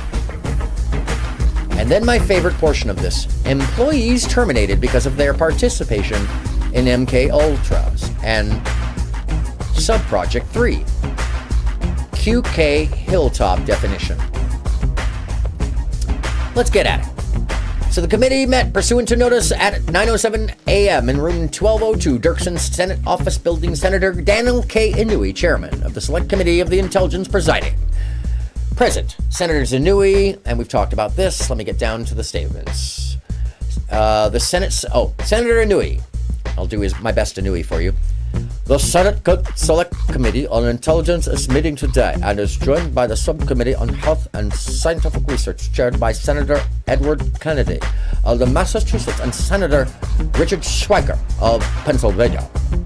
Senator Hathaway and Senator Chaffee are members of both committees. We are here to testify from the director, to hear testimony from the Director of Central Intelligence, Admiral Stansfield Turner, and from other agencies, witnesses on issues concerning new documents supplied to the committee in last week on drug testing conducted by the Central Intelligence Agency. It should be made clear from the outset that in general, we are focusing on events that happened over 12 or as long as 25 years ago. Focusing on events that happened, it should be emphasized that the programs that are of greatest concern have stopped and that we are reviewing these past events in order to better understand what constitutes and statutes or other guidelines might be necessary to prevent the reoccurrence of such abuses in the future. We also need to know and understand what is now being done by the CIA in the field of behavioral research to be certain that no current abuses are occurring. I want to commend Admiral Turner for his full cooperation with this committee and with the subcommittee on health in recognizing that the issue needed our attention. The CIA has assisted our committees and staffs in their investigation efforts and are arriving at remedies which will serve the best interests of our country. The reappearance of reports of the abuses of the drug, let me reiterate this. The reappearance of reports of the abuses of drug testing. I'm going to read this as me. The reappearance of the reports of the abuses of drug testing. The reappearances of the reports of the abuses of drug testing.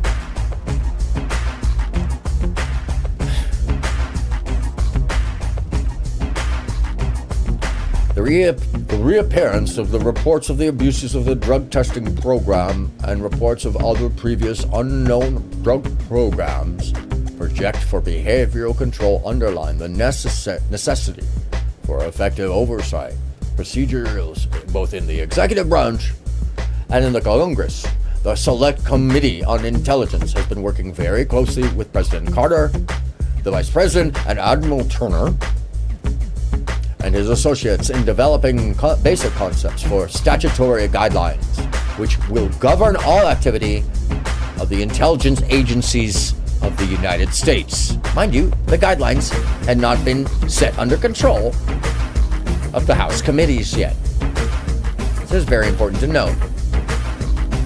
In fact, it is my expectation that the President will soon announce in his decision on how he has decided the intelligence agencies of the United States shall be organized.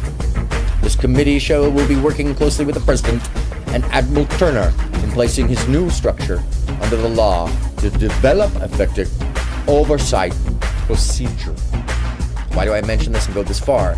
Because there was no oversight procedure for the CIA, the NSA, which had just been formed, the DIA, the DID, the OSI, DARPA,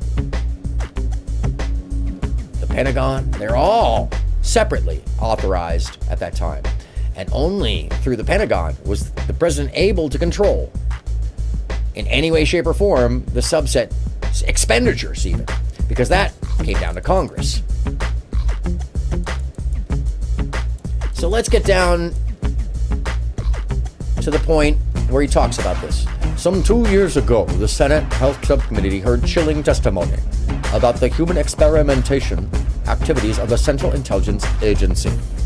The deputy director of the CIA revealed that over 30 universities and institutions were involved in extensive drug testing and experimentation. Programs which included covert drug tests on unwitting citizens at all social levels, high and low, Native Americans, and foreign.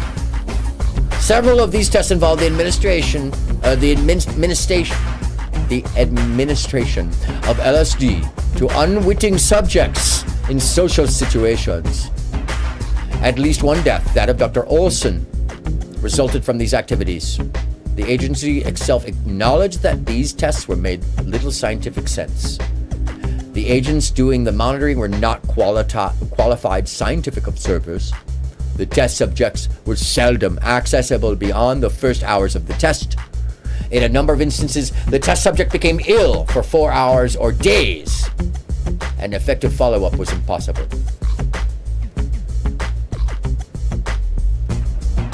Other experiments were equally offensive. For example, heroin addicts were enticed into participating into LSD experiments in order to get a reward, heroin. Perhaps most disturbing of all was the fact that the extent of the experimentation on human subjects was unknown. The records of all these activities were destroyed in January 1973 at the instruction of then CIA Director Richard Helms. In spite of persistent inquiries by both the Health Subcommittee and the Intelligence Committee, no additional records or information were forthcoming. And no single individual could be found who remembered the details. Not the director of the CIA, who ordered the documents destroyed, not the officials responsible for the program, nor any of his associates. And they go on to say that they believe the record is as complete as it was going to be. And I would like to go down to the prepared statement of Admiral Stansfield Turner, the director of the Central Intelligence Agency. Mr. Chairman, in my letter to you of July 15th, 1977, I report our recent discovery of 7 boxes of documents related to Project Ultra, MK Ultra, a closely held CIA project conducted from 1953 to 1964. As you may recall, MK Ultra was an umbrella project under which certain sensitive sub-projects were funded, involving, among other things, research on drugs, behavioral modification. During the Rockefeller Commission and Church Committee investigations in 1975, the cryptonym became publicly known when the details of the drug-related death of Dr. Frank Olson were publicized.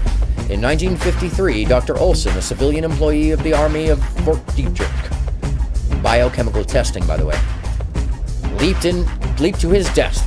Oh, it was 53. I apologize. I misspoke earlier.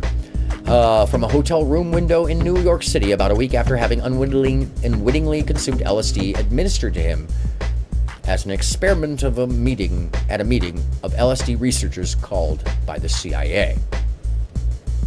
We now know he was thrown out the window. Most of what was known about the agency's involvement with behavioral drugs just during the investigation in 1975 was contained in a report on Project MK Ultra prepared by the Inspector General's office in 1963.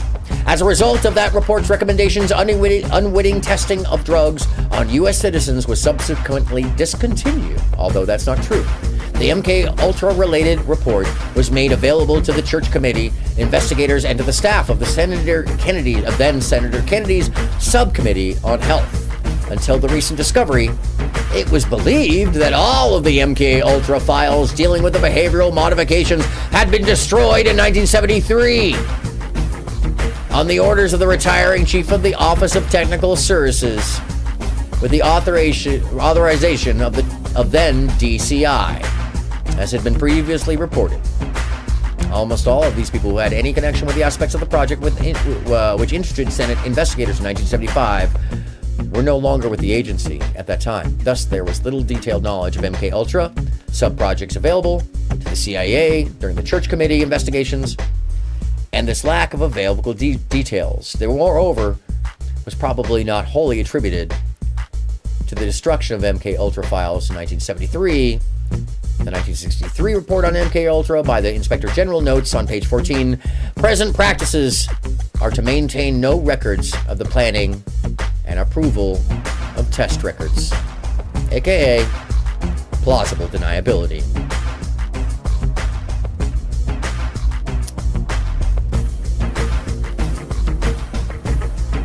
When I reported to you last on the matter, my staff had not yet had an opportunity to review the newly located material in depth. This has now been accomplished, and I am in position to give you a description of the contents of the recovered material.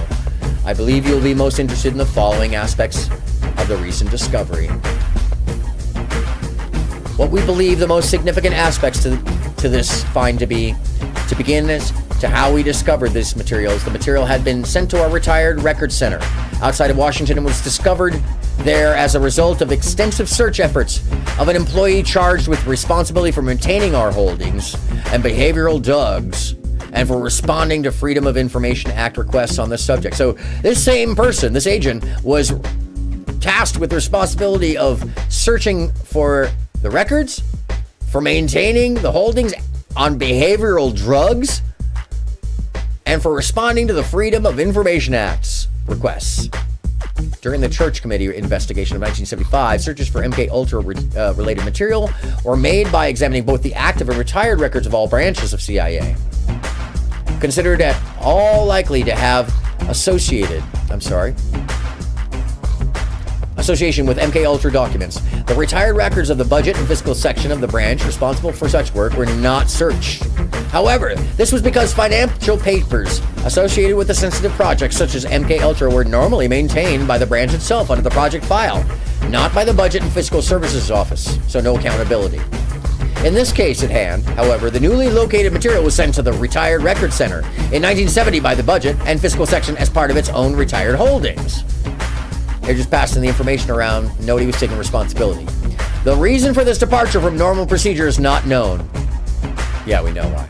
The employee who located this material did say by leaving no stone unturned in his effort to respond to Freedom of Information Act requests, he reviewed all listed materials in this branch stored at the Retired Record Center, including those that the Budget and Fiscal Section, and thus discovered the MK Ultra related documents, which had been missed in the previous search. In sum, the agency failed to uncover these particular documents in 1973 in the process of attempting to destroy them. In similarity, failed to locate them in 1975 in response to the Church Committee hearings. I am convinced, this is the current head of the CIA saying this, I am convinced that there was no attempt to conceal this material during the earlier searches. Next, to the nature of the recently located material. It is important to realize that the recovered folders are finance folders. The bulk of this material in them consists of approvals for advance funding, vouchers, accountings, and the like, most of which are not very informative as to the nature of the activities, I disagree, that were undertaken. An occasional project proposal or memorandum comment on some aspects of the sub-project are scattered throughout this material in general. However, the recovered material does not include status reports or other documents. We've already found that. The recovered documents fall routinely in three categories. First, there are 149 MK Ultra sub-projects. Let me read that again. First, there are 149 MK Ultra sub-projects, many of which appear to have some connection with research into behavioral modification, drug acquisition, and or testing, or administering drugs surreptitiously. Second, there are 2 boxes of miscellaneous MK Ultra papers, including audit reports, financial statements, and from cutout, i.e. intermediary funding mechanisms, used to conceal CIA's sponsorship of various research projects, aka shell organizations. Finally, there are 33 additional sub-projects. 33 additional sub-projects concerning certain intelligence activities previously funded under MK Ultra, which have nothing to do either with behavioral modification, drugs, or toxins, or any other of those related matters. And we know what that is. That is Project Gateway, Stargate, and the Hemisync work, which all of this information was feeding for the aspects of remote viewing.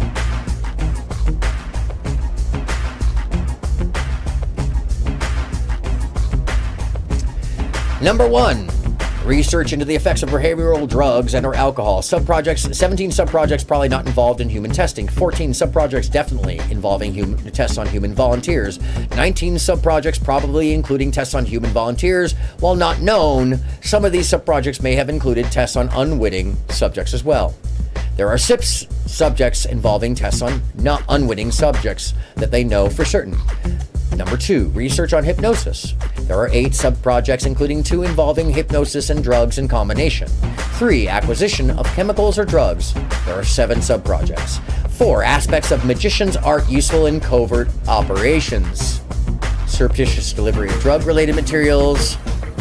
There are 4 sub-projects. You want me to read that again? Aspects of magician's art useful in covert operations. Sleight of hand. Studies of human behavior and sleep, also perception and perspective work. Studies of human behavior, sleep research, and behavioral changes during psychotherapy. 9 sub-projects. That's hypnosis as well. Sorry, I need some more coffee here. Library researchers, I'm sure you do too. and attendance at seminars and international conferences on behavioral modification. Library searches and attendance at seminars and international conferences on behavioral modifications. 6 sub-projects. Motivational studies. Studies of defectors. Assessment and training techniques. 23 sub-projects. Polygraph research. 3 sub-projects. Funding mechanisms for MKUltra external research activities. 3 sub-projects. The sub-projects involving funding for support for unspecified activities connected with the Army's Special Operations Division. That's called Special Services, by the way. At Fort Detrick, Maryland, this activity is an outline in Book 1 of the Church Committee Report, pages 388 to 389, if you're interested in looking at it. And this is where it gets really interesting, because see Appendix A, page 68 to 69, under CIA's Project MK Naomi. MK Naomi! The Army assisted CIA in developing, testing, and maintaining biological agents and delivering systems for use against humans as well as against animals and crops. That's MKA Naomi. The objective of these sub-projects was cannot be identified from the recovered material beyond the fact that the money was used to be used where normal funding channels would require more written or oral justification than just appearing desirable for security reasons. AKA, we covered up the use by lying about what the project was for. At the time, about $11,000 was involved during this period, 1953-1960. That's actually a lot of money during that period. 13 single sub-projects in such areas as effects of electroshock, harassment,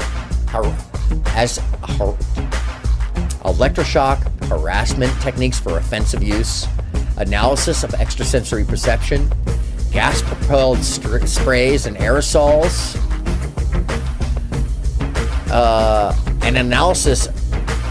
and 4 sub-projects involving crop and material sabotage. 1 or 2 sub-projects on each of the following: blood grouping, research controlling the activity of animals, energy storage and transfer of organic systems, and stimulus and response in biological systems. 3 sub-projects canceled before any work was done on them, having to do with laboratory drug screening, research on brain concussion, aphasia, and volunteers on biologically active members to be tested through the skin on human volunteers. Those were canceled. Now, as to how much new the recovered material adds to what has previously been reported to the Church Committee and to the Senate, Senator Kennedy's subcommittee on the health of these topics, the answer is additional in detail for the most part, e.g. on the names of previously unidentified researchers and institutions associated on either witting or unwitting basis, meaning people that knew and didn't know, with MKUltra activities, and the names of the CIA officials who approved or monitored the various sub-projects. Some now substantive material is also present. In other words, now we know who the fuck did this. So it's possibly improper contribution by CIA to private institutions? Oh, clearly. However, the principal types of activities included have, for the most part, either been outlined to some extent or generally described in what was previously available to CIA in the way of documentation and was supplied by the CIA to Senate investigators. Let's get down to what they supplied.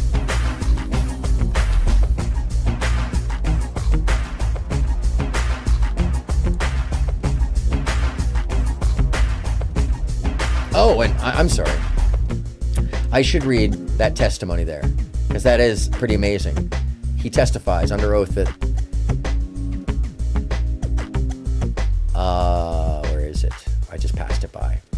On December 7th, 1959, the Army Assistant Chief of Staff for Intelligence, apparently a General Williams, was briefed on the proposed operation of use of LSD by the same organization, Project Officer Jacobson, in preparation for Project Third Chance. General Williams expressed concern that the project has not been coordinated with the FBI and the CIA. He's quoted as saying that if this project is going to be worth anything, LSD should be used on higher types of non-U.S. subjects. In other words, staffers. He indicated this could be accomplished if the CIA were brought in. The summary of this briefing prepared by Major Michalski continues, of particular note that ASCII did not direct coordination with CIA and the FBI, but only mentioned it for consideration by the planners. After the briefing, 4 colonels, 2 lieutenants, lieutenant colonels, and Majors Michalski met to discuss interagency cooperation with CIA and FBI. The group consensus was to postpone efforts towards coordination. Lieutenant Colonel Jacobson commented that before we coordinate with CIA, we should have more factual findings from field experience and experimentation with counterintelligence cases that will strengthen our position and proposal for cooperation. In other words, let's all test it in the field and figure out if we should cooperate. This approach was agreed to by the conferees.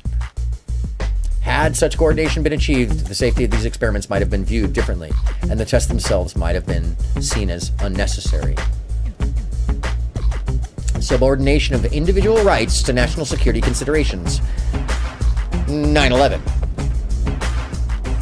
Just as many of these experiments may have been unnecessary, the nature of the operational tests, polygraph assisted interrogations of drug suspects, reflects a basic disregard for the fundamental human rights of the subjects.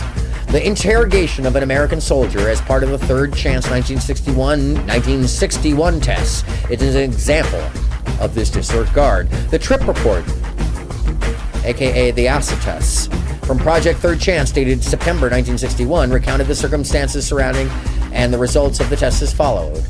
The subject was a U.S. soldier who has confessed to theft of classified documents. Sounding familiar? The subject was a U.S. soldier who had confessed to theft of classified documents. Conventional message had failed to ascertain whether espionage intent was involved. A significant new admission by the subject that he had told a fellow soldier of the theft while he still had the documents in his possession was obtained during the EA 1729 interrogation, along with other variations of subject's previous account. The interrogation results were deemed by the local operation authorities satisfactory evidence of subject's claim of innocence in regards to his espionage intent. So you remember Mr. Gardner? There was no need to interrogate him that way. They damaged him for life. And in the end, it proved his innocence.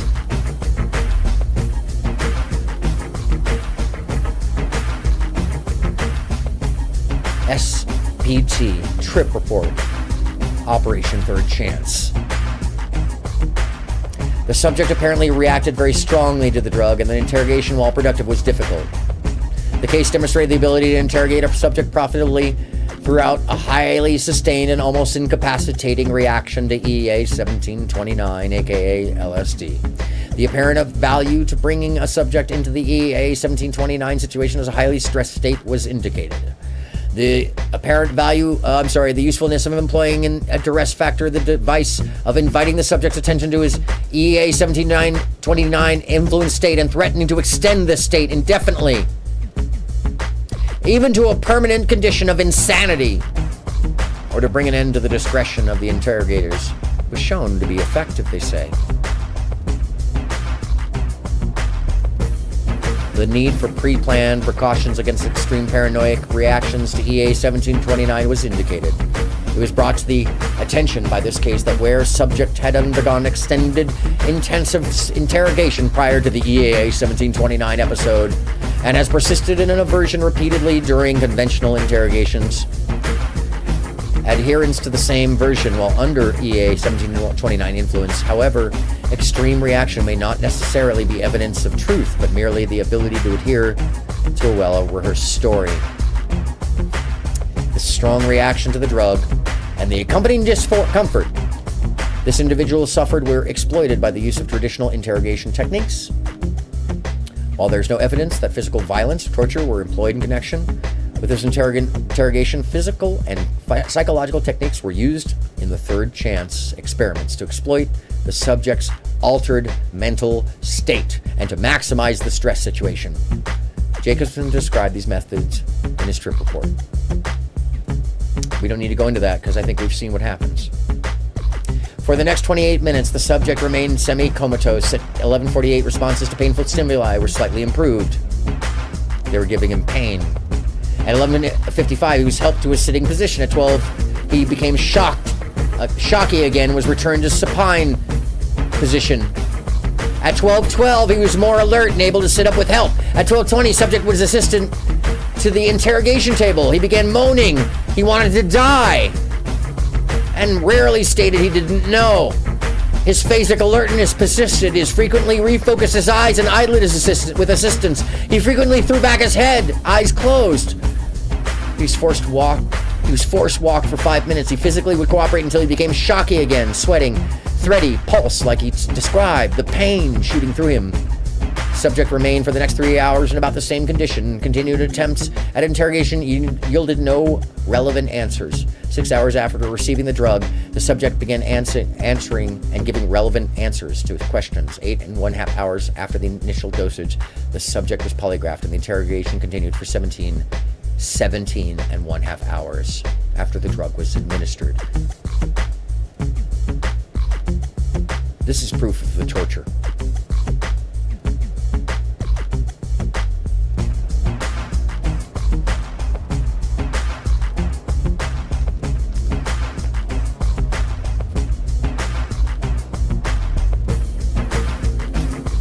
Yep. This is the written proof of what Mr. Gardner said happened to him. And I will have to wonder if he knew that this existed.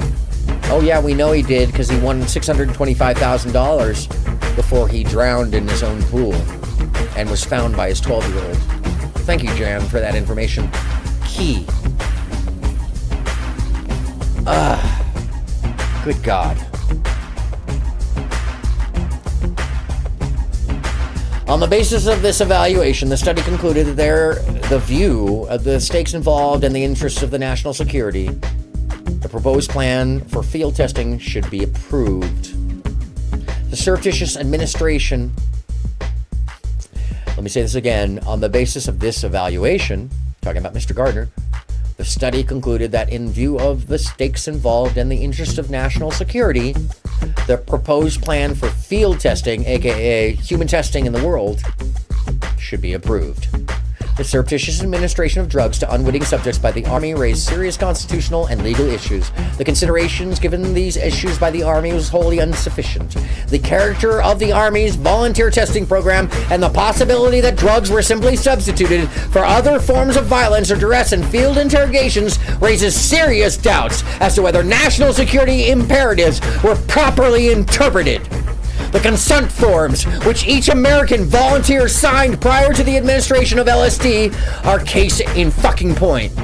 These forms contain no mention of the medical and psychological risks inherent in such testing, nor do they mention the nature of the psychotropic drug to be administered. The general nature of the experiments in which I have volunteered have been explained to me from the standpoint of possible hazards to my health. It is my understanding that the experiments are so designed based on the results of animals in previous human experimentation, that the anticipated results will justify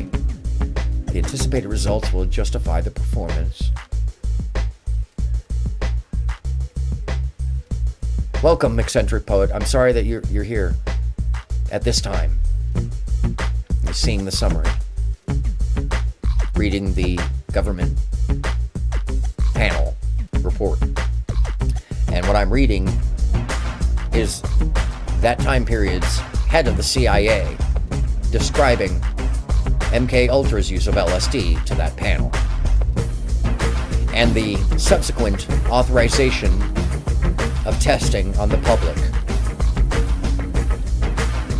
under the auspices of national security. And if you want me to point it out, we just read it, but I'll read it again. On the basis of this evaluation, the study concluded that in view of the stakes involved and in the interests of national security, the proposed plan for field testing should be approved. Surreptitious administration of drugs to unwitting subjects by the Army raises serious constitutional and legal issues. The consideration given these issues by the Army was wholly insufficient, and the character of the Army's volunteer testing program and the possibility that drugs were simply substituted for other forms of violence or duress and field interrogations raises serious doubts as to whether national security imperatives were properly interpreted. Yeah.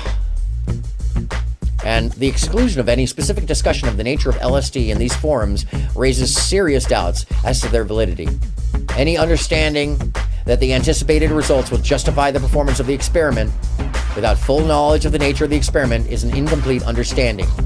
Similarly, the nature of the experiment limited the ability of both the subject to request its termination and the experimenter to implement such a request.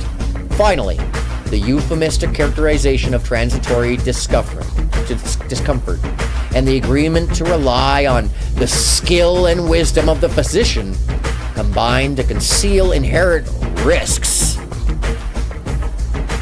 in the experimentation and may be viewed as dissolving the experimenter of personal, let me just say it, letting the fuckers go of their accountability. Because the subjects are not fully informed of potential hazards to their persons,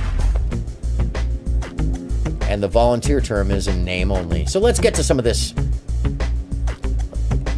fact and evidence down here in the footnotes. Documents referring to discovery of additional MK-Ultra material. Memorandum for Deputy Director of Central Intelligence. How do we know this is real? This was taken from two places. This is taken from the Senate Public Information page, and it's taken from the CIA Public Information page. Oh, right on. I have a lot of interesting... There's material in here you may not have seen before, including Timothy Leary admitting that the CIA is responsible for the influence of the hippie generation. And the name David Saunders, the man who coined the term hippie generation, proven to be the man who did all the research on LSD's effects for the CIA. We found him on a panel between Blavatsky, Kerouac, talking about the effects of the culture on America. But we find him also in the footnotes of this paperwork, in the quantifiable review of the personality assessment test created by the man who created the MK-Ultra program and then ran it for years, because that test is how they used to subject psychics and define psychics in order to create what we now know as the Hemisync project and the science surrounding the Gateway project. This was all going on alongside MK-Ultra, and I've connected the dots here because the members of all these things, they're all connected, both at the medium and highest levels, but especially George White. Hello, Moby Judge. It's been a minute. It has been a minute. You actually got timed out last time. Welcome back. Thank you, Abba. I've been looking at this stuff for the majority of my life. So to find some of these pieces now, I had some real moments of cognitive dissonance the past couple days. And whether I should share this way. Because I'm not going to lie, I know I'm putting myself likely in some form of, I don't want to say danger, but people who tend to involve themselves with this topic either get undermined or had.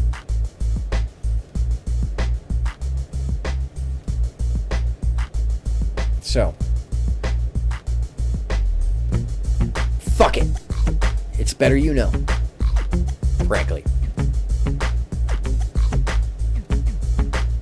Yeah, the sheer amount of swamping in the information and connection is deep. I have another video that relates to all this, but it talks about the Gateway Project. And that video can be found in Dreams Are Real, Ministry of the Flying Pig, where I go through the CIA reports on the Hemisync the descriptive efforts and the science behind the hemisphinx by the company who put it together, and the CIA report. That's all linked in the description of that video. So you can actually see, just like here, the government reports, which I will link after the video is done. I didn't want to put it up beforehand because sometimes when I do that, they make it so I can't go live, believe it or not. Strange things like tags, names of other content creators, and sometimes even links to government information will stop the stream from beginning, and I have to remove it before I can start. So some of this shit is really concerning. I wish I could make that up. That's real. That's fucking concerning and real. Anyways. So the memorandum for the Deputy Director of the Central Intelligence. And what is this about? This is documents referring to the discovery of additional MK Ultra material from 22nd of June, 1977. And just so you know that I'm not making this shit up. And you can see where this comes from. I want to show you something.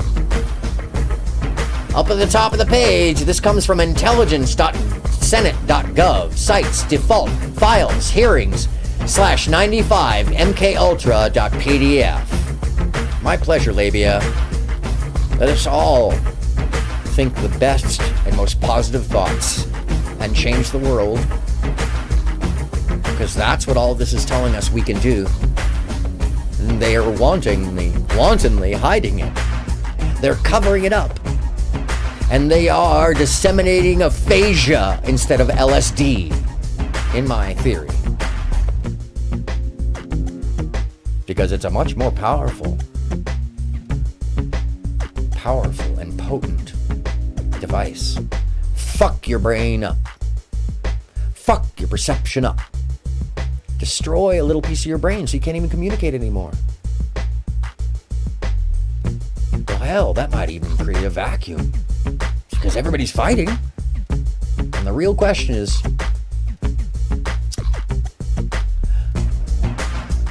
who'd fill that void? Now, I want to read to you some of these names so you understand, and just to make sure you know that this isn't bullshit. This is Project MK Ultra, the CIA's program of research and behavioral modification. This isn't from some conspiracy theorist site. No, my friends, it is from intelligence.senate.gov. The last one I brought to you is, oops, hit the tab, is actually the review of personality assessment from the CIA.gov, reading room, docs, /CIA, R depository, P96/00, and there's the identifier number over 2 PDF. Personality assessment from Wikipedia specifically as the descriptor, and this article is written by the same people who wrote this. If you want to go to the footnotes and check it out. If you wonder if what we know is cohesively conformed and controlled, I would say that some of it is.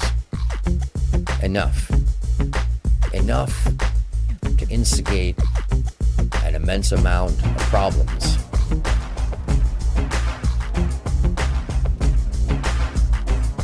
And MK Ultra for a long time has been described as a conspiracy theory. Meanwhile, there's 2 Senate hearings on the matter, and this is the definitive one. And MK Ultra points out that there's 128 subset programs within it that include 3 programs, not mentioned, redacted, that suggest outside work. And we know what that work is because we have the information regarding it. And we know that it's associated to Majestic 12. And we know that MK Ultra is directed by Majestic 12. And we know Area 51 is directed by Majestic 12. And we know that LSD was distributed to create altered states of perception, and that it was all to create something that allowed an agent to transfer themselves without their body into another world, to see another place and time, and to manipulate others. This is from 1977. The studies go on to 1986. And then the information here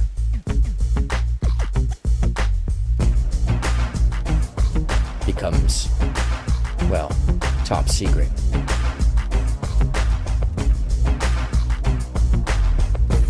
I'm going to read to you a bit of this information that we were going through.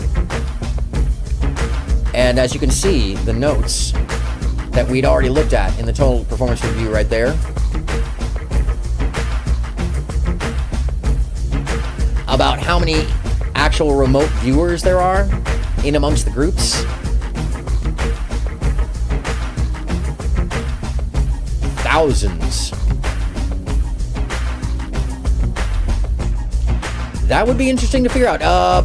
I would say Denver Airport is one of the underground railroad connection points that allows people from NORAD to get to Washington, D.C., to get to Vegas, to get to Area 51.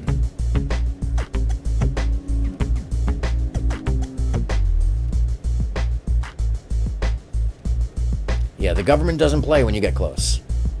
Neither do its lapdogs when you get real close. Which is why they're trying to fuck up my algorithm. Forget about attacking me. 5 to 6 of them keep adding subscribers and taking them away right before showtime. They were doing 3, now they're doing 6. They must have added more. Which is humorous to me because they're being tagged while they do that. It's the same characters, even though they've added some sock accounts. But then I'd also point out that there's some folks within that group, very specific folks, who have curious associations. Someone like Sartorial Shooter. Who's Sartorial Shooter? Well, this is a person associated to Andy Tate. Sorry, Taint. I always forget that. Andy Taint. Taint.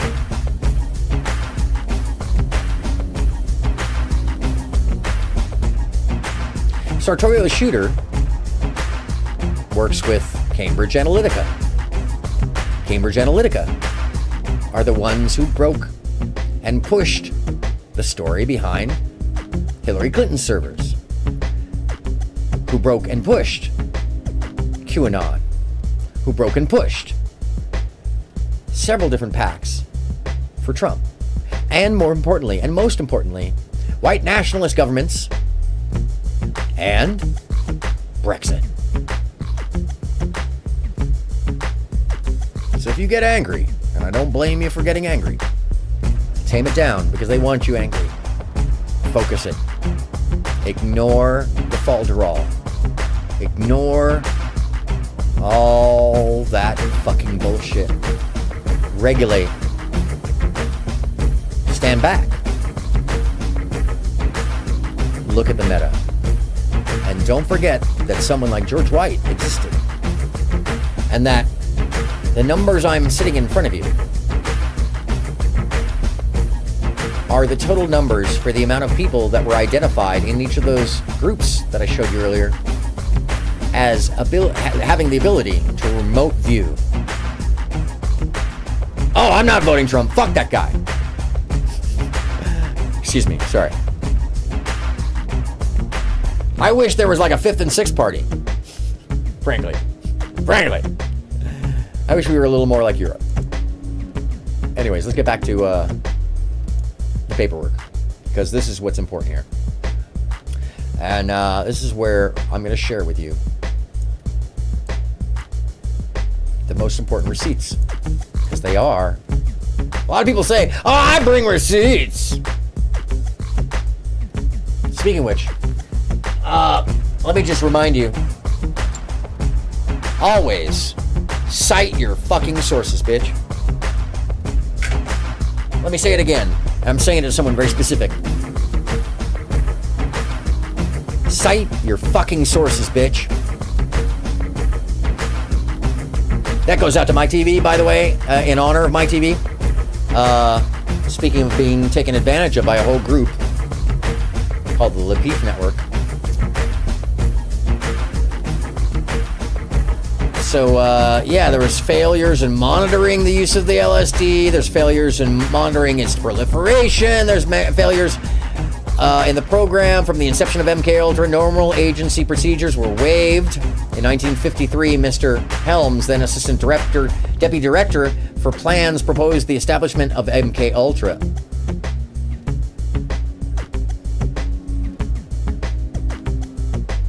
1953. Huh. What year did the alien ship land?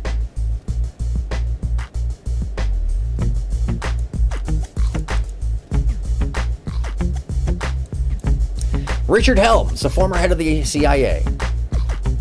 Many agency documents recording confidential relationships with individuals and organizations are retained without public disclosure. Moreover, in the case of MK Ultra, the CIA had spent millions of dollars developing both materials and delivery systems, which could be used by clandestine services. The reconstruction of the research and development program would be difficult, if not impossible, without the documents. And at least one assistant to Dr. Gottlieb protested against the documents' destruction on those grounds. And I want you to remember this name, the Clandestine Services Institute. When asked by the Select Committee about the regularity of the procedure by which he was authorized, Dr. Gottlieb, to destroy the MK Ultra records, Helms responded, well, that's hard to say whether it would be part of the regular procedure or not. Because the regular record destruction program is conducted according to a certain pattern, there's a regular record destruction pattern in the agency monitored by certain people and done a certain way, so that's anything outside of that. I suppose, he's saying, no, it's not normal. I would have been unusual. Suppose it would have been unusual. In other words, there would be documents being destroyed because somebody had raised a specific issue rather than because they were encompassed in the regular records destruction program. So I think that answers your question is yes, probably yes. So it's saying that the records were incomplete, and basically what we have here to prove that the MK Ultra program is fact, other than the testimony, is these actual receipts. And that's what I'm about to share with you before we move on. Let's see, is that the first one? No, it's up here.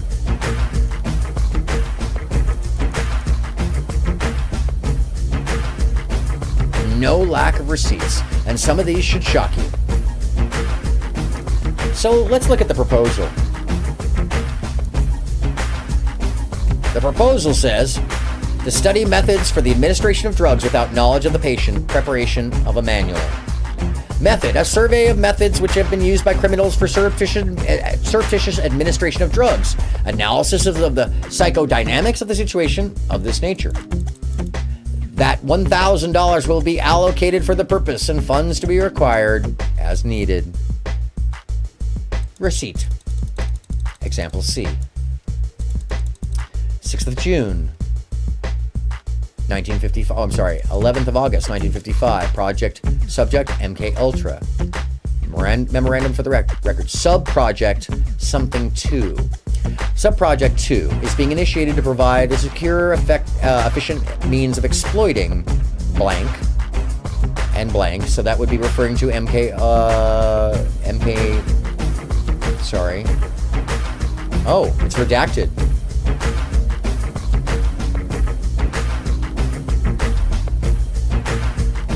So the objective of the proposal, by the way, was to study the possible synergetic action of drugs which may appropriate for use in abolishing consciousness, wiping you out, brainwashing. Situation, there is a reason to believe that 2 or more drugs used in combination are more effective than a single drug, and the combined effect of some drugs, such as combinations of barbiturates, are known. With other combinations, the degree of synergism is not known. If considerable synergism is found to exist, 2 possibilities must be considered. That a particularly useful combination may be found, and that a particular combination may be hazardous because of its effect on respiration or some other vital function.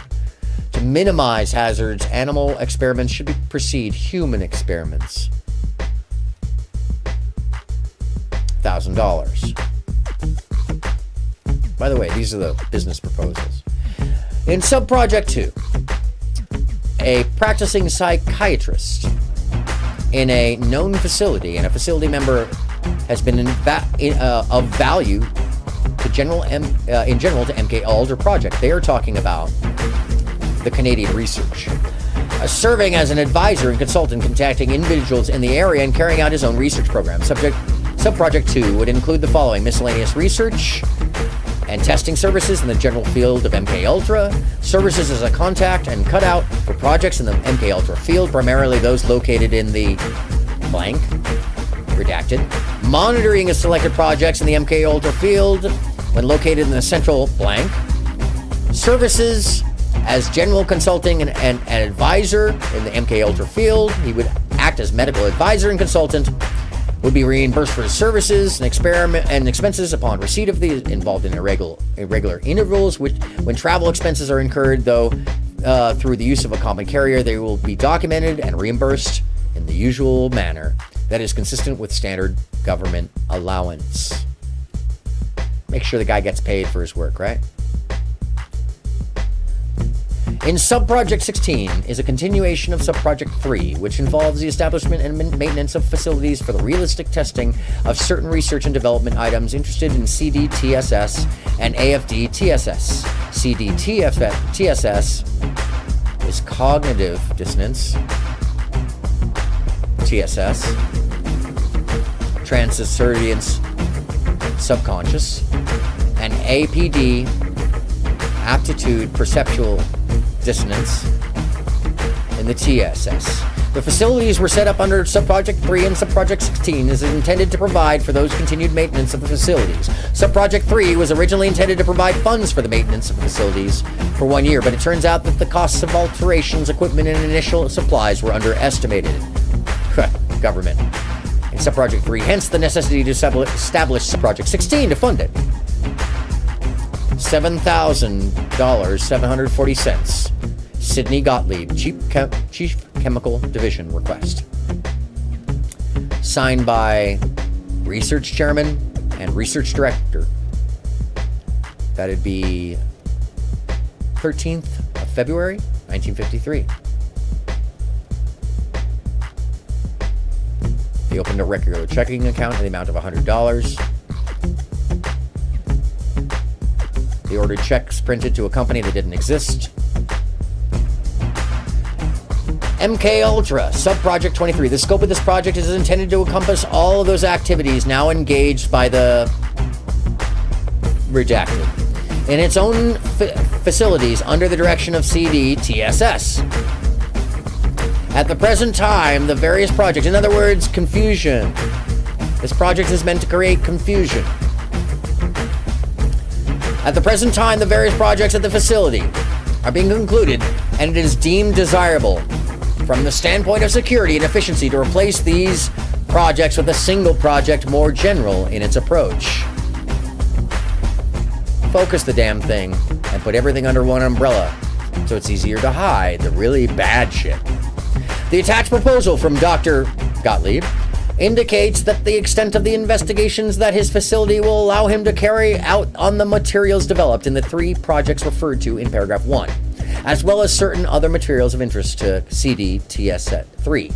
Dr. Gottlieb also preserves as a general consultant to this division and provides cover and cutout facilities to the agency. Shell facilities. So they aren't associated. In other words, actually, this isn't Gottlieb. This is the gentleman, this is the doctor in Canada. The total cost of this project over the period of 1 year will not exceed $42,000. Dr. Blank has been granted a top secret clearance by the agency and is fully capable of protecting the security of the government's interests in such matters as this. That's from December 1954, sorry. The present investigation is concerned with chemical agents which are effective in modifying the behavior and function of the central nervous system.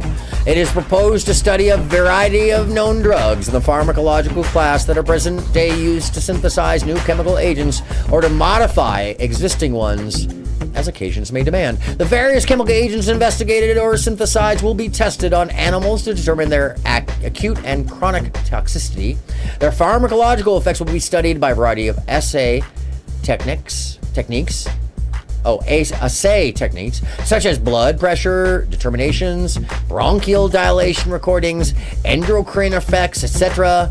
Complete animal facilities will be maintained for this purpose, and the pathologic study will be carried out over the affected organs when the animals are sacrificed.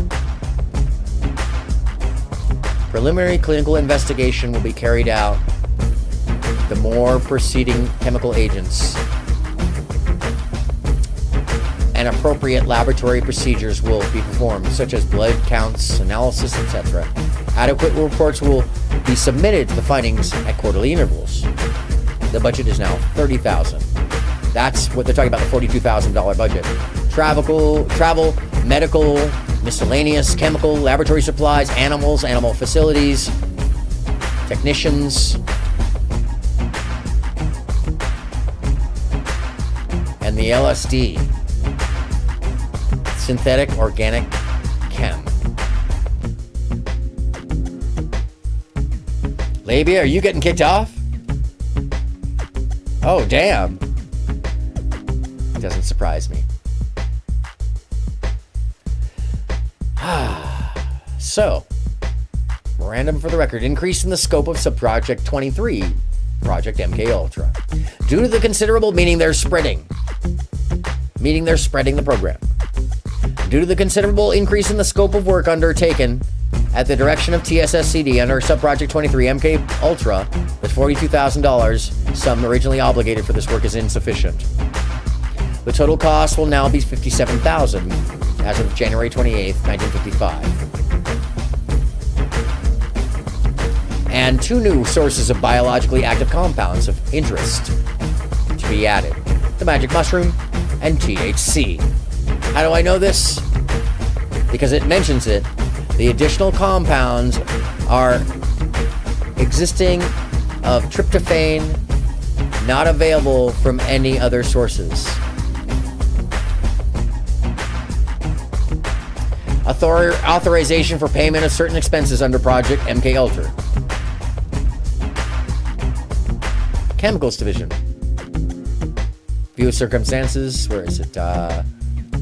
In order to carry out the work of the above subproject, it was necessary to test the effects of certain chemical substances when administered to human beings. So now we're talking about human testing, unbeknownst to them. In writing, Chief Chemical Division. Approval. Governmental approval.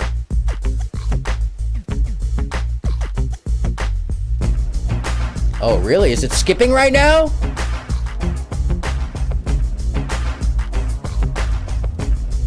Folks, I have 100% full tilt. Encoding is right on the money. Wow. You guys are skipping? Do yourself a favor, refresh the page. And that's okay if you go away and come back. Oh, no. Okay, no problem.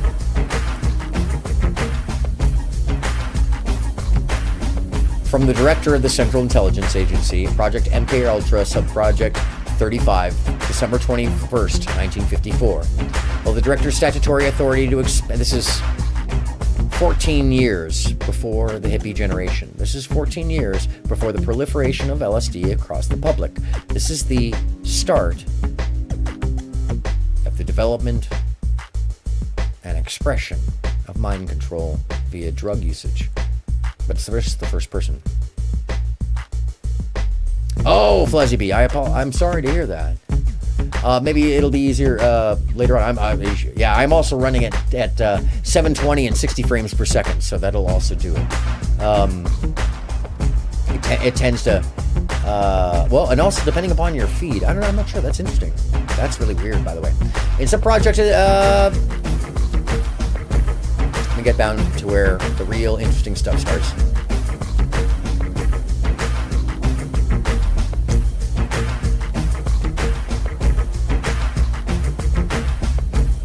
Additional money, 1955. Now it's $250,000. Authorized. Downgraded to confidential from top secret so that others could be involved. A portion of the research and development program, the TS3 Chemical Division, is devoted to the discovery of the following materials and methods: substances which will promote illogical thinking, impulsiveness, to the point where the recipient would be discredited in public.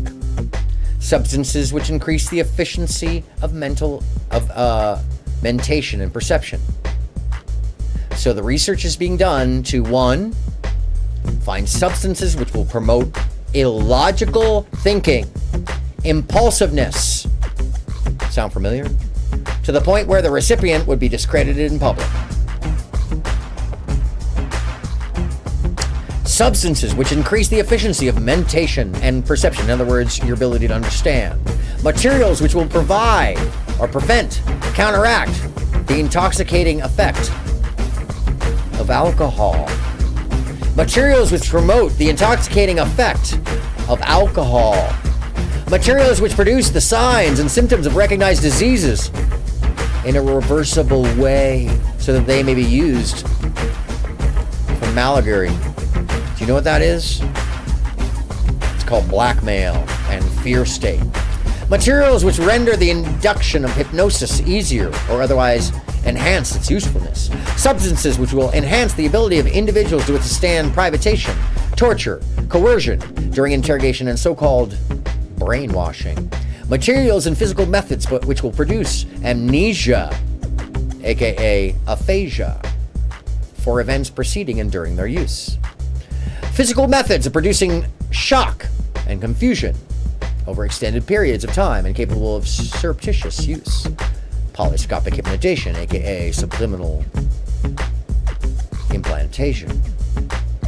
Substances which produce physical disablement, such as paralysis of the legs, acute anemia, etc.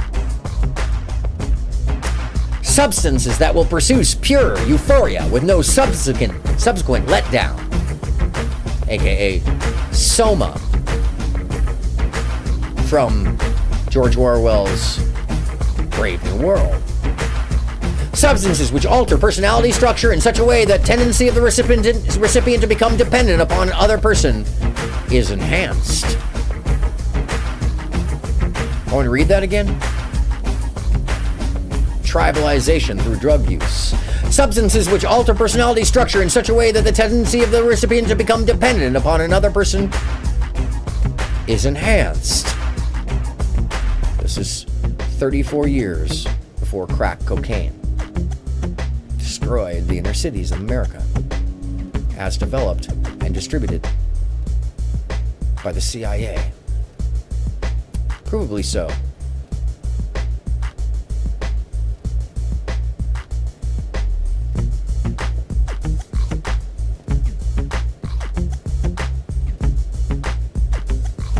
Oh, you got unsubbed to whoa. Doesn't surprise me. I've been seeing all kinds of wildness. I guess that my sub count will be down to like 257 where it should be. By the way, if you folks write letters to YouTube or Twitter and report this, they'll listen. I know they are, but it reinforces so that just like these receipts, I'm not the only one screaming in the wind, because as we know, part of the plan of this whole MK Ultra thing is subset Project 35. What we would now know as COINTELPRO. Undermine intellectuals so that they seem like they are conspiratorial nuts. Undermine them so that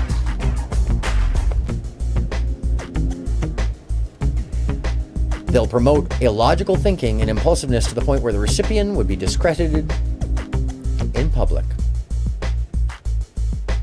Substances which alter personality structure in such a way that they tendency of the recipient to become dependent upon another. A material which will cause mental confusion of such a type that the individual under its influences will find it difficult to maintain a fabrication under questioning. Truth drug. Substances which will lower the ambition and general working efficiency of men who administered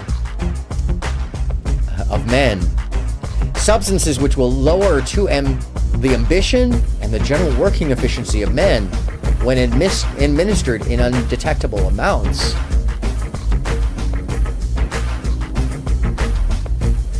Yep. If you wouldn't mind, report that for me. Substances which promote wellness or distortions of the eyesight or hearing faculties, preferably without permanent effects. A knockout pill which can surreptitiously be administered in drinks, food, cigarettes, as an aerosol, etc., which can be safe to use to provide a maximum of amnesia. and be suitable for use by agent types on the ad hoc basis. And I would warn you that there is a version of this that looks like an asthma inhaler, and it distributes scopolamine, and it is the most common way that the plumbers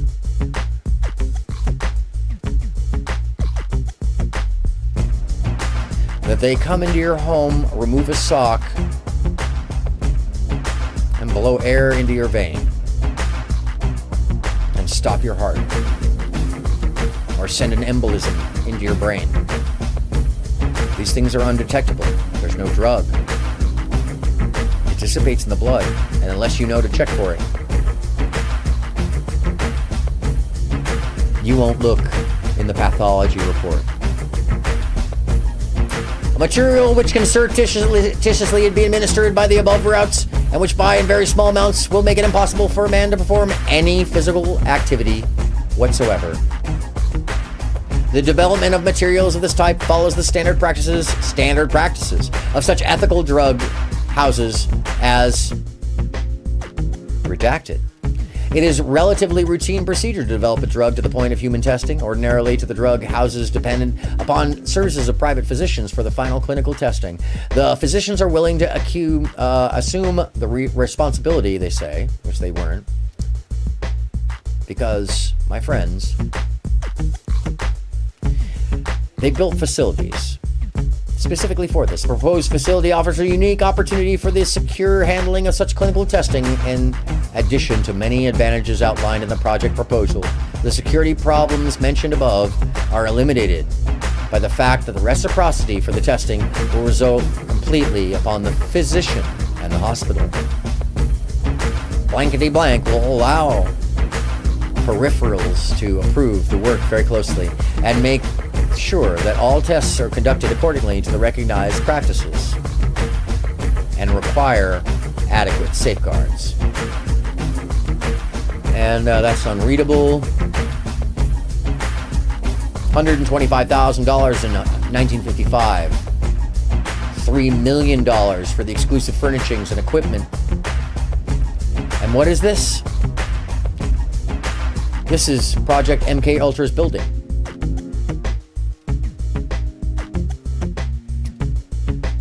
So, why? Because the agency funds will be transmitted through another organization as a cutout, which will result in 1/6 the space in the new research wing being made available for agency-sponsored research involving covert biological and chemical techniques of warfare.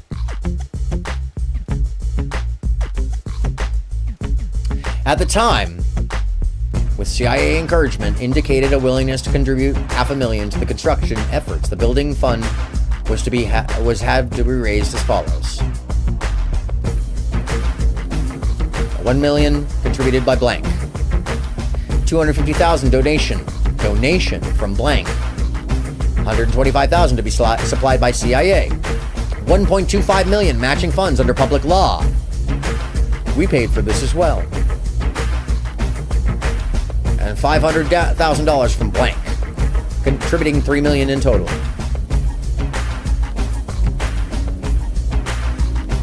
The agency's contribution would be totaled $375,000.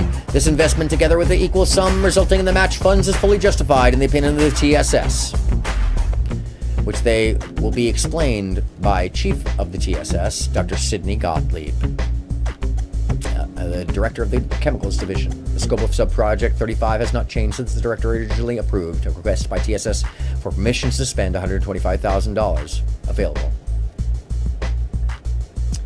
And this says project initiated to member of IRC. Except it's not IRC. This is LRC.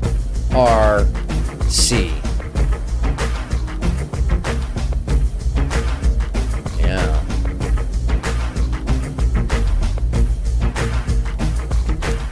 No, I report in my help the help thing, but I never get response about it. At least not that. I had to go through Twitter, and I had to contact one of my associates who works at Google, and they were able to do something about it. But when it comes to just reaching out through the website, there's no way to reach these people. They are a faceless entity.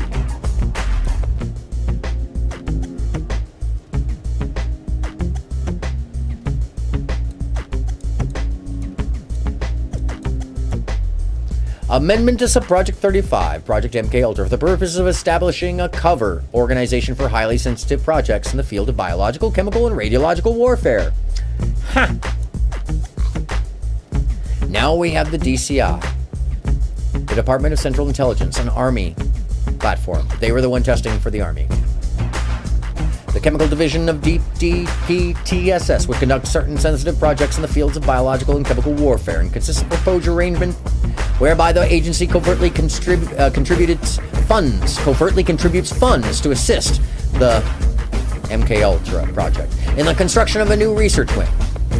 Contribution of these funds is to be made through the other shell company, as cut out so that the MK Ultra project would remain unwitting of agency that the GAO, General Office of Accounting, would remain unwitting of agency. I have to assume that's what that is. Projects would be later carried out by the Chemical Division using the facilities of the new research wing, and agency employees would be able to participate in the work without the university or the hospital authorities being aware of agency interest.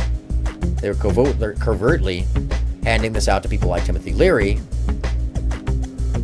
who knew there was CIA involvement, but not to the extent. Future research work would be carried out through the blank MK Ultra program, as cut out would be separately funded under existing procedures and controls. The building fund description, the expenses, the donations, memorandum about it, justification, the advantages and benefits accruing the agency outlined in Tab A are felt by TSS to provide adequate and complete justification for the expenditure of the additional sum of $375,000.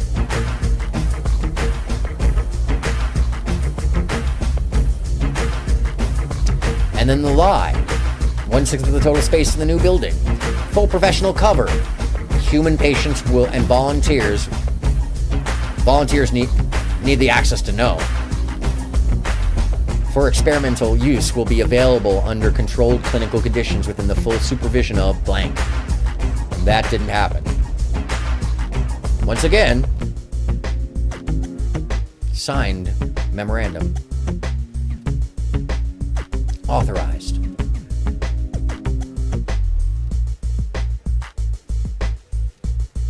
I'm going through this slowly, so in case you want to go back and look at it. Here with the file on MK Ultra Subproject 35 are their comments on the legal aspects. While there is no legal control and there are certain incidental considerations, there is no fundamental legal objection of the probable benefits are considered a fair return for this expenditure. Yeah, sure. Drug people without their knowledge. It's worth it. In 1953, the DCI approved Project MK Ultra, which established procedural controls under the research projects in certain highly sensitive fields could be carried out by TSS without necessity of signing the usual contracts. The approved procedures apply overall research and development budget, and no additional funds are required.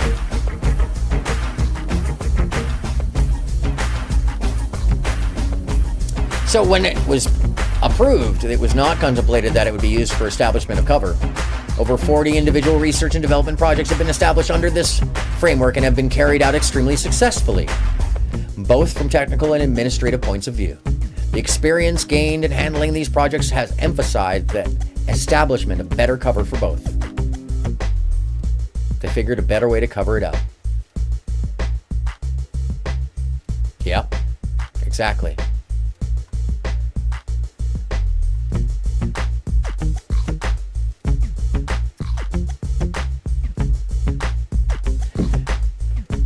That was one of the producers. Background of the blank Majestic 12 organization. The blank was incorporated. It has board of directors, 6 members, one of whom is blank. That's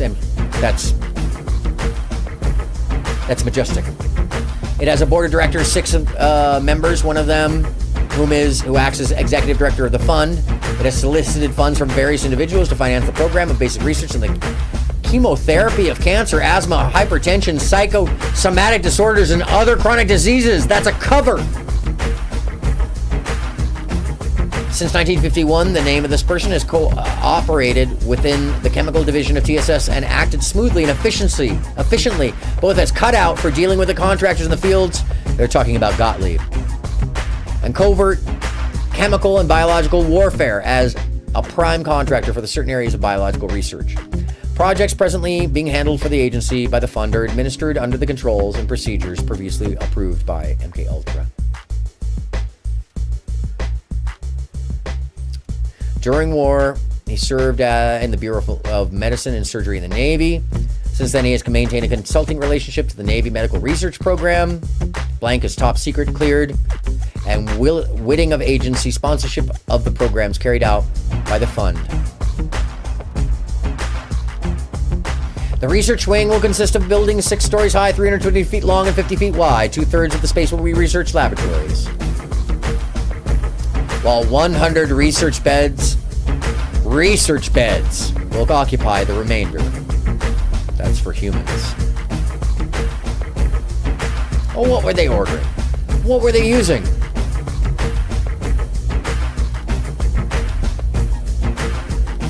So it talks about how they need covers for all this.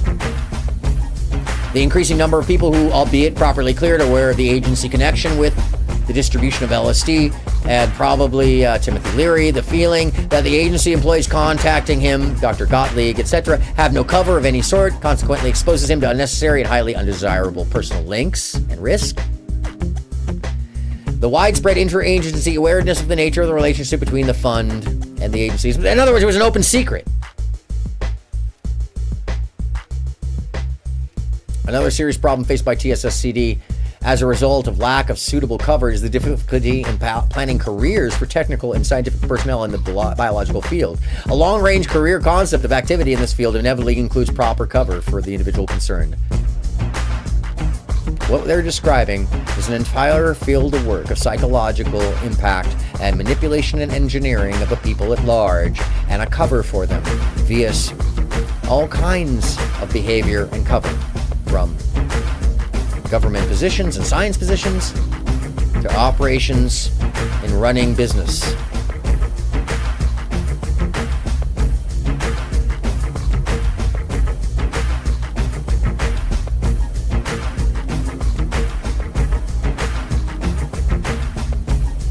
Costs are cheaper when you make your own drugs.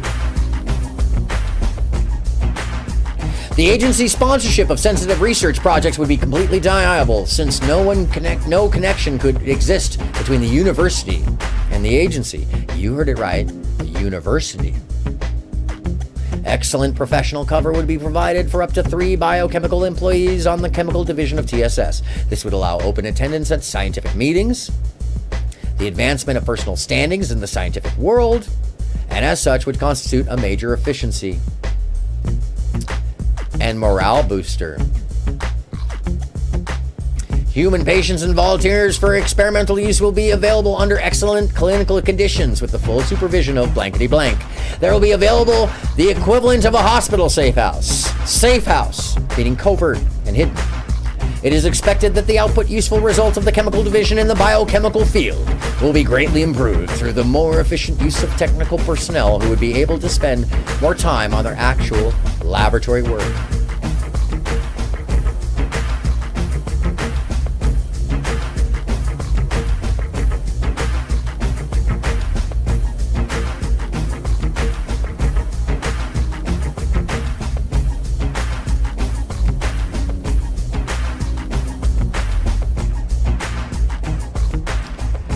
It is apparent that Blank is so involved in the administration problems of the project that he is not paying any attention to the results. That's George White. That's why it's only 4 letters redacted, or 5 letters redacted. Since to date, only 4 cases have been transcribed, there's no way of telling what is coming out of it. I assume there were no dramatic reactions because the interviewers would have let him know about them had they emerged. It is, however, possible that our own analysis of the data may dredge up something of value, although I'm dubious at this point.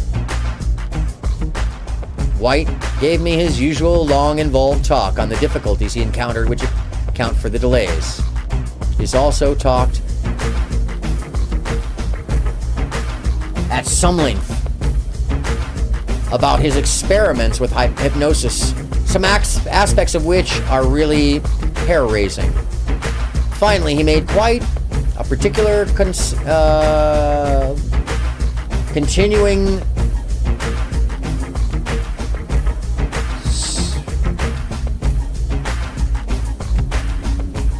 what is that? Sorry, I need to zoom in. I don't know what that word is. Quite a pitch for continuing course such project as this next year. With realistic, specific deadlines, I told him we would discuss possibilities after the present project was completed and we had a chance to closely examine and take distribution.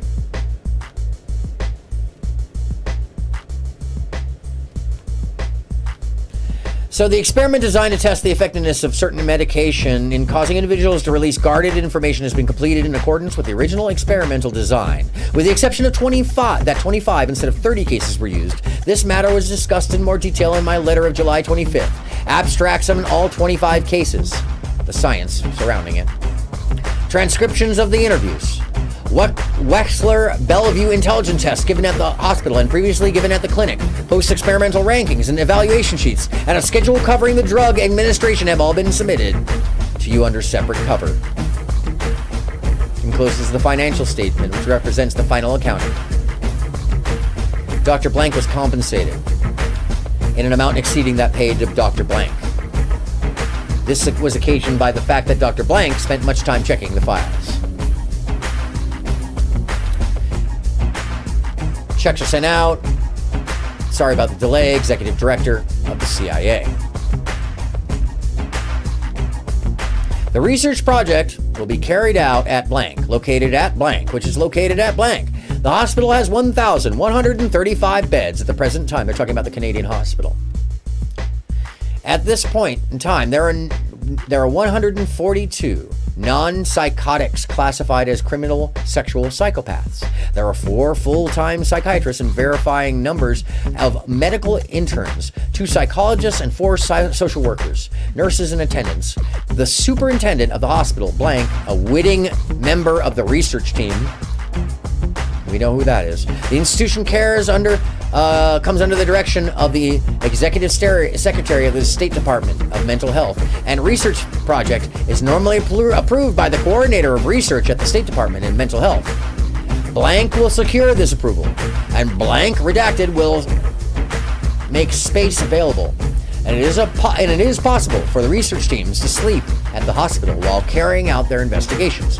The subjects will be selected from 142 criminal sexual psychopaths on whom there is an adequate previous investigation, including police reports, physical, psychiatric, and psychological determinations, and social history. The age range subjects varies from 20 to 70 years. And there's a variation of intelligence levels and social backgrounds. The following men are suggested for the research test. A psychologist who has had extensive experience in excising criminals, has written extensively on psychopathic sexual deviations, and is authority on polygraph and interrogation methods. For some 30 years, a psychiatrist who has spent his life in the treatment of the criminal insane and maintains the only institution for their care and treatment for the criminal sexual psychopath. A psychiatrist who has a large private practice. At present time, he's exclusively devoting his time to psychoanalysis. That's Timothy Leary. And has extensive experience examining criminals. As a Navy psychiatrist, he has had extensive experience in blankety blank redacted in the field of Eastern cultures, Oriental psychiatry, brainwashing, He's also done drug interrogation with criminals and is engaged in narco-analysis and hypnoanalysis. Timothy Leary. A psychiatrist who is on the staff and maintains of blankety blank and maintains a private practice in the field of psychiatry. He has wide experience in dealing with criminals going back some 25 years. A physician for the past 25 years. Extensive experience with all sorts of criminals and is engaged in drug interrogation. Besides his city position, he also maintains a private practice in the field of general medicine. These people were implanted and impregnated into society in general. Now, one of these is a suggested pair of psychiatrists from the staff. 3 teams of 2 senior professional men will each be selected. 1 team working with a selected group of patients will use straight interrogation, hypnosis, and LSD, and hypnosis and a tetrahydrocannabinol acetate deviation, THC, specifically what is known as THC 9, and I believe it's oh gosh, I'm blanking on it now. Oh, it's too much information, but it is the 9th derivative, by the way. LSD with interrogation and tetrahydrocannabinol acetate derivative, and interrogation later. To the 3rd team with another group of subjects will use straight interrogation and a combination of LSD and tetrahydrocannabinol acetate derivative. A meeting of all the members of the research project will be briefed on the drugs and the alleged gain so far in the use of these drugs. In selected groups of subjects for experimentation, the following objectives will be sought. Subjects will be selected who have denied allegations of various kinds that can be choked or strongly assessed on the basis of previously established records.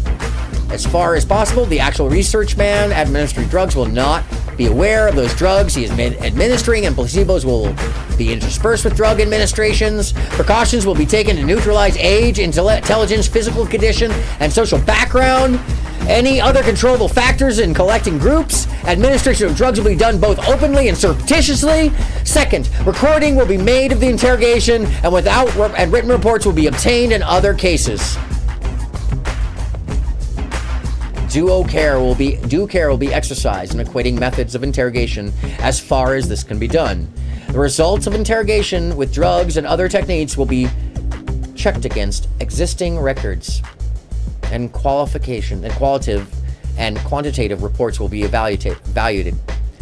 Accurate and uniform reports will be kept and will be submitted on the basis of interim progress and complete projects.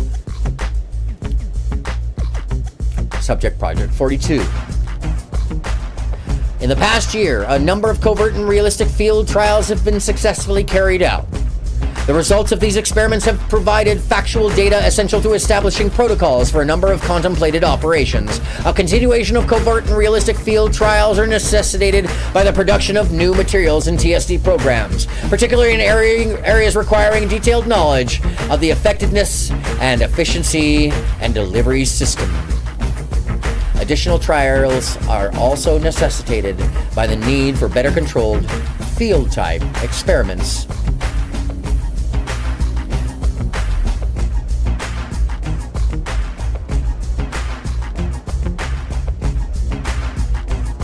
This is approved by the top secret by the agency for operates undercover for purposes of this subproject.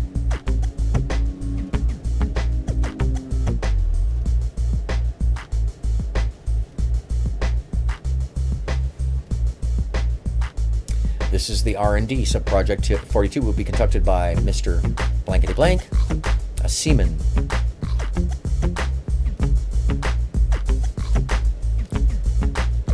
That is regarding the LRC.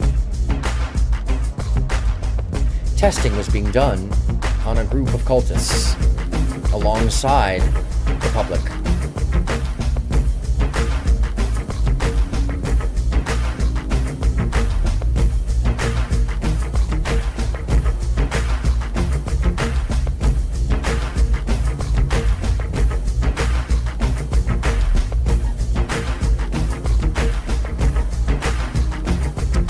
In its own facilities under the direction of TSS, Chemical Division, these activities will take the form of 3 lines of biochemical investigation, namely the curare-like effect of certain thiols,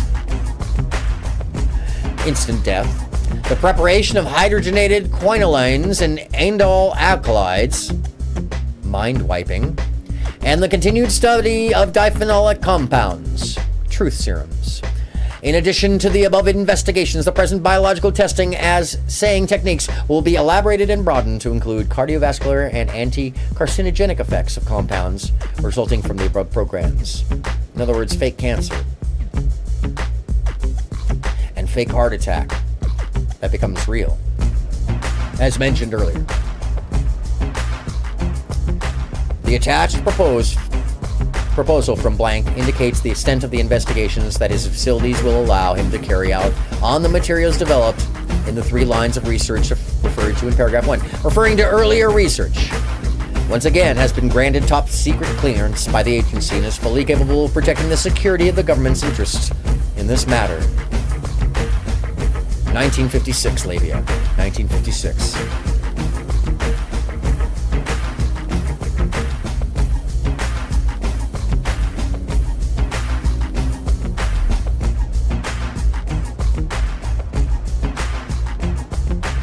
Number goes up.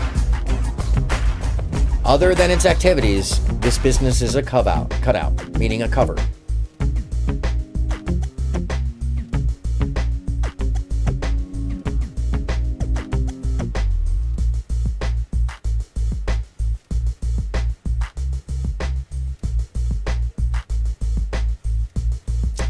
The research to be undertaken during the 12-month period for which financial support is requested will be devoted to the continued analysis of the neural and endocrine mechanism of stress and the chemical agents that influence it. The screening procedures are based largely upon a further analysis of phases of stress and can the influences of this physiological behavior complex upon both body and skin temperatures as detailed in the accompanying report.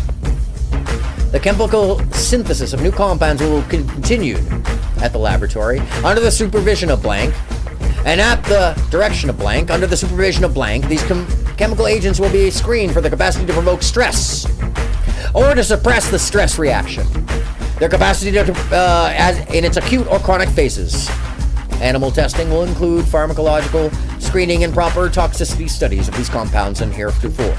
Chemical agents that have been found active and within a suitable toxicity range will be subjected to clinical screening and appropriate patients. Human testing. The initial screening being carried out on advanced cancer patients. The amount of money devoted to the chemical synthesis, however, has been further reduced. Chemical compounds available from biologic sources as well as the synthesized. Endocrine. Comes from the brain only. The amount of money devoted to chemical synthesis, however, has been further reduced. Chemical compounds available from biologic sources, as well as those synthesized in the project, will be screened, particularly for those that are active in either raising or lowering body temperature.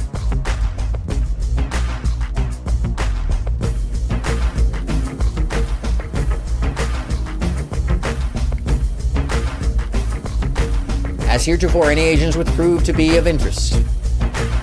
And this is cut off. Something about a transplant of animal tumors on a cancer patient. This cancer phase of the project will be considered a byproduct of the major objective, which will be directed by the problem of stress.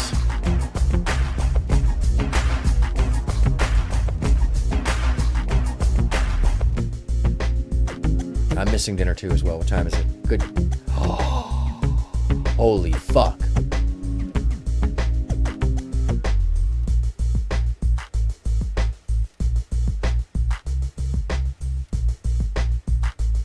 The scope of the subproject includes all the activities engaged.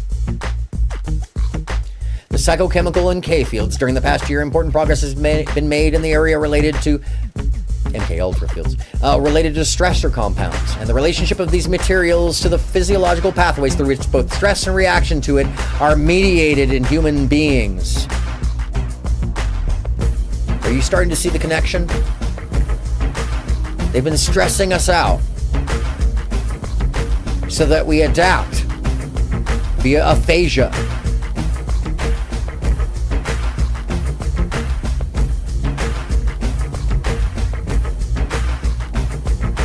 During the next year, proportionally more effort will be expended on the problem of the development of new knockout types of agents, since progress has been slower than is desirable in this direction because of a new approach to the problem has been worked out.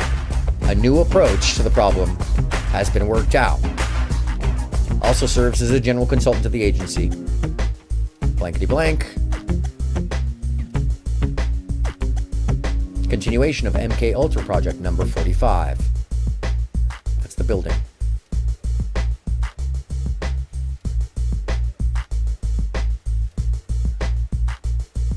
That's funding. Stand down. Touching in stand down.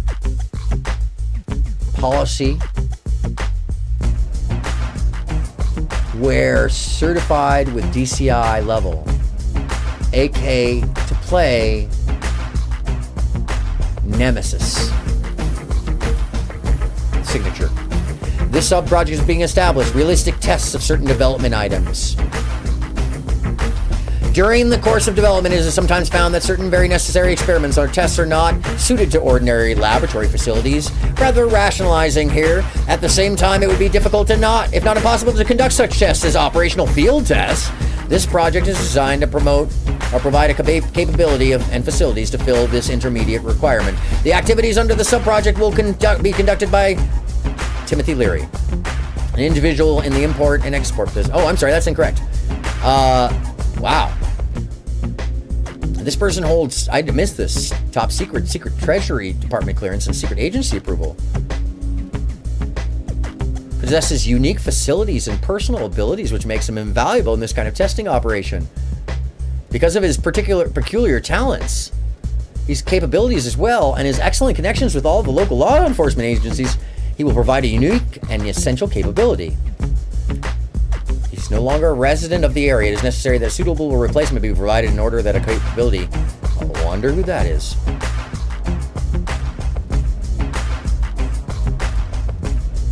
In any case, this goes on and on about stress levels and Project Checkwit and the discrepancies between the DoD and the CIA. In 1967, the Office of Research and Development, ORD, and the Edgewood Arsenal Research Laboratories undertook a program for doing research on the identification and characterization of drugs that could influence human behavior. Edgewood had the facilities for the full range of laboratory and clinical testing, and a phased program was envisioned that would consist of acquisition of drugs and chemical compounds believed to have effects on the behavior of humans, and testing and evaluation these materials through laboratory procedures and toxicological studies. Compounds believed promising as a result of tests on animals were then to be evaluated clinically with human subjects at Edgewood. Substances of potential use would then be analyzed and structurally as a basis for identifying and synthesizing possible new derivatives of greater utility. Project Often, Project Checkwit, and some of them were drug developments in Europe and the Orient.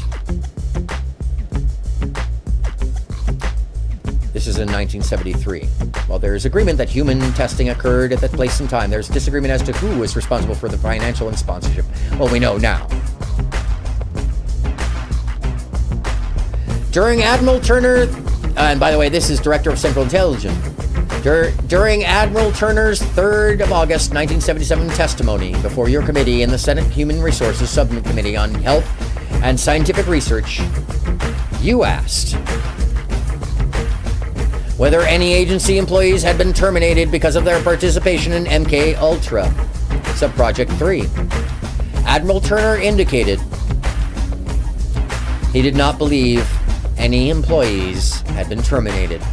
but would have agency records searched on this question, and our records have been searched. And we determined that no such actions were taken. We did a good job. Oh yeah, except for the guy we threw out the window, or the guy we drowned, or the guy we ran off the road.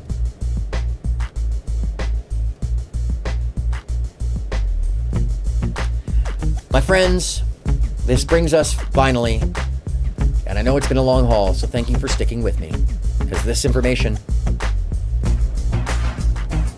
I think is important, and the connections are important, because we, as a nation, were subject to what I personally see as a crime against humanity.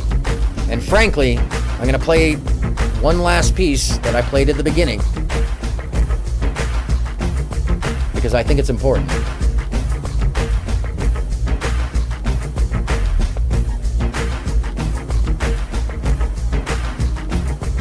It's important to remember, we were warned.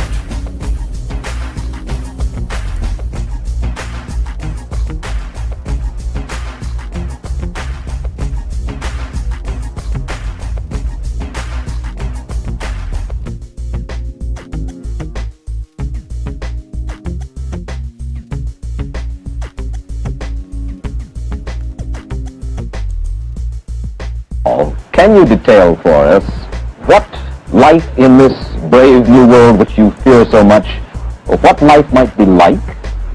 Well, to start with, I think this kind of the dictatorship of the future, I think will be very unlike the dictatorships which we've been familiar with in the immediate past. I mean, take another book prophesying the future, which was a very remarkable book, George Orwell's 1984. Well, this book was written at the height of the Stalinist regime and just after the Hitler regime. And there he foresaw a dictatorship using entirely the methods of terror, the methods of physical violence. Now, I think what is going to happen in the future is the dictators will find, as the old saying goes, that you can do everything with bayonets except sit on them.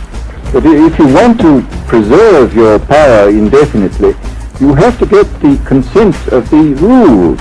And this they will do partly by drugs, as I foresaw in Brave New World, partly by these new techniques of propaganda. They will do it by bypassing the sort of rational side of man and appealing to his subconscious and his deeper emotions, and his physiology even, and so making him actually love his slavery. I mean, I think this is the danger, that actually people may be in some ways happy under the new regime, but they will be happy in a situation where they oughtn't to be happy. But let me ask you this. You're talking about a world that could take place within the confines of a totalitarian state. Let's become more immediate, more urgent about it. We believe, anyway, that we live in democracy here in the United States. Do you believe that this brave new world that you talk about could, let's say in the next quarter century, the next century, could come here to our shores? I think it could. I mean, that's why I feel it's so extremely important here and now to start thinking about these problems, not to let ourselves be taken by surprise by the new advances in technology. I mean, for example, in regard to the use of the drugs, we know there's enough evidence now for us to be able, on the basis of this evidence and using a certain amount of creative imagination, to foresee the kind of uses which could be made by people of bad will with these things, and to attempt to forestall this. And in the same way, I think with these other methods of propaganda, we can foresee and we can do a good deal to forestall. I mean, after all, the price of freedom is eternal vigilance. The price of freedom, mental and otherwise, is eternal vigilance. That these tools of technology be used in coordination with drugs. Except, my friends, as we know now, at the end they figured something else out. They just didn't have the technology at the time And now we hold it in our hands, filling every drug in our mind without giving us a drug. Fulfilling the need of a dopamine dose. Filling the need of stressing us so that we decompartmentalize, so that aphasia causes tiny distortions in our brain, so that our logic centers are incapacitated, so that men in general may not take part the way they should. And I mean humans, not just one gender. Folks, we are in the day and age that Aldous Huxley told us about. He warned us about. And I have just read you and shown you the evidence. Which is why I call this show Look Up. Because it's up to us to get our heads out of the fucking drug that they gave us. It's time to get it out of our hands and to change the process. And to take back our lives from this fucking drug. And to undermine in any way, by any means necessary, those who would take part and spread the noxious fumes of hate, disenfranchisement, stress, and the illogical disrepair of the addled mind caused by MK Ultra, Project 3, and 43, and 45, and 138, and Project 54. My friends, at the end of the day, when we see that the darkness rises, when the bar gets way fucking low, and we are seeing folks fall into the pit or run into that low bar, it is up to us individually, every single one of us, to stand up and be brave. Reach out your hand, and if you can, most importantly, my friends, if you can, if you're not muffled, if your voice is not buried, if you can see the bar coming in low, there's only one thing I ask any of us to do, and that's a call to action, my friends. I do have Discord. I'll put the link up in here. You guys are more than welcome to join. It's a creative space, and there's a...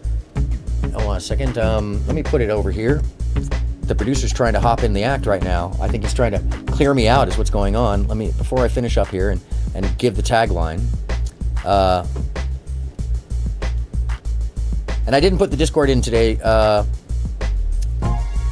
because I didn't want to get interrupted with conversation or anything like that being had. So let me pull mine up.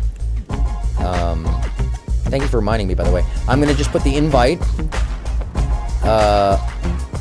to the whole of the Discord. You guys are more than free to hang out. I'm there once in a while. I jump in. You can always hear the show in the prep for the show. I do that when I'm doing panel stuff over here. You can also follow me around in the panels. So here we go. Oh, sorry. Nope, the producer is like, can I come in? Yes, you can. And give me 1 second. And here's the Discord.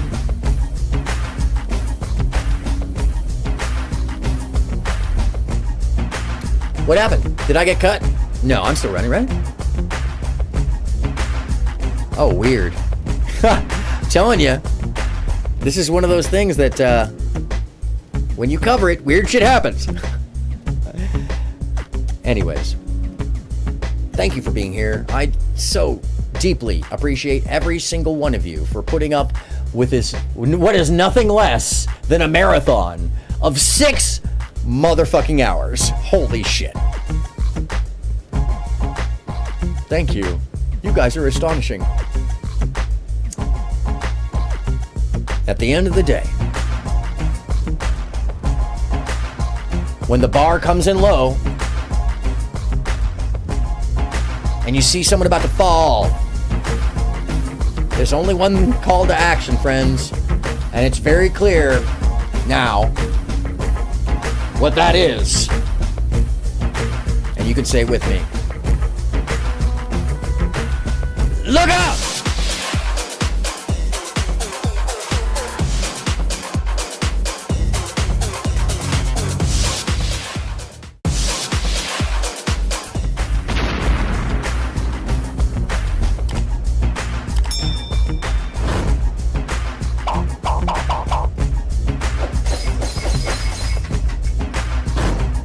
Thank you so much for being here. Make sure to like and subscribe if you haven't already, and make sure to notify YouTube, if you don't mind, about that whole thing with the people subscribing and unsubscribing. It's pretty much one group, and we know who they are. And I actually know the specific person who it is. There's a small group of them, and yeah, they're kind of stupid about it too, because it's in the public. And anyway, I appreciate you being here. I appreciate you taking this in, and I hope that you got something out of it. I think it's important that we pay attention to the things that may have been forgotten. And most importantly, I hope that your evening is fantastic and that each one of us is able to look up.